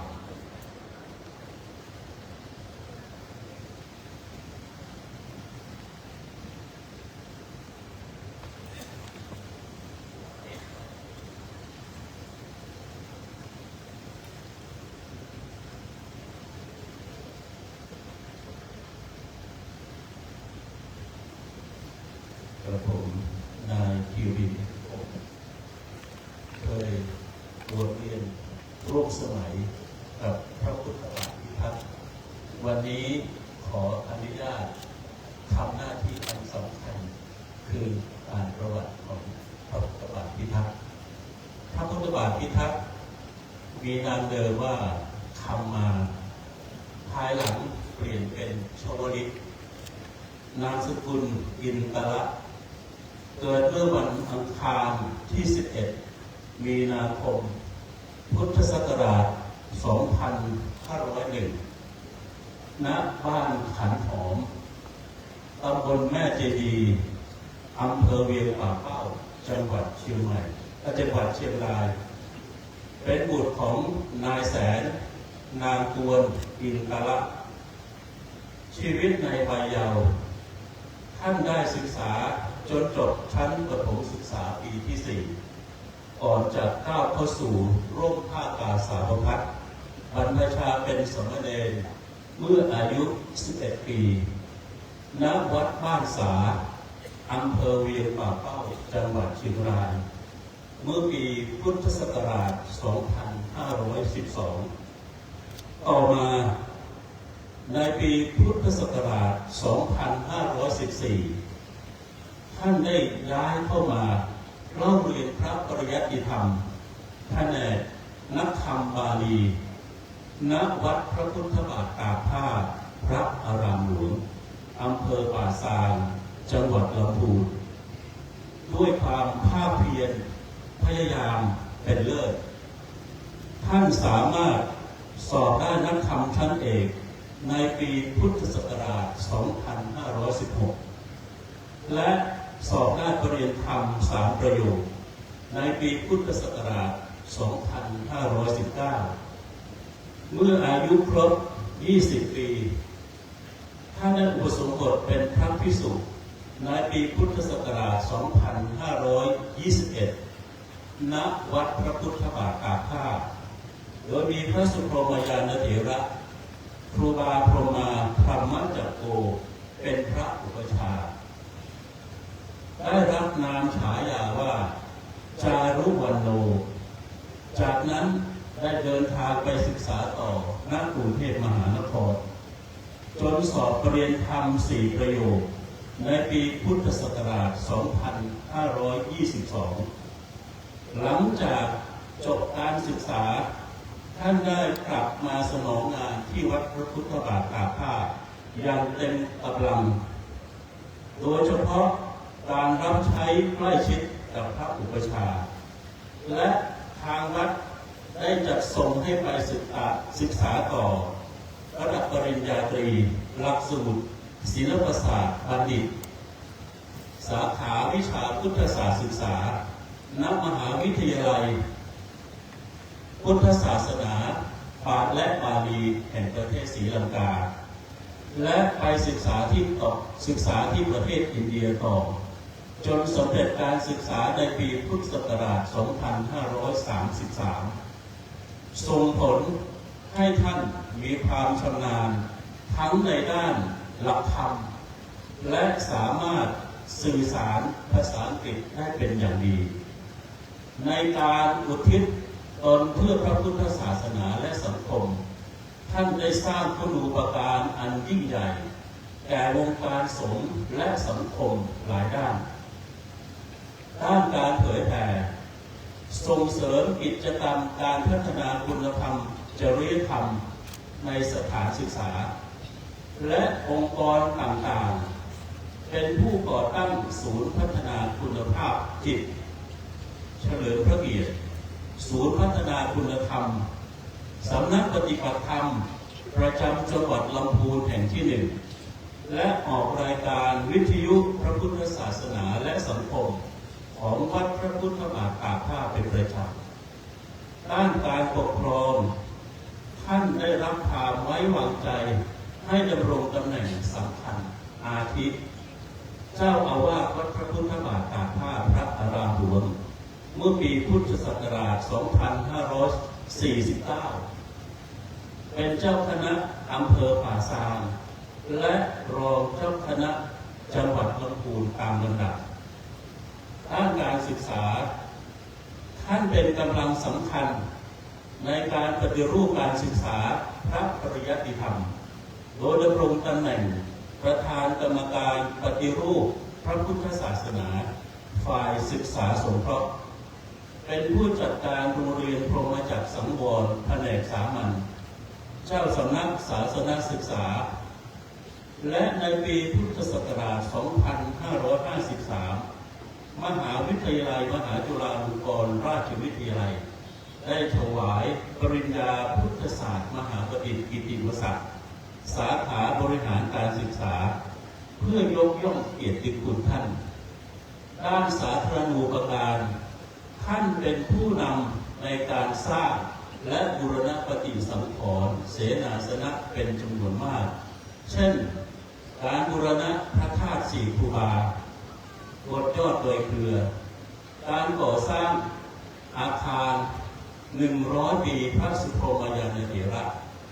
พระมหาวิหารพระพุทธเจ้า5 พระองค์อนุสรณ์สถานบ้านเกิดสี่ครูบาด้านสาธารณสงเคราะห์ด้วยจิตเมตตาท่านได้จัดตั้งมูลนิธิพระสุพรหมยานเถระเพื่อช่วยเหลือพระภิกษุสามเณรอาพาธและร่วมจัดหาทุนสร้างตึกสงฆ์อาพาธโรงพยาบาลป่าซางเพื่อดูแลสุขภาพของเหล่าสถานธรรมิกและประชาชนทั่วไปด้วยความดีที่ได้ประพฤติปฏิบัติเสมอมาท่านจึงได้รับพระราชทานแต่งตั้งสัญญาบัตรพัดยศเป็นพระราชาคณะชั้นสามัญปริญญาในราชทินานามที่พระพุทธบาทพิทักษ์ในปีพุทธศักราช 2556 ในช่วงท้ายของชีวิตท่านได้เข้ารักษาอาการทางหัวใจอย่างต่อเนื่องจนกระทั่งเช้ามืดของวันที่ 2 กรกฎาคม พุทธศักราช 2566 ท่านได้ถึงแก่มรณภาพด้วยภาวะหัวใจล้มเหลวเฉียบพลันณสำนักงานเจ้าอาวาสวัดพระพุทธบาทตากผ้ารวมสิริอายุ 65 ปีพรรษา 45 พระเดชพระคุณพระพุทธบาทพิทักษ์ผู้เปรียบประดุจแสงนำทางแห่งการศึกษาและปฏิบัติธรรมได้อุทิศทั้งชีวิตเพื่อพระพุทธศาสนาและสังคมคุณความดีของท่านจะยังคงสถิตอยู่ในใจของพุทธศาสนิกชนต่อสื่อไปปุญญานิปรโลกัสสมิงปฏิภาโหติปานินังรูปกาย แหลกสลายในกองเพลิงโดยไม่เหลือเพียงบุญกุศลยังคงเหลืออยู่ และเป็นที่พึ่งของเราทั้งภพนี้และภพหน้า เชิญทุกท่านโปรดยืนขึ้นพร้อมกับและดูอาการมาสำรวจครับ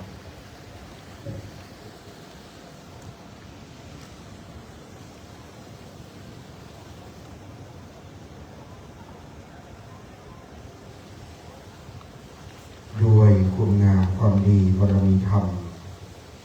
ที่พระเดชพระคุณหลวงพ่อท่านเจ้าคุณพระพุทธบาทพิทักษ์อดีตรองเจ้าคณะจังหวัดลำพูนอดีตเจ้าอาวาสวัดพระพุทธบาทตากผ้าพระอารามหลวงได้กระทำบำเพ็ญมาและกุศลบุญราศีในส่วนทักษิณานุปทานที่คณะศิษยานุศิษย์ได้กระทำบำเพ็ญแล้วขอน้อมให้เป็นพลวะปัจจัยน้อมส่งดวงวิญญาณของพระเดชพระคุณหลวงพ่อสู่สัมเปรียภพสุขติภูมิตลอดกาลนานเชิญท่านได้โปรดนั่งลงได้ครับ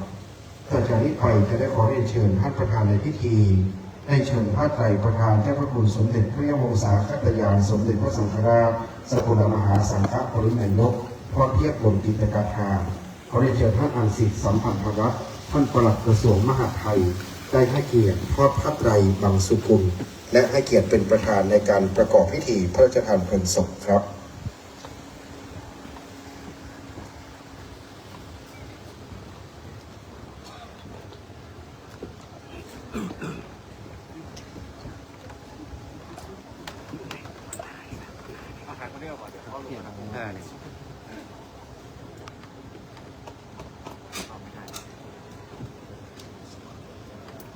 เจ้าพระคุณสมเด็จพระยาวงศาคตยานสมเด็จพระสังฆราชสกลมหาสังฆปรินายก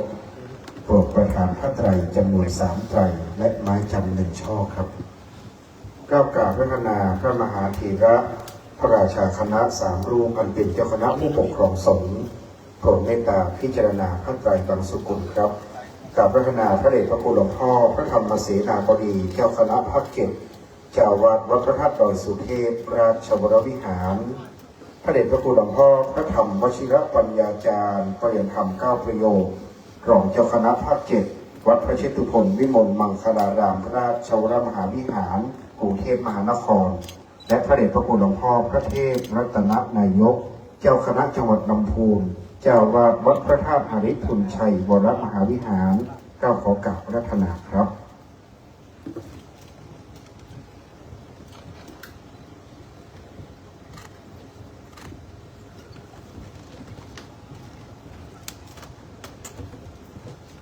เราน้อมประนมมือขึ้นด้วยนะครับเราสาธุชนพุทธบริษัทอุบาสกอุบาสิกาประนมมือน้อมไหว้ตั้งจิตให้ใสตั้งใจให้เป็นสมาธิบารมีธรรมแห่งพระมหาเถระทั้ง3 รูปพระราชาคณะนะครับเจ้าคณะผู้ปกครองสงฆ์ในภาค 7ของเรานั้นเมตตาครับ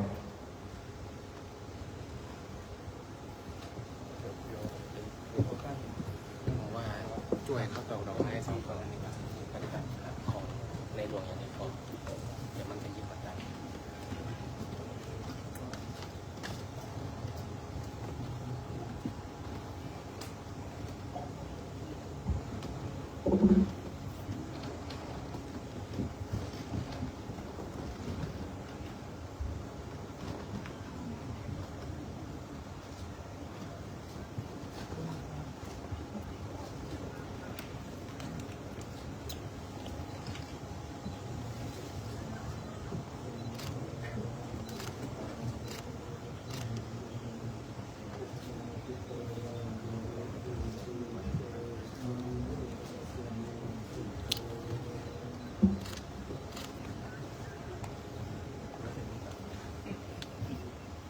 วันนี้กราบในร่มบารมีธรรม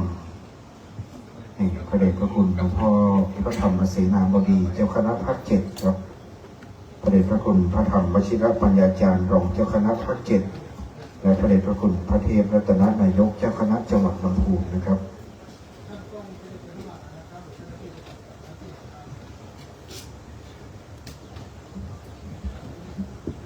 ข ชการยังยืนอยู่นะครับ การวันนี้ท่านอักษิตสัมพันธรักษ์ปลัดกระทรวงมหาดไทยประธานในพิธีในการที่จะได้ประกอบพิธีพระราชทานเพลิงศพพระเดชพระคุณพระเจ้าคุณพระพุทธบาทพิทักษ์ครับ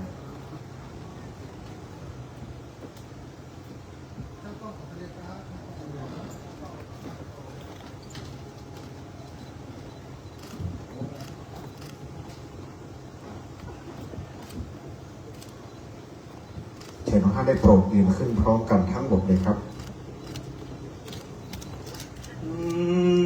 นะโม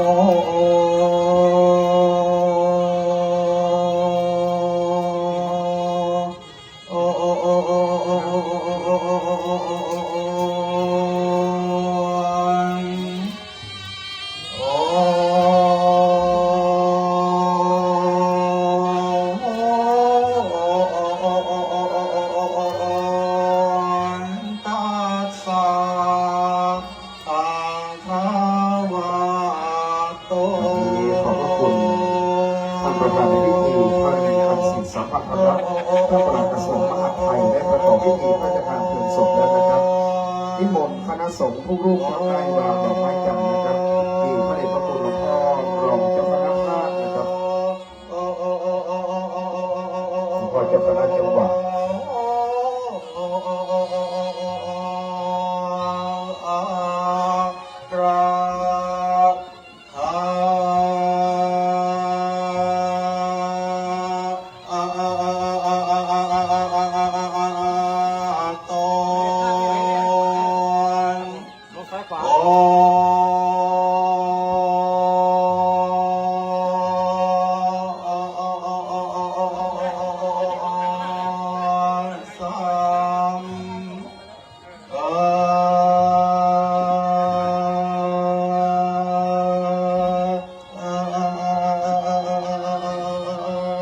มุมนี้ได้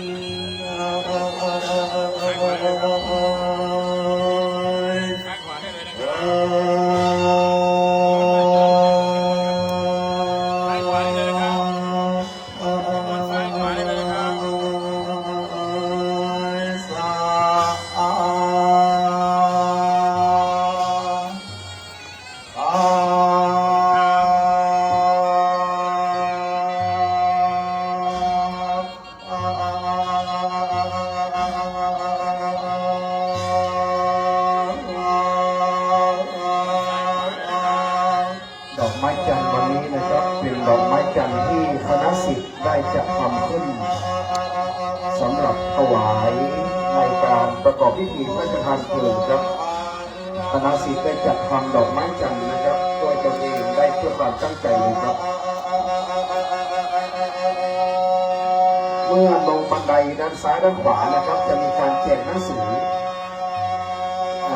เดี๋ยวหยิบกรรมการไปแจกหนังสือนะครับที่ด้านซ้ายขวากรรมการวัดไปรอเลยครับพระคุณเจ้าลงมานะครับพระคุณเจ้าจะได้นะครับสำหรับคนทั่วไปนะครับจะได้แจกหนังสือที่เชิญบันไดลงซ้ายก็หยิบซ้ายลงขวาก็หยิบขวานะครับ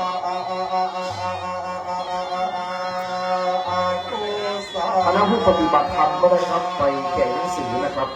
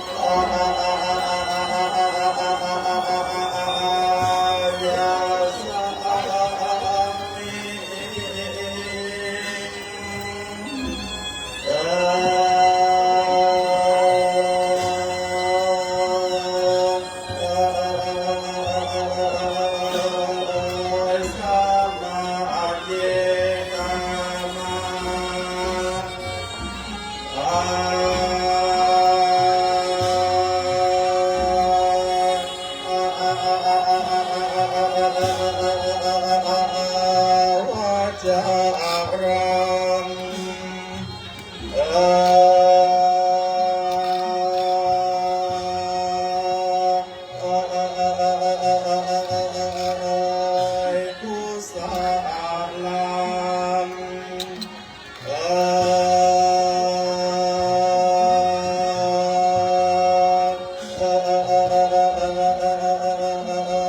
จิต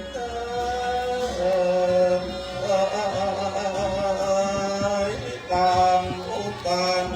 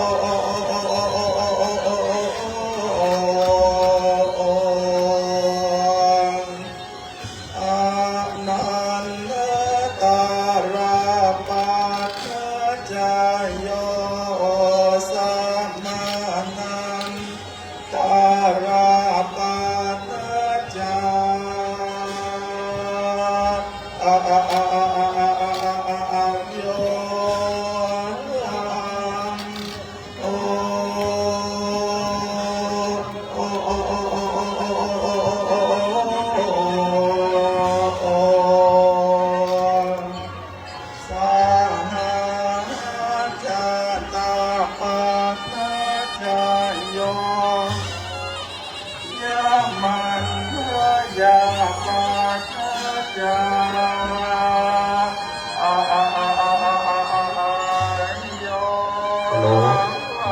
เจ้าหน้าที่ที่อยู่ตำบลนำเรียนสะพานเลี้ยวซ้ายข้ามกันลูกเลยเด้อสะพานหน้าเทวดานะครับ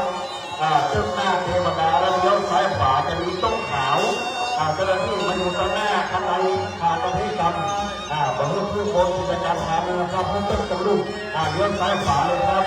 เลี้ยวตรงถูกต้องครับผมเลี้ยวขวาเลยครับเลี้ยวขวาเลยหน้าเทวดาเลี้ยวขวาเลยครับเลี้ยวขวาเลย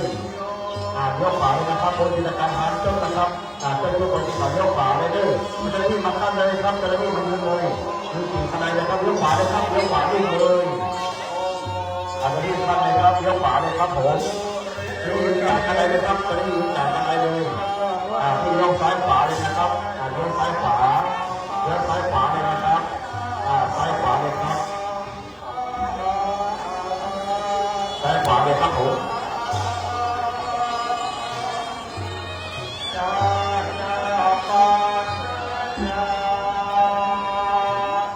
ในนี้นะครับจะสวดพระพุทธมนต์อย่างไตรมือมาในนี้จะนิมนต์คณะสงฆ์วัดราชบัณฑิตหลวงเทมหาราชฐานที่2 ปังนาวันนี้นั้นประกอบด้วยสมเด็จหลวงจอมเมืองวรรณศรีพระปัญญาลังสีพระครูบากัมพีอนันตโยพระครูบามหาเสนจันทโรโนพระครูบาเสนสุปัญโยพระครูบาปินธรรมวโรพระสาอินสิทธิยาโนพระเกี่ยวทิพย์ปัญโยพระของจันทสิริพระตัปปีปัญญายุตโตพระคำโหพระมหาโหทุติโตพระคำยอดมหาปัญโยวัดป่าเจมหาราชฐานเมืองที่2 ปังนานะครับชาวลูกทะเลนี่จะได้สู่พระพุทธมนต์และธรรมหลวงอาภัยจะมีคณะสวดวัฒนธรรมข้ามประสาทพระมหาราชโลศาสนกิติแสดงพระธรรมเทศนาให้ทุกคนพระเทศรัตนนายกเทศนาธรรมอนิสงส์สุขสนานนะครับ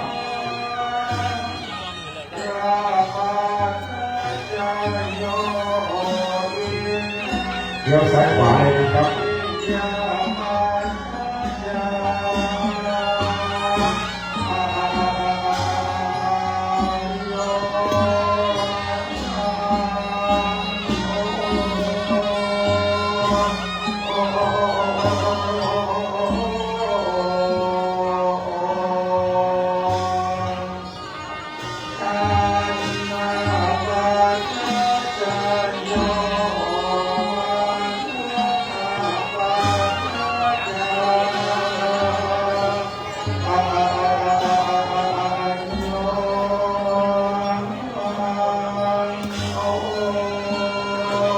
ที่ยังไม่ได้วางดอกไม้จันทร์รีบด่วนเลยนะครับแต่ต้องเคลียร์เทคต่าง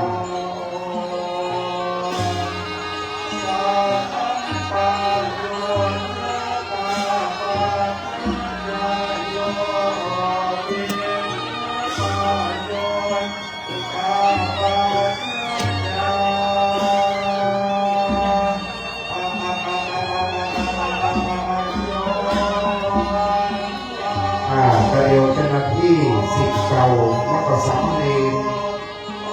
จะได้ช่วยกันเคลียร์เต็นท์และก็เก็บของ เรียนเตรียมพร้อมเลยนี่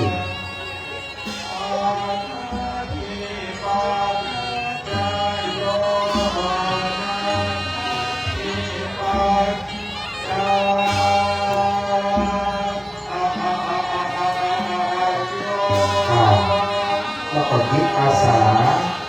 ที่เราได้จัดเตรียมเอาไว้เลย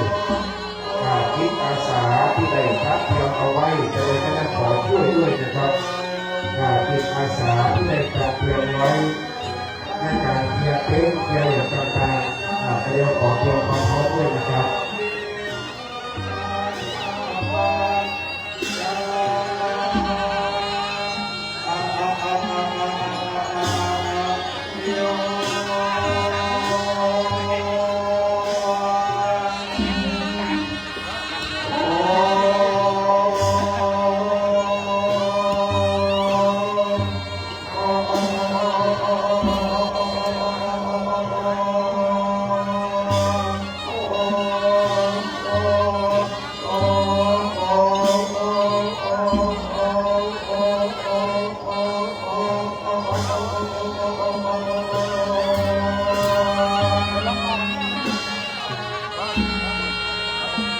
เป็นครัวถวายพระสงฆ์เจตุรวัตร4 รูปครับอาจารย์มงคลวัฒน์เป็นครัวครับเป็นเลยครับในนามเจ้าหน้าที่ลูกศิษย์พระเจ้าคุณโอ้พิธีพระสัปดาห์นี้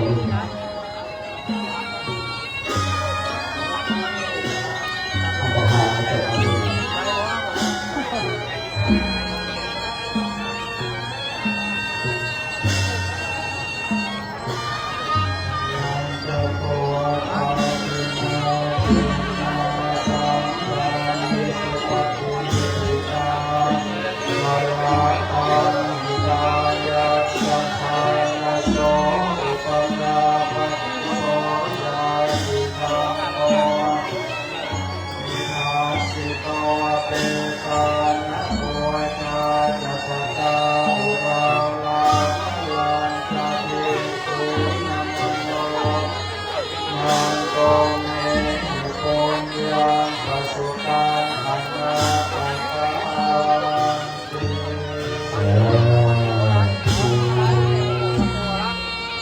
กรรมการวัดเรา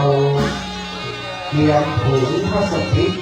เอามาใส่ดอกไม้จันทร์ที่บนโต๊ะทำร่มนะครับเอาใส่ถุงสีขาวสีดำก็ได้เลยเพราะว่ากำเนียวสลาภาษาเป็นจะไว้ผงตุลุงผงกระเจียวปูนต่อทีประชุมเพลิงจริงตอนนี้ก็เตรียมถุงไว้เลยถ้าดอกไม้จันทร์บนโต๊ะมันร่มแล้วนะครับเอาใส่ถุงร่มจันทร์ไว้เป็นทีเดียวกระบอกของมันจะมีตะข่ายด้วยสลาภาษาคนหาเจ้าใส่ในเวรคนจะไปผงจะจะคูณต่อขั้นนะครับตอนนี้สภาพบัดเฮาขอเกี่ยวถุงนะครับเอาไปใส่ดอกไม้จันทร์บนโต๊ะที่มันร่มเลยแล้วก็มาบอกว่าจะมีด้วยสลาภาษาเพื่อจะคัดค้านอยู่ในตอนนี้โต๊ะมันจะร่มนะครับกระเดินคิดอาสาลูกหลานวัดพระบาทลูกศิษย์วัดพระบาทพระเนรเฮาจะได้ร้อนเต้นนะครับเสียนิทรรศการเสียอุปกรณ์ต่างๆเลยเพื่อจะเอาจะได้เผาจริงนี่มันจะได้ปลอดภัยนะครับจะได้ปลอดภัยเตรียมพร้อมเลยทุกทีก็ถ่ายรูปถ่ายรูป3 วิ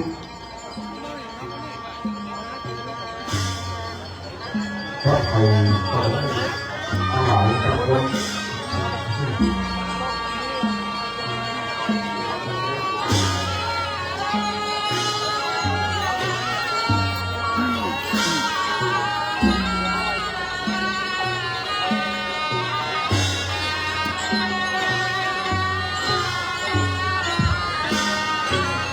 พี่น้องศรัทธานอกจากข้าราชการแล้วศรัทธาประชาชนท่านใดที่จะไปร่วมนะครับวางดอกไม้จันทร์จะอยู่ที่บริเวณขันโตกไหวหน้าลานภาษาแก้วพิมานคำนะครับเนี่ย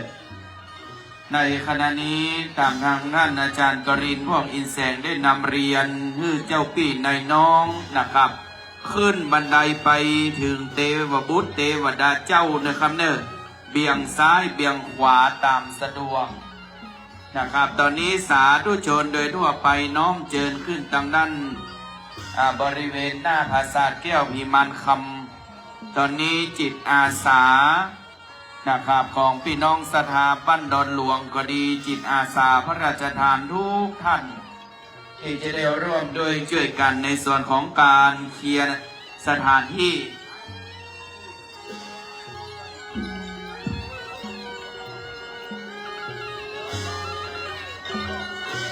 พระเนรวัดพระบาทจากผ้า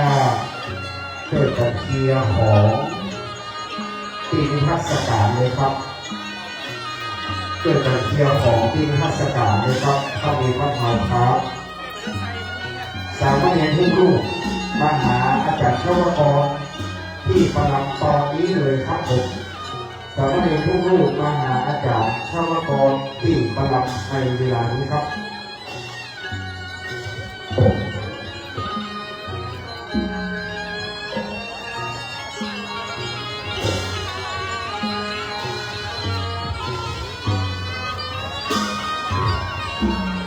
สถาข้ามถนนพอตัวเนอร์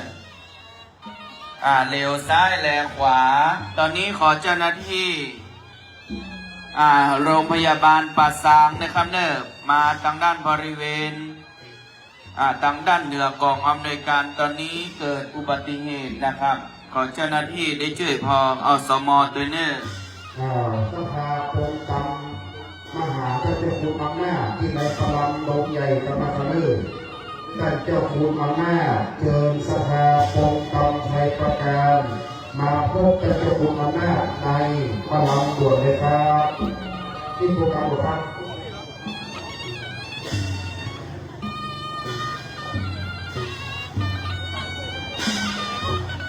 วันนี้ค่ะขอผู้ใจนะครับคนหนังสือตัวในบุคคลหลวงพ่อนะครับเพื่อเป็นที่ระลึกนะครับแทนคำขอบคุณสำหรับพ่อแม่พี่น้องคณะสดาเฮานะครับเนาะเดี๋ยวได้ขอคนดมคนจับครับหลอกบาตังพลังพำเต็นต์ตะเพนะครับมาช่วยกันนะครับตัวนี้เจ้าหน้าที่พอ5 โมงนะครับเจ้าหน้าที่พยาบาลไปแล้วเนาะครับผมสายมือหลวงวันนะครับโยนยานผ่านนะตอนนี้นะครับเนาะกำลังพยาบาลก็ยังดูแลอยู่ครับ5 โมงตอนนี้นะครับขอคนหนังสือไปเลยนะครับอาตาชีวประวัติคุณงามความดีบารมีของท่านเจ้าคุณนะครับมาด้านนี้เลยเนอร์สถาพ่อแม่พี่น้องเลี้ยงตามลำดับเลยนะครับ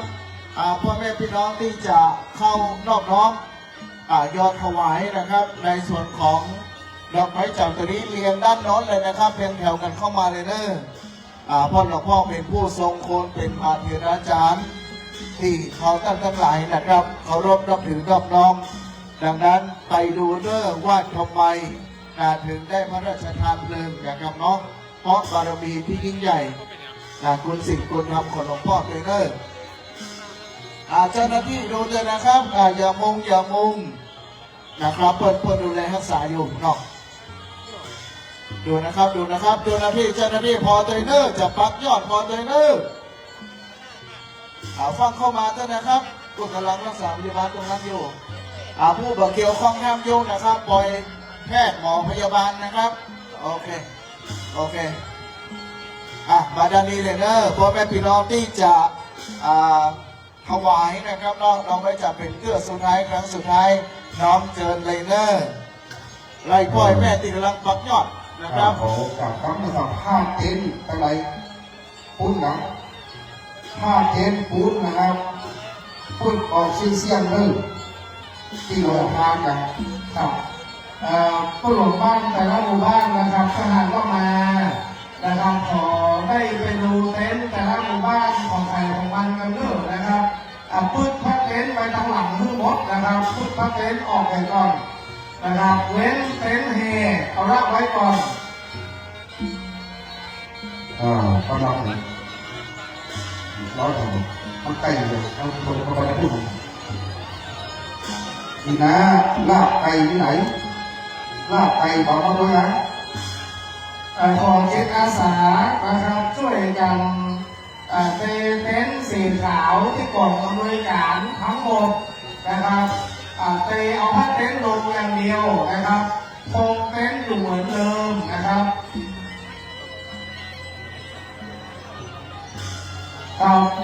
ส่วนการบูชาพระบูชาหลวงนะครับยังทำเป็นปกติอยู่นะครับแต่เตะพระเต็นท์ลงอย่างเดียวนะครับ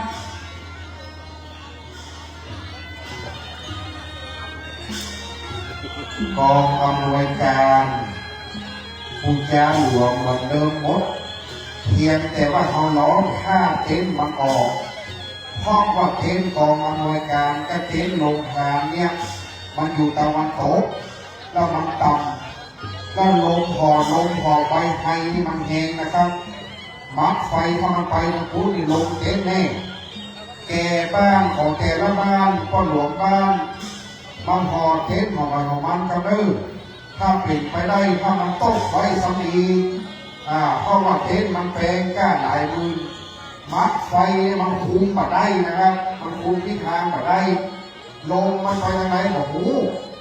ถ้าเห็นพื้นมันปิวไปนี่มันเอาไหนมาได้ไหนนะมันยังหัวเขาเลยดังนั้นเต็นท์ไผ่เต็นท์มันบ้านไผ่บ้านมันร้อนเลยนะครับร้อนเลยรถดับเพลิงวิธีการก็ได้มันไปอยู่ที่นะครับแล้วขอไปร้อนเลยร้อนเลยกองอำนวยการอยู่อย่างเก่าเอาผ้าเต็นท์ออกก็ได้แกบ้านไผ่บ้านมันก็หลบขอประสานเลยก็คือมันได้เกิดอันตรายร้อนเลยครับของเต็นท์เครื่องการทำบริหารนะครับพัดยศสัญลักษณ์ต่างๆนะครับพร้อมไปด้วยรูปเหมือนเขาปฏิบัติที่พักนะครับรูปเหมือนนั้นเก็บเข้าไว้ในวัดเลยนะครับแต่จะได้ยกเต้นที่วางแล้วเข้าในวัดเลยนะครับขอแห่งตัวเลิกนะครับทุกพี่ดีและคณะพระเจ้าคุณเอาล้อนเก้าอี้หนุ่ยที่ไปเก็บหมดเลยลาจากใจกับเก้าอี้ขาวเนนของเก้าอี้หนุ่ยนะเห็นปึ๊บเต้นนี่มันแค่จะร้องมาได้ปึ๊บกับข่าวนะมันจะย้อยใส่เก้าอี้หนุ่ยเก้าอี้หนุ่ยอย่างเงี้ยเก็บหมดมาเหลือไว้นี่สักตัวเลยเขาอีหลุยเจ็ดตัวเสี่ยงนะครับจิตอาสาแต่ละตำบลนะครับที่ตั้งท่านในอำเภอได้ขอไปนะครับขอมารวมกันที่แม่เต็นท์โดมนี่ครับนะครับที่ประลัมพิธีนี่ครับนะครับจิตอาสาอยู่ตำบลมดครับท่านในอำเภอได้ขอไปหลายตำบลด้วยกันนะครับขอมารวมได้ครับนะครับจิตอาสามาไว้นะครับ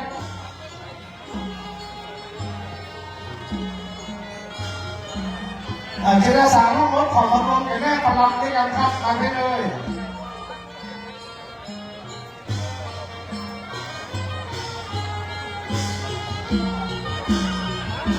เดี๋ยวเขาจะล้อมเต็นท์สถาก็ดำเนินการทอดพันธุ์ไปเรื่อยๆนะครับกรรมการนะครับชนบททุกท่านนะครับปฏิบัติหน้าที่กันต่อเนื่องครับผมขอเมตตาพระบิดาลูกเถระผู้เจ้าประสงค์ทุกรูปนะครับได้เมตตาย้ายมานั่งฝั่งเก้าอี้แดงทางด้านซ้ายมือที่ก่อนนะครับเดี๋ยวจะได้เก็บเก้าอี้หลุยทั้งหมดเข้าไปไว้ในวัดนะครับคนลงคนเก่าศิษย์เก่าวัดพระพุทธบาทตักผ้านะครับพระภิกษุสามเณรพระพุทธบาทตักผ้าเฮานะครับขอช่วยกันเก็บเก้าอี้หลุยเข้าในศาลาหลวงทั้งหมดเลยนะครับช่วยกันยกเป็นคนตัวเลยนะครับซ้อมต้นยังก่อนเลยนะครับเก็บรักษาไม่ยิงเฮาช่วยกันซ้อมต้นยังนะครับครับจิตอาสาพระราชทานนะครับที่การอำเภอได้มีหนังสือแจ้งนะครับผู้มาร่วมการในแรงนี้นะครับเราชวนพ่อหลวงนะครับพ่อหลวงผู้ช่วยนะครับที่ในช่วง4 นาทีนะครับเนื่องจากว่าภารกิจเป็นภารกิจร้อนเต็นท์นะครับก็มาช่วยกันนี่ก่อนนะครับเดี๋ยวเราจะได้ช่วยกันร้อนพันเต็นท์ลงสกังนะครับจิตอาสาที่มาวันนี้ส่วนใหญ่เป็นไม่ยิงนะครับท่านใดเป็นผู้ชายนะครับมาช่วยกันที่หน้าของกรมวิการนะครับผ้าคลุมเก้าอี้ขาวเราต้องเก็บนะครับผ้าคลุมเก้าอี้เราต้องเก็บใส่ไว้เหมือนเดิมมาเก็บด้วยครับเก็บโต๊ะเทียนทำไมเพี้ยนะครับทำไมเพี้ยเข้ามาทำไมเลยเนอ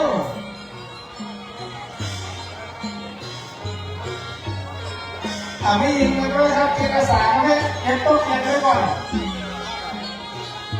เก้าอี้ขาวเก้าอี้รวมแล้วคุมผ้าขาวไว้ตามเดิมนะครับ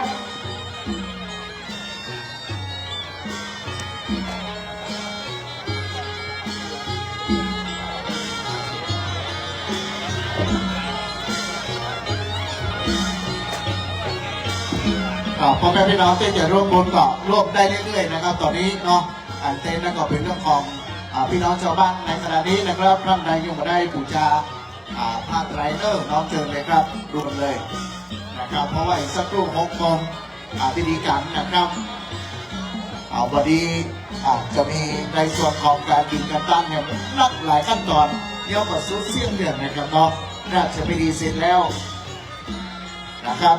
มาด้านนี้เลยเนอะที่กองบริการครับพ่อแม่พี่น้องคณะสงฆ์เขาก็บริเวณนะครับผู้ที่ประสบอุบัติเหตุก็บอกพยาบาลได้ดำเนินการเป็นที่เรียบร้อยไม่ต้องห่วงนะครับฝ่ายแม่เข้ามามาตรงนี้เลยเนอะฝ่ายที่ยังมาได้ยอมมาไตเตื้อนะครับมาเล่นตามด่วนเชิญเลยนะครับถ้าหลวงนั่นก็สามารถที่จะไปตำนานได้เนาะครับผมตอนนี้ฟืนหลวงเหมือนเดิมนะครับเนาะ เหมือนเดิมเลยนะครับเนาะคนหลวงรับบริจาคได้เหมือนเดิมนะครับแต่เวลาเตะทักเล่นข่าวตะโกนออกครั้งเดียวครับช่วยกันเตะทักเล่นข่าวตะโกนออกอะไรนะครับไฟฟ้าอยู่เหมือนเดิม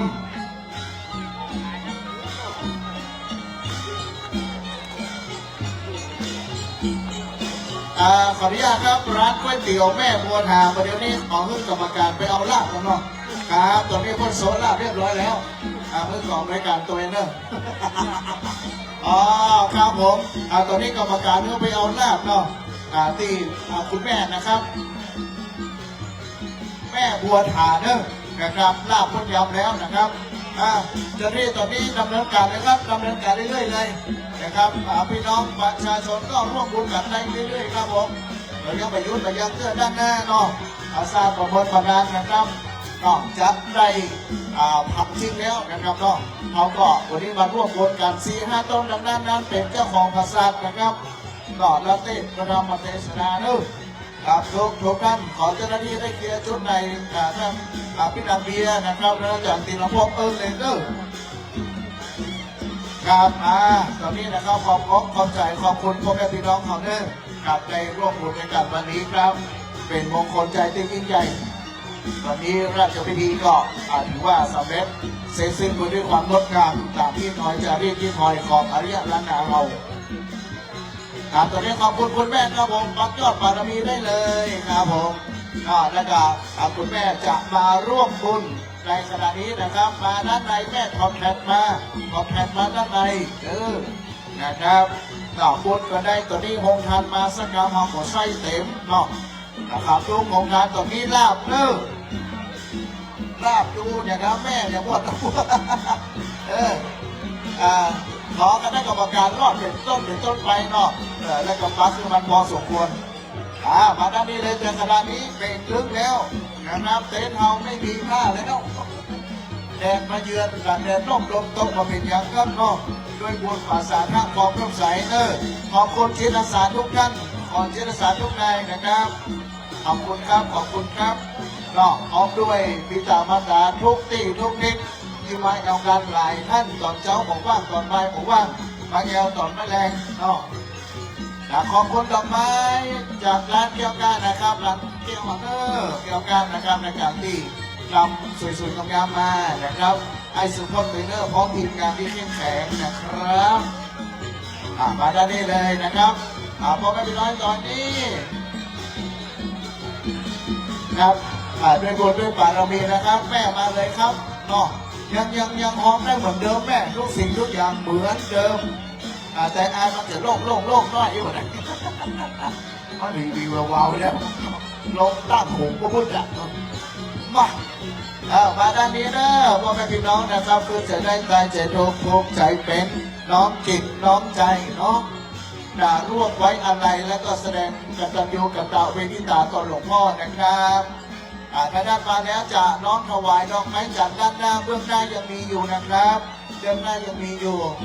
ขอคณะกรรมการร้อนยอดเลยเรามาเข้าที่เข้าตังก็เอามาปักไปเพราะว่าสนาเพื่อจะมาปักเรื่อยๆนะพอเด้อเก็บตังใส่ถุงเลยเนี่ยปิดค่าใช้จ่ายของการพระราชทานนะครับด้วยบุญด้วยบารมีวันนี้หลายภาคส่วนให้ช่วยกันได้ยินนะครับขอเอารถ6 ล้อของวัดพระพุทธบาทสังฆาลงมาครับนะครับเอามาแล้วของ คุ้มนะครับ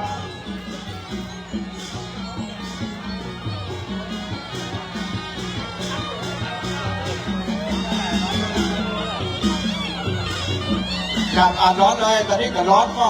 เหลือก็คงเล็กใจเย็นใจเย็นเขาเก็บเครื่องพยายามเหมือนเดิมเพราะว่าฝนมันตกไม่เป็นยังคนเข้าใจเรายกได้อยู่ขึ้นไปแข้งกระโดดก่อนจะได้เอาตัวล้อใส่ขึ้นไปบนบ้านนะครับเอาคนขึ้นไปหมดเลยนะคนขึ้นไปก่อนจะต้องไปสร้างเกตกันทีหลังนะครับเก็บสะพานตัวเร็วนะครับร้องสะพานตัว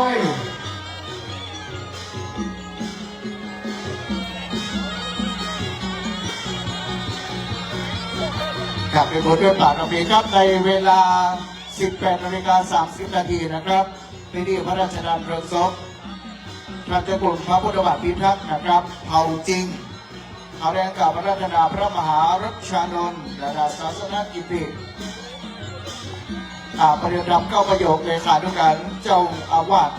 วรเจ้าสิงห์จอมทองวรมหาวิหารจังหวัดเชียงใหม่บางกล่าวห้ามภาษาชุดการแสดงเป็นอาจารยบูชาจากนั้น 19:30 นาทีพระเดชพระคุณพระเทพรัตนนายกเจ้าคณะจังหวัดลำพูนเจ้าวัดพระบรมหาริพุทธชัยแสดงพระธรรมปริศนาเรื่องการอานิสงส์ทรงสักการถวายในนามทอดผ้าไตรบางสุกุลบนเมรุจตุรมุขนะครับพระสงฆ์10 รูปพิจารณาผ้าไตรบางสุกุลหลวงพ่อธนโกรัตนวรรณสาธรพุทธศาสนาโกศลเราต้องกล่าวยองกุลตื่นกระลงโดยบทด้วยปาฐบีที่ยิ่งใหญ่ครับพระเดชพระคุณพระราชปัญญาภรณ์ครับเจ้าวาดวัดนางชีพระอารามหลวงกรุงเทพมหานครนำคณะสงฆ์คณะศิษยานุศิษย์กรรมขอกล่าวคำขอขมาถวายสังฆทานวันตาน้อยพระเดชพระคุณพระเทพรัตนนายกเจ้าคณะจังหวัดลำพูนเจ้าวาดวัดพระราชหาริพุทธชัยประธานคณะกรรมการหมู่บ้านสิงห้าจุดไฟชนวนนะครับเนาะพระราชทานเพลิงศพนะครับหลวงพ่อพระพุทธบาทพิทักษ์เจ้าคุณเฮานะครับเริ่มก็เป็นเซตพิธีวันนี้เนอร์ในเรื่องของนะครับไฟดับดีที่หลานเบียร์ได้แจ้งเนอร์ทุกคนที่เขตของบริเวณนี้ไฟมันเกิดขึ้นแล้วเนาะนะครับมันก็สามารถที่จะคัดขึ้นได้ดอกมันไปทางใดก็ต้องทิศทางลงนะครับขอบคุณทีมงานทุกท่านเนอร์ที่มาร่วมบุญบอกว่าในไทยแลนด์นะครับหรือว่าต่างประเทศเราจะมาเซตสิ้นเลยนะครับในเวลา 18:06:30 เราจะเผาจริงโดยมีพิธีพระราชทานเพลิงศพนะครับอย่างเป็นทางการต่อเผาจริงนะครับลำดาตีเก้ากับผมได้อุ้เอิญเชิญชวนพ่อแม่พี่น้องก็อยู่เนาะพอเนาะนะครับในประสานจตุรมุขอันผดาด้วยชัดแก้วแววใสนะเนาะอันเป็นมงคลใจคือลูกคือหลานนะครับและพอได้ก่อยหลานน้อยถามยายนี่อาหยางน้องฮัทอยู่ไหนน้องฮัทสตรีดิงอยู่ตรงกันข้ามเลยนะครับเนาะตรงกันข้ามเลยส่งกับเกียรติส่งกับความดีงามของพระเดชพระคุณหลวงพ่อนะครับโดยบุญญาตาพระบารมีอันยิ่งใหญ่พระทรงดี